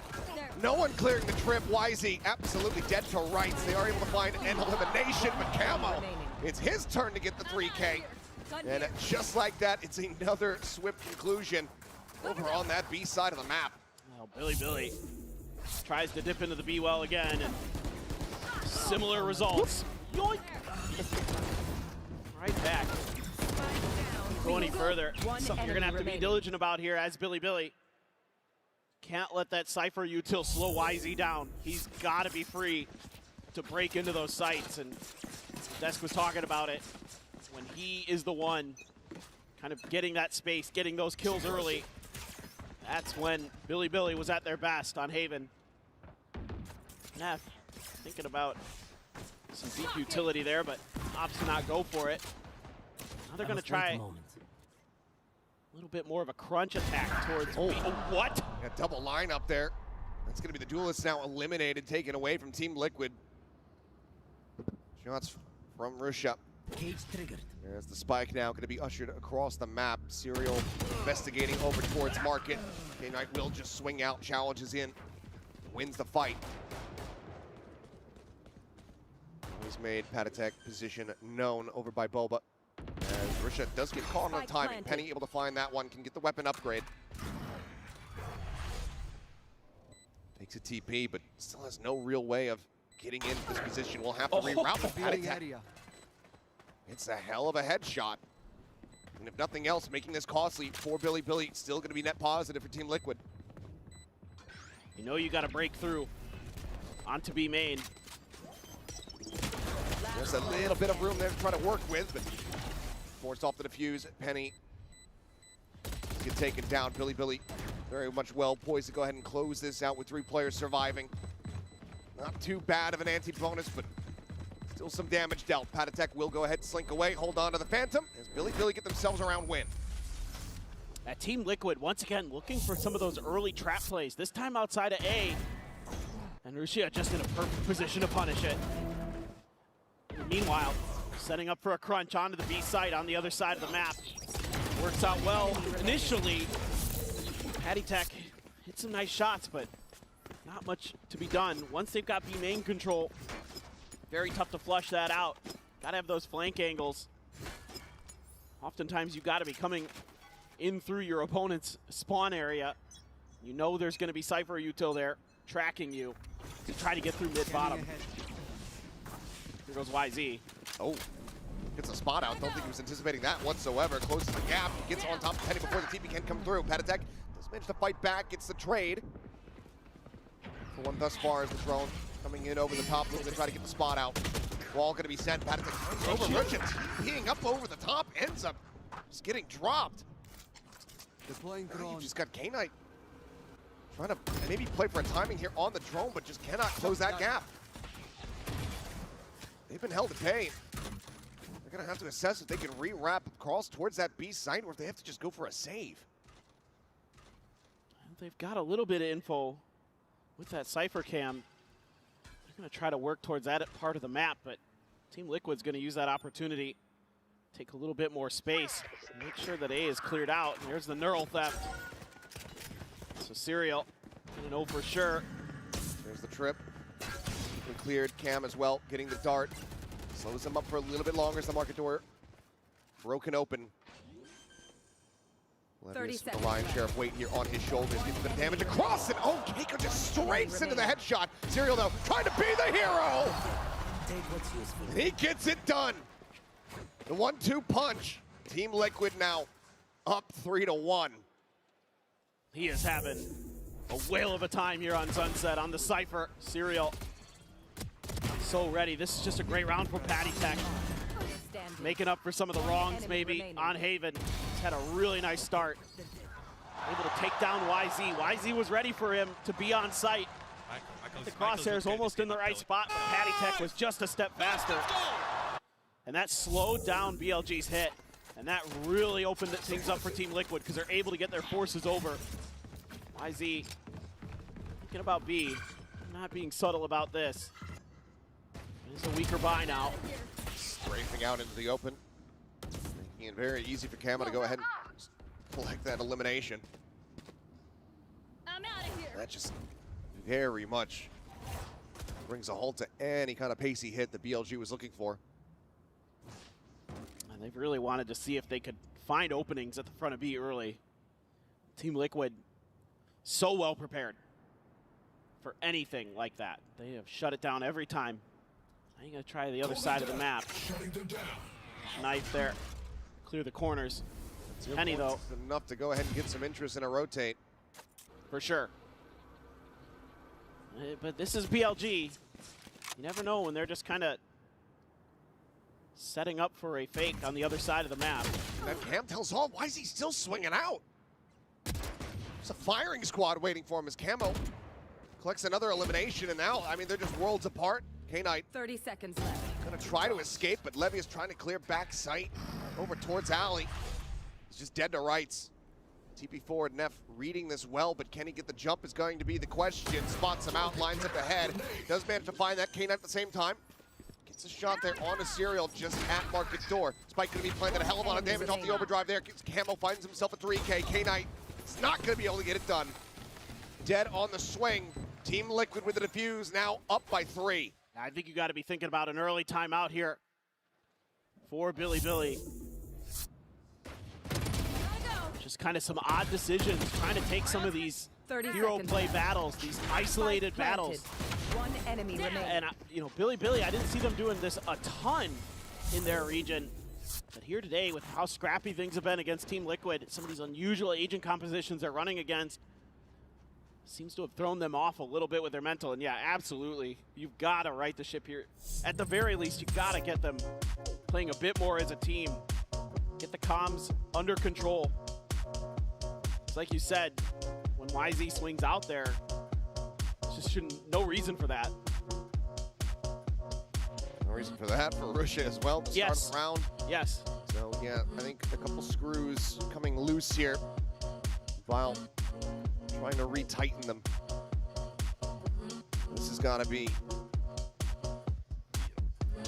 painful, frankly, to say the least for Billy.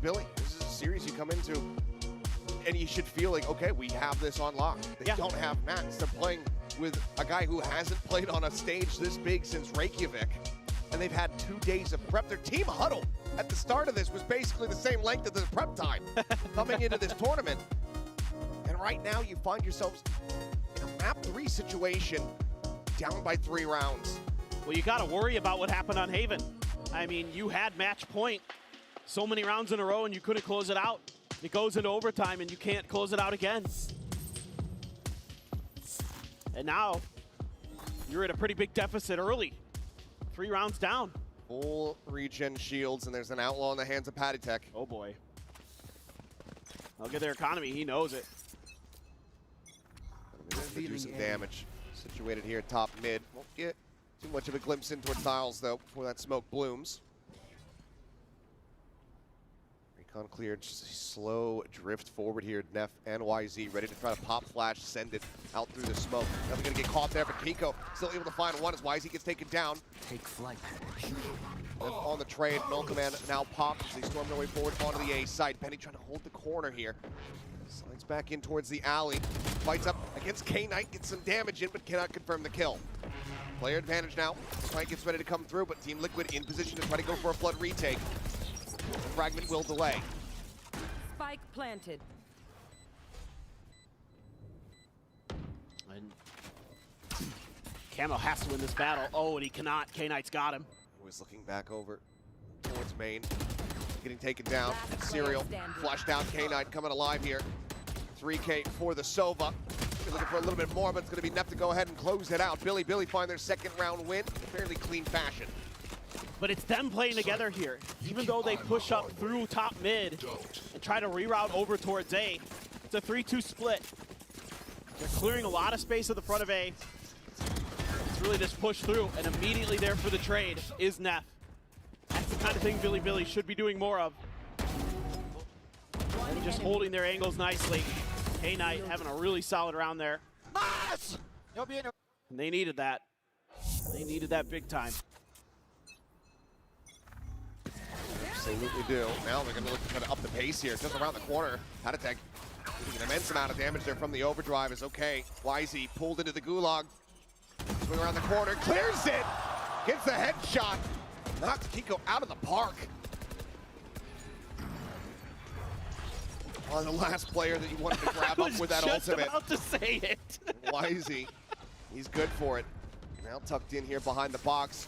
Swing from Neff about to come through. Relay bolts sent flying. YZ now ready to strike. Tucks back in, covering fire is there. Beautiful. Neff bails him out, and Patitech can only find one more kill.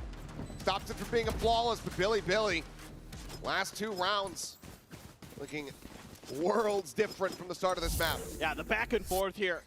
The team play between YZ and Neff, so good. YZ is absolutely ridiculously talented. And Neff there playing this so nicely. Back up his duelist. K-Knight again, good on those off angles. Making sure that everything is under control. Still have a Hunter's Fury here for K-Knight.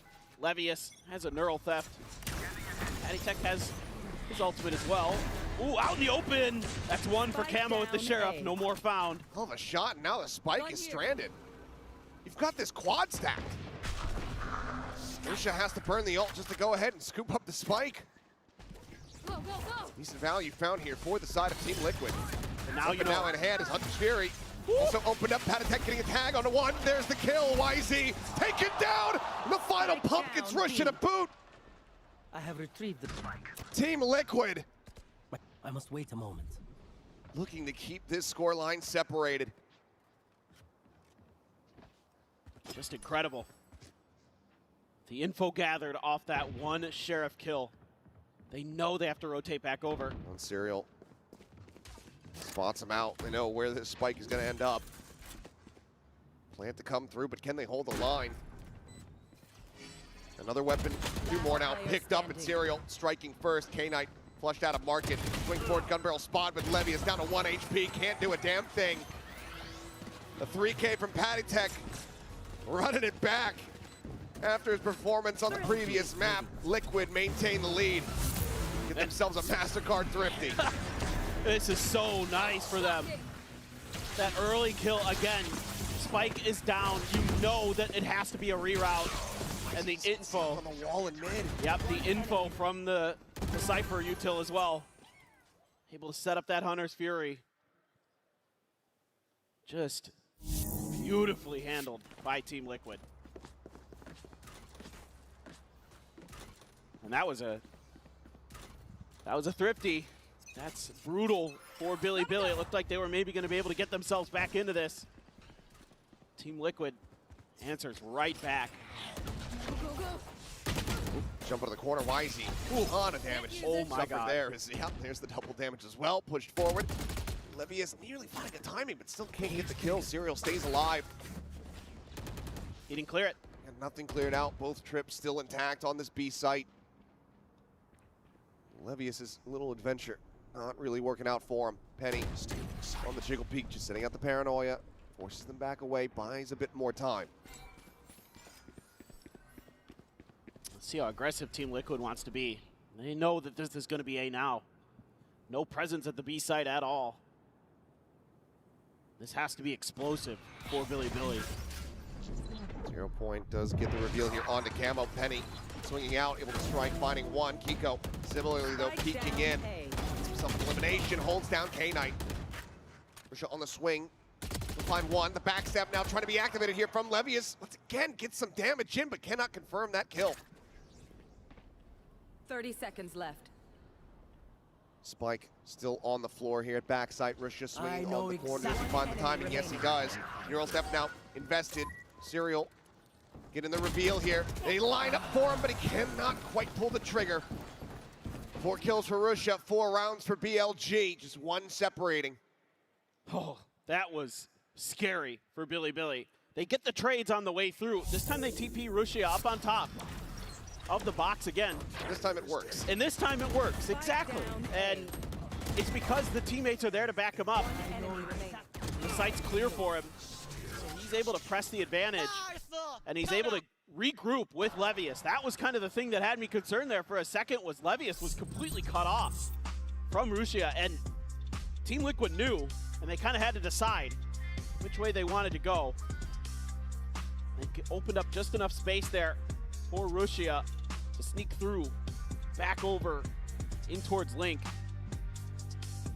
Now it's going to be Team Liquid's turn for a timeout to try to figure this out. I mean, they make some pretty good reads here, but BLG getting that teamwork in order, finding those really important trades. That's really started to turn this map around for them. But man, this Team Liquid team, they are so fun to watch today. They have really showed up with about the shortest amount of practice time you could possibly fathom. Yeah. And they have looked really good. Streets ahead of our expectations. And if you weren't expecting it, you were streets behind. Very true. Well, it's going to be a bit of a change up here. There's Penny getting an operator, hands it over by Kiko. Do some half armors, but BLG on the attack, not looking to bring an outlaw to bear. See if this catches them off guard. For now, Penny just going to be situated over this A alley. Try to see if he can find a target. Put that off to good use. Definitely unorthodox. Quick clear on the dart. Nothing going to be started. Nothing going to be found there. But you got to be careful if YZ accelerates. Oh, okay. Well, now you know. YZ looking for the punish. He's able to find it up on the floor. Penny has dropped. BLG. Site is wide open for the taking.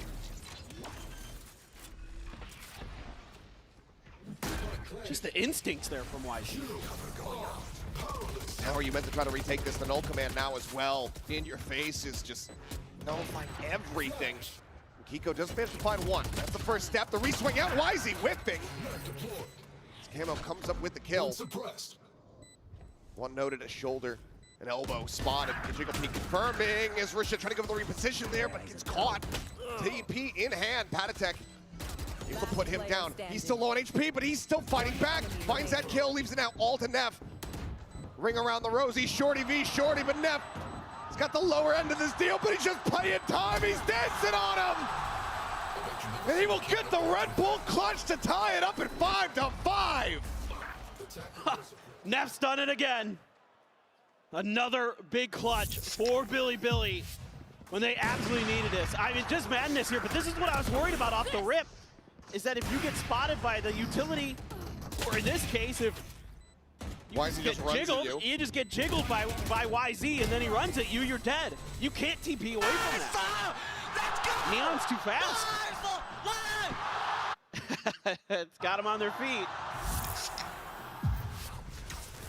Couple plays away from K9 asking if somebody on the opposite side of the stage is okay.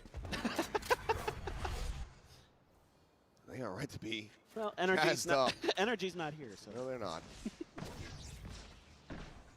Keiko staying tucked here in mid, trying to catch him off guard. Bit of an unorthodox position to play from. Toggle on the cam, only gets the spot here onto Camo. Identifying one, but this is all to try to disguise. Patatek now goes for the strike, but only gets a tiny bit of damage there onto Neff's shoulder. They lose Serial in the process. TP to check over onto the A site. Going to be spotted there. Still lingering, lurking, but not able to find the shot. Gets taken down. Camo now dead. It's Penny with this judge to try to be the difference maker. He's forward though, and he has no idea why he's just outdone him in every single facet, as it's a flawless round for BLG to get to 6. I must wait a moment. Last round before Now, the switch. BLG starting to have their finger on the pulse of this match. They're understanding the way that Team Liquid is trying to approach some of these trap plays, and they're out-dueling them now. Rushia there, waiting for a little bit of help after he gets the identification that there's a couple players setting up a crossfire. YZ is one of the trickiest Neons I've seen. He's been finding these crazy flank angles. Back to Haven, over to here now. He's so smart sometimes with the way that he plays. Just finds these openings in Team Liquid's defenses. Slippery as Levius has him lined up here at top mid. Kiko and Patatek both gunned down. Serial now to try to hold down this B site. The Hunter's Fury, however, is perfectly dialed in on him, and YZ will come away with a headshot. Pushing forward here into the smoke. Camo dead. YZ instantaneous. The overdrive pops because why the hell not? It's the last round of the half, and Penny would have to pull off an ace clutch. Hits the paranoia, holds him off for now, but he cannot delay the inevitable. It's just going to be the one kill found. 7-5 at the half. Billy in with the lead. What a bounce back for Billy. A good start for Liquid, but it crumbles as the half wears on. Liquid's been good about the pistols since Haven. Scooped up those last 3. Feels like they're absolutely going to be needing that 4th and final one here as we go to the second half of this one. But for now, we'll send it away to a quick little break for halftime. One enemy remaining.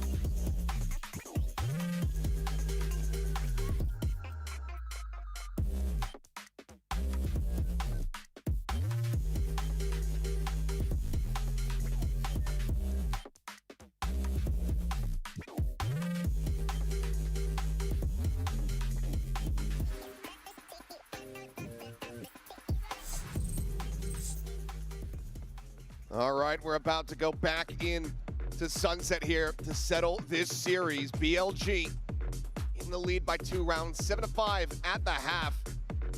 Those last 4 especially were absolutely electric from the Chinese squad. I'm just so impressed with the way that they're able to regroup after a rough start, after a devastating loss on Haven. 1 timeout, and they're really able to get things going again. The Coinbase Econ report looks like, you know, nobody's really... It's scrappy. Yeah, it's good. Well... I think, yeah, it just kind of goes to show that they've just been beating the piss out of each other, to be frank and to be blunt. But Neff has been running it back clearly across those last little streak of rounds that Billy were able to pick up.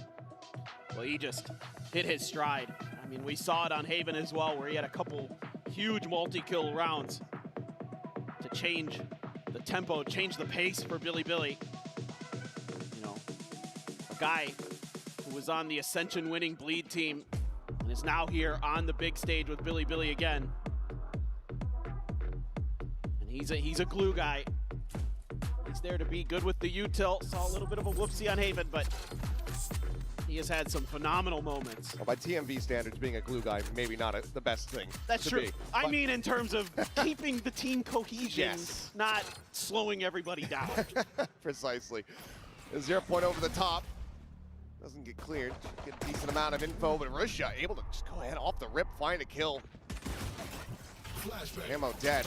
Neff. Listen to that pop flash. Smoke does bloom. Full blind there on a Serial, but he is still able to get himself onto the site. Flush out the enemy Omen. 4v4, Patatek, just 24 HP, but no real damage. So you have a way around this? Particularly, has to clear it out, so eyes can be set back behind him. Gundrail spotted. That's going to be a headshot through the box here as K-Knight doing an immense amount of damage. Only confirming the 1 kill. Field position now going to be noted. YZ is just mowing him down with a frenzy in hand. The pistol cannot be found. Billy will stretch their lead, now up 8-5. Yeah, just stellar patience here on the retake from BLG. They make sure that they can get YZ into position before they really start committing to the fights. And Team Liquid kind of gives the script away in a few of those moments, takes some shots, kind of reveals where they're trying to hide. Ridiculous. Just free fire. And then YZ shows up to the party, and he is the life of the party for sure.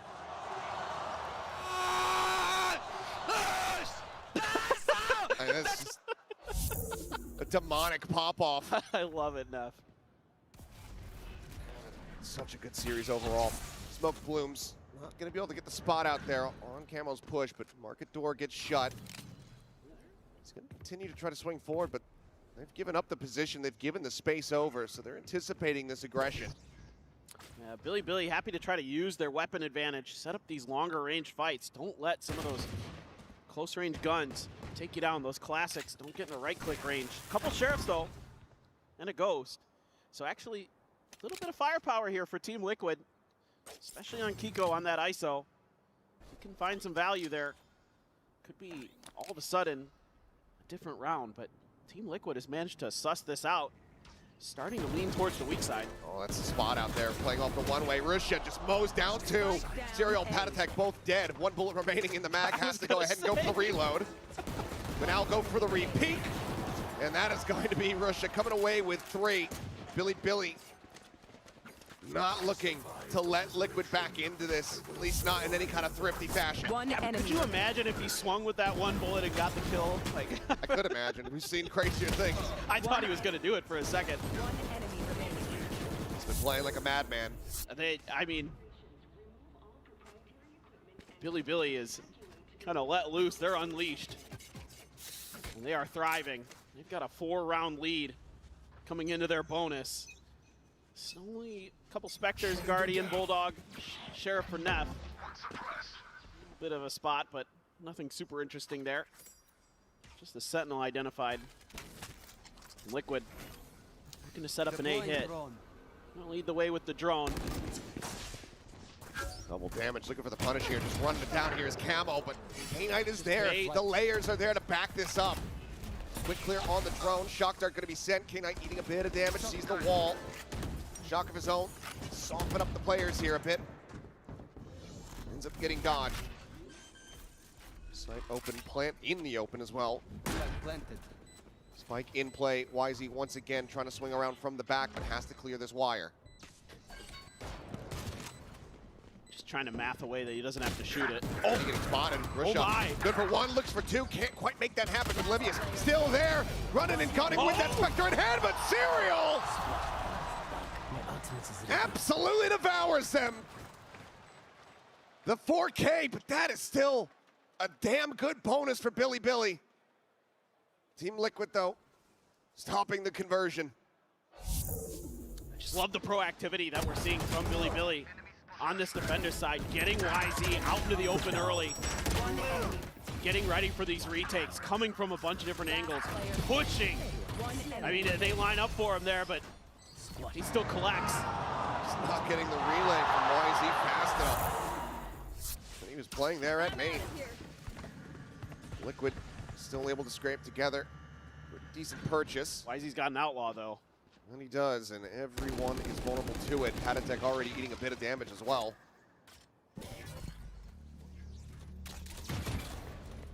Here on the camera. It's 3 players here on this side. Relay bolt to try to delay. Fragment try to cut off market access, and K-Knight finds both duelists of Liquid. Camo, Keiko, both going to be taken down. Thrown now out onto the corner, gets the spot here onto Serial. Spike still in market. Swing coming through, YZ able to find one. Serial going to be dropped. YZ on the repeat, loses his head. But Patatek is completely contained within the corner, and it's going to be a 3-player high-low. BLG not allowing for Liquid to string together consecutive round wins in this half. They get themselves now up to 10. They're just doing a great job delaying. Playing just enough stall. And then the reveal comes through there as well. K-Knight collects. YZ on those flank angles has been really, really impactful. So many big moments. And there, you know, I mean, you've got Liquid corralled. You've got them trapped. And things just crumble. Now you got to think of a way out of this. Vi's going to be a little bit shaky for Team Liquid coming into this next round. They do have a couple ults. They do have a Hunter's Fury. They do have a Neural Theft. So there's some ways that they can turn this round on its head for sure. We've already seen them pull off a Thrifty. Yeah. But pretty desperately need another one right here. Yeah. Patatek looking like he might be risking his entire economy. Flies down to get a Vandal into the hands of Kiko. One and a half. That impact from the ISO. One charge away from having the kill contract online. So again, you've got a lot of options here as Liquid actually coming into this. I like this timeout a lot because you can talk about 2 things. You can talk about how you want to cycle these ults for this round, get that orb for Kiko, get him into a position where he's using the kill contract, not on YZ hopefully, and somebody else, and then you can use the Hunter's Fury maybe. Scale up into sight. If you've got that kill, then you can use the Neural Theft. Like, you can actually shut BLG out of this round if you can get all the cards into place.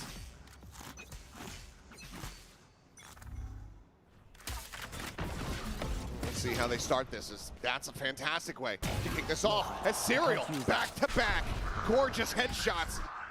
Puts 2 players down on the floor. Neural Theft now getting the reveal, spotting out this attempted aggression from A.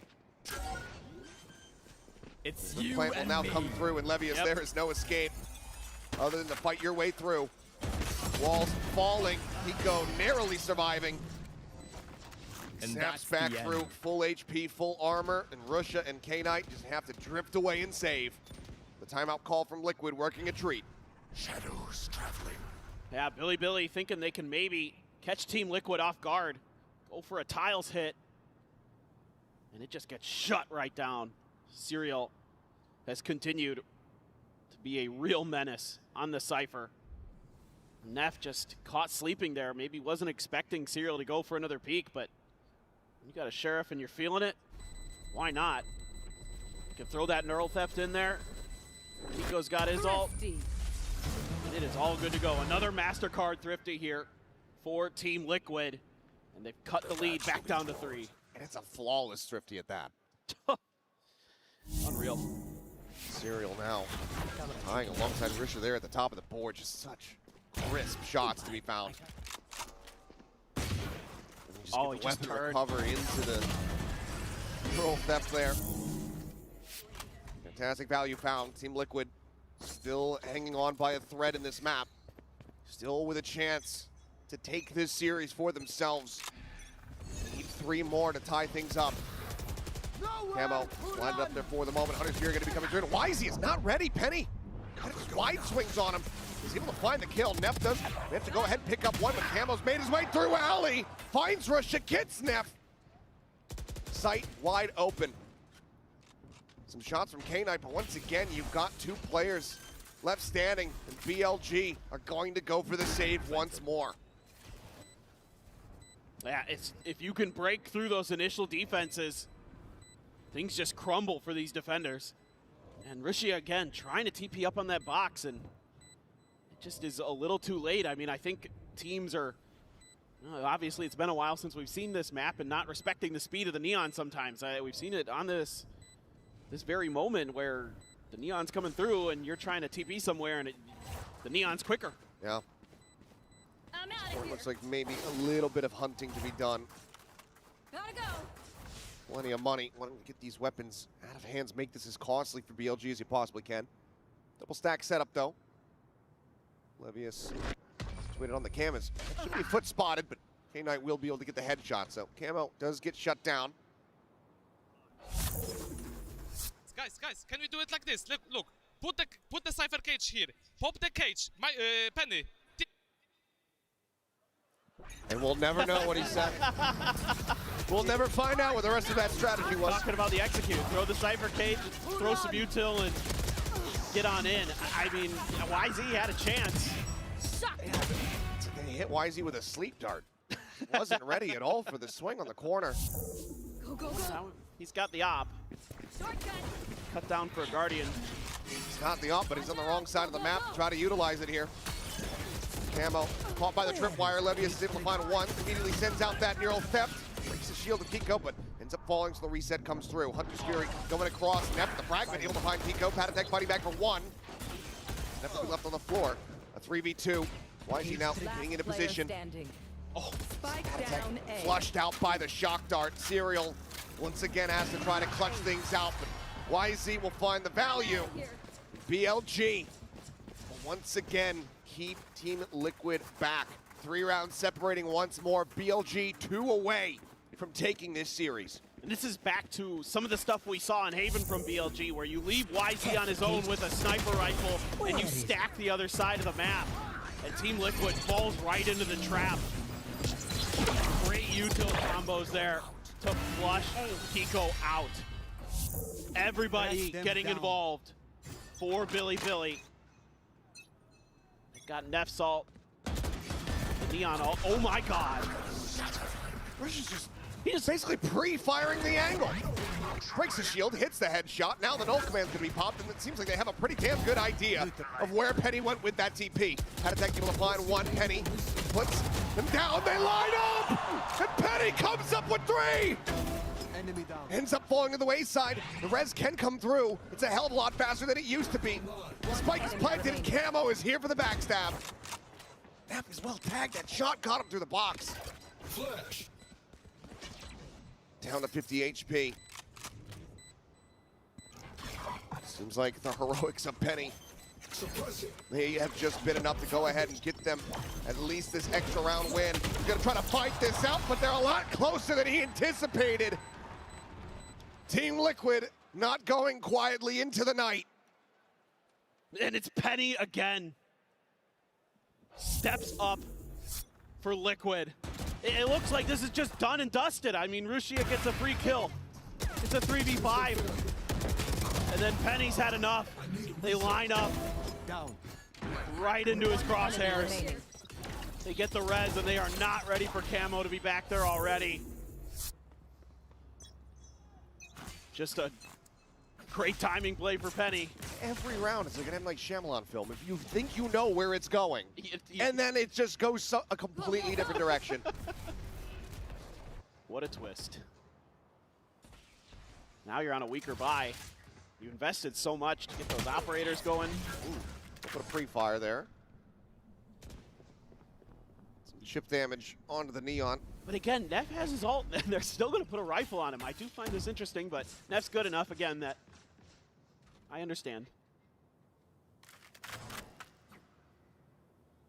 You're just looking for any kind of info that they can get, but a repop of the smoke is going to make it hard to get any info. Fast lane set up. Oh my God. Not going to get the clear here, but also not going to get them baited forward. They managed to get K-Knight in the perfect position, but Team Liquid, they make the right choice. They successfully strafe away. Pushing out. Paranoid tucks in back sight, and Serial through the smoke just gets a headshot on the YZ. Maybe some noise made to try to give it away, but this Judge isn't going to find too much else other than a bit of damage. 30 seconds left. Spike now to be planted with just this planted. ghost. Camo taking point. Ooh. Taking names, finds the kill, Neff dead, and that's the other two players once again having to go for a save. Team Liquid, barring any deaths on the hunt, they are going to get themselves within touching distance, 1 round separating in flawless fashion. Just what tremendous diligence being shown here by Team Liquid. A bunch of traps set up by BLG, one on each side of the map. And they're able to just not fall for the one on B, go over to A, where there's the Judge, and you put a cam right outside of the smoke that forces Rushia back. He tries to hide the Judge, switches over to Classic to clear it, and they still sniff it out. Oh boy, that's big. That is catastrophic.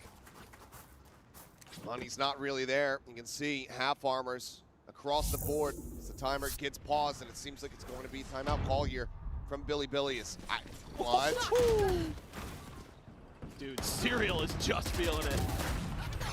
That is filthy. Need an admin to check that PC. That is ridiculous.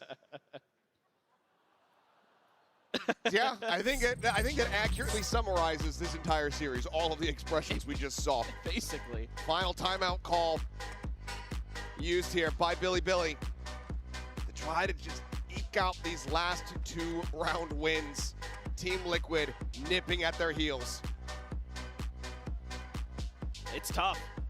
I mean, you've had so many things start to go right, and then it crumbles, and each time feels like you're back on track. One of the other teams just is right back in it. They found an answer. I mean, credit to both squads. They are fighting tooth and nail today. It has just been a tremendous series. Absolutely has been. And I mean, the scoreline this tight, all timeouts used. Overtime? Sure, why not? I'm about it. I'm here. We wouldn't mind it. Toronto, how about you guys? You want to see another overtime? This is a nice spot. We'll see if we can make that happen. For now, though, some rifles and a Guardian for BLG. And the aforementioned half armors, 2 of them regen. No Outlaw on the attack, though, for Team Liquid to try to capitalize off that. Kiko's got his ult. Something to be wary of for sure. Oh, YZ dragged in once again. Can he get the victory? The answer is yes, he absolutely can, but now he's going to be likely at risk as he's back in. No, he's just fighting right back. Serial Penitek, 2 minutes, go ahead. Trade back a couple kills, but suddenly Serial left all alone. Tripwire gives the position away, swings in, spots one, and Levius is there. Close angle, shuts him down. BLG up to match point. Team Liquid need 2 in a row to get that OT. Liquid trying to scale off the back of Kiko's ult. But they're so ready for it. And this is, again, the worst player possible. And YZ should be in the worst position possible coming out of this, but they're just not looking for him. They're all just focused on Levius. And he plays it brilliantly. Hits his shots when he needs to most. And that's got YZ pumped. 1 more round. And BLG's got it. Hunter's Fury, the overdrive. 1 away from a neural theft here for Liquid. Just YZ's ult for BLG. Use a drone to check the front of B site here. Being left open a bit. The cam. Nowhere. Here we go. Fury going to be set down. Camo not able to find too much of anything there. Attack does manage to go ahead and get a pick onto Levius, as well as a pump of damage onto Neff. Puts him to 70. It opens up the site for the spike to now be planted. Drone trying to lead out. YZ overdrive popped. Wrapping back around. It's Boba side. K-Knight finding one. You Doesn't see it? check the box. Kiko striking. He's only able to find the one though. YZ zaps them all to death. The defuse to come in, and that's BLG closing out the series. 13-10 on Sunset, 2-1 on the set. What a great series to close out the first day of Masters Toronto. Couldn't have asked for anything better.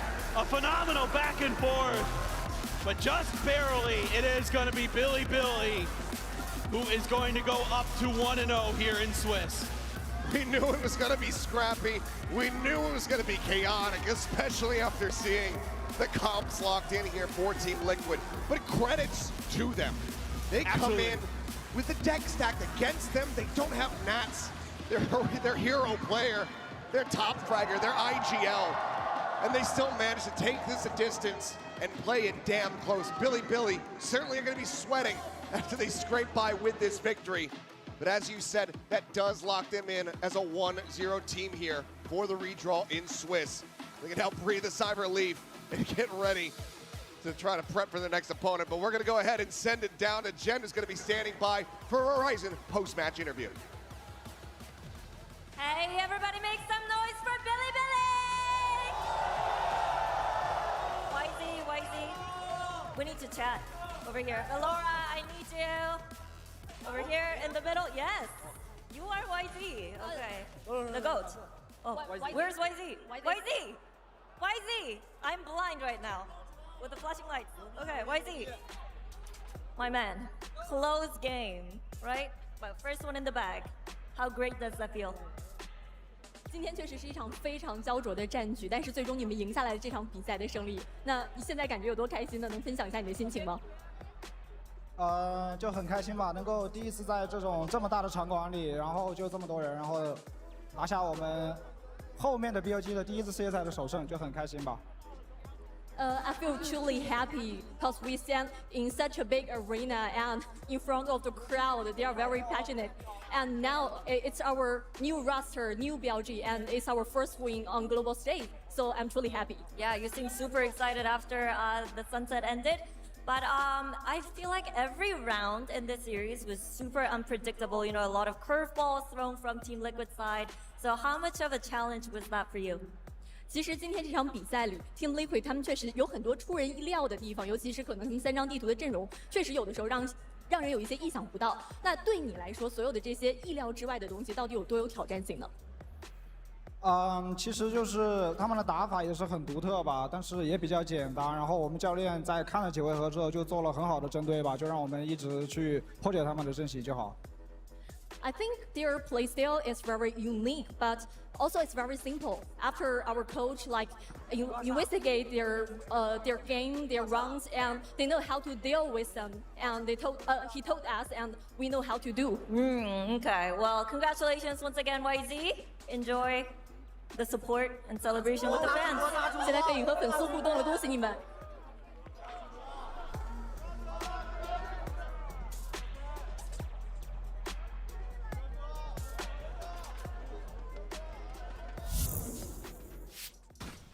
Billy, they have done it. Their first win here, Masters Toronto, on the global stage. I'm your hosting, so I've got Mel here with me and a very special guest. Neff, congratulations. That was a tremendous a match you guys played. I know some of your teammates, they've had the taste of victory on the global stage before against NRG, but this is your first global win, so how does that feel? I mean, it feels absolutely amazing. I mean, thinking back on the Champions 2024, I mean, we had a terrible run and I'm still filled with regrets from the tournament. And this tournament, I put in my all. I grinded the game every day and I'm proud that we achieved this win together as a team. Yep. I wanted to ask you, your individual form right now is really good on top of IGLing. I want to ask you, what's your secret? What do you do? I'm gonna fix your mic so we can hear you properly. Yeah, go. There's like no secret, I guess. I mean, I just spend my time like reviewing my own demos as well as other teams' competitions, and for my own individual performance, I just play the game. You know, DM, range, all that aim lab and kind of stuff. I just do all those, and with the help of my teammates, I'm happy that they also trust me in my IGLing, and that also helps me in my overall performance. Yeah. You are clutching left, right, and center out there, Neff. Talk me through some of those moments. I think we saw like a crazy good clutch on Haven, the 1v2, and then the ring around the Rosie 1v1 on Sunset as well. Do you just already feel very comfortable on that stage? At first it was kind of like shaky on the first map of Icebox. Like I didn't have like a good start, and then on Haven, you know, I slowly found my form, and then for the Haven clutch, you know, the feelings altered, and I knew I had to kill him in that moment, right? And then in the 1v2, I just played time. And for the second clutch on Sunset, you know, when I was around the box, I was just thinking about Davai clutch back then. That's crazy. Yeah. You should go for that. Can I ask, you just had such an intense series, and you're up here and you just sound very calm, very cool and collected. On the inside, are you still like a lot of adrenaline, or is this just how you are? No, I mean, definitely I'm still very hyped, and like it's just like I just want to speak clearly and give away my thoughts, you know, to everyone. Yep. Oh, you seem ice cold, bro. Yeah, I love that. Oh, look at this clip as well. Oh my goodness. What were you talking? What were you saying? I was saying, nice! And then, can you defuse the bomb, please? Looking at some of the comps we saw today, these were your comps, but on the side of Team Liquid, they ran some pretty funky stuff. Was there at any point when you saw the Agent Select Festival, did you expect any of those crazy comps? And second of all, did you at any point feel like, oh, this is kind of free, you know, I know what to do against this? Not really. I mean, obviously, like, Net's gonna come, right? They're IGL and a very good player. And we knew that they are obviously gonna make some changes with Penny coming in, and he's a duelist player, right? So we kind of expected, like, double duelist comps coming out. Although it was kind of funky to take care of it at the start, but in the end, we just adapted and we just played a long game. Yeah, sounds about right. So I'm guessing it wasn't very much anti-stratting, it was more just adapting on the fly, what you were coming up with. And is there anyone else in the team that helps you out with some of the mid-rounding and some of the prep and the ideas? Definitely, like, this is definitely not a one-man job by me. I mean, many people are giving ideas, including like all the players as well. But mostly it will be like YZ and Knight. I mean, we have played together for like very long time now, and I think we just have that chemistry going. And they are also very smart in the game as well. Yeah, I mean, we even heard 100 YZ out here just talking a little bit about how, yeah, they have a unique playstyle, but it is simple. And he gave a lot of credit to Coach Bale. So also talk me through how Bale has been helping you guys with these counters and these game plans.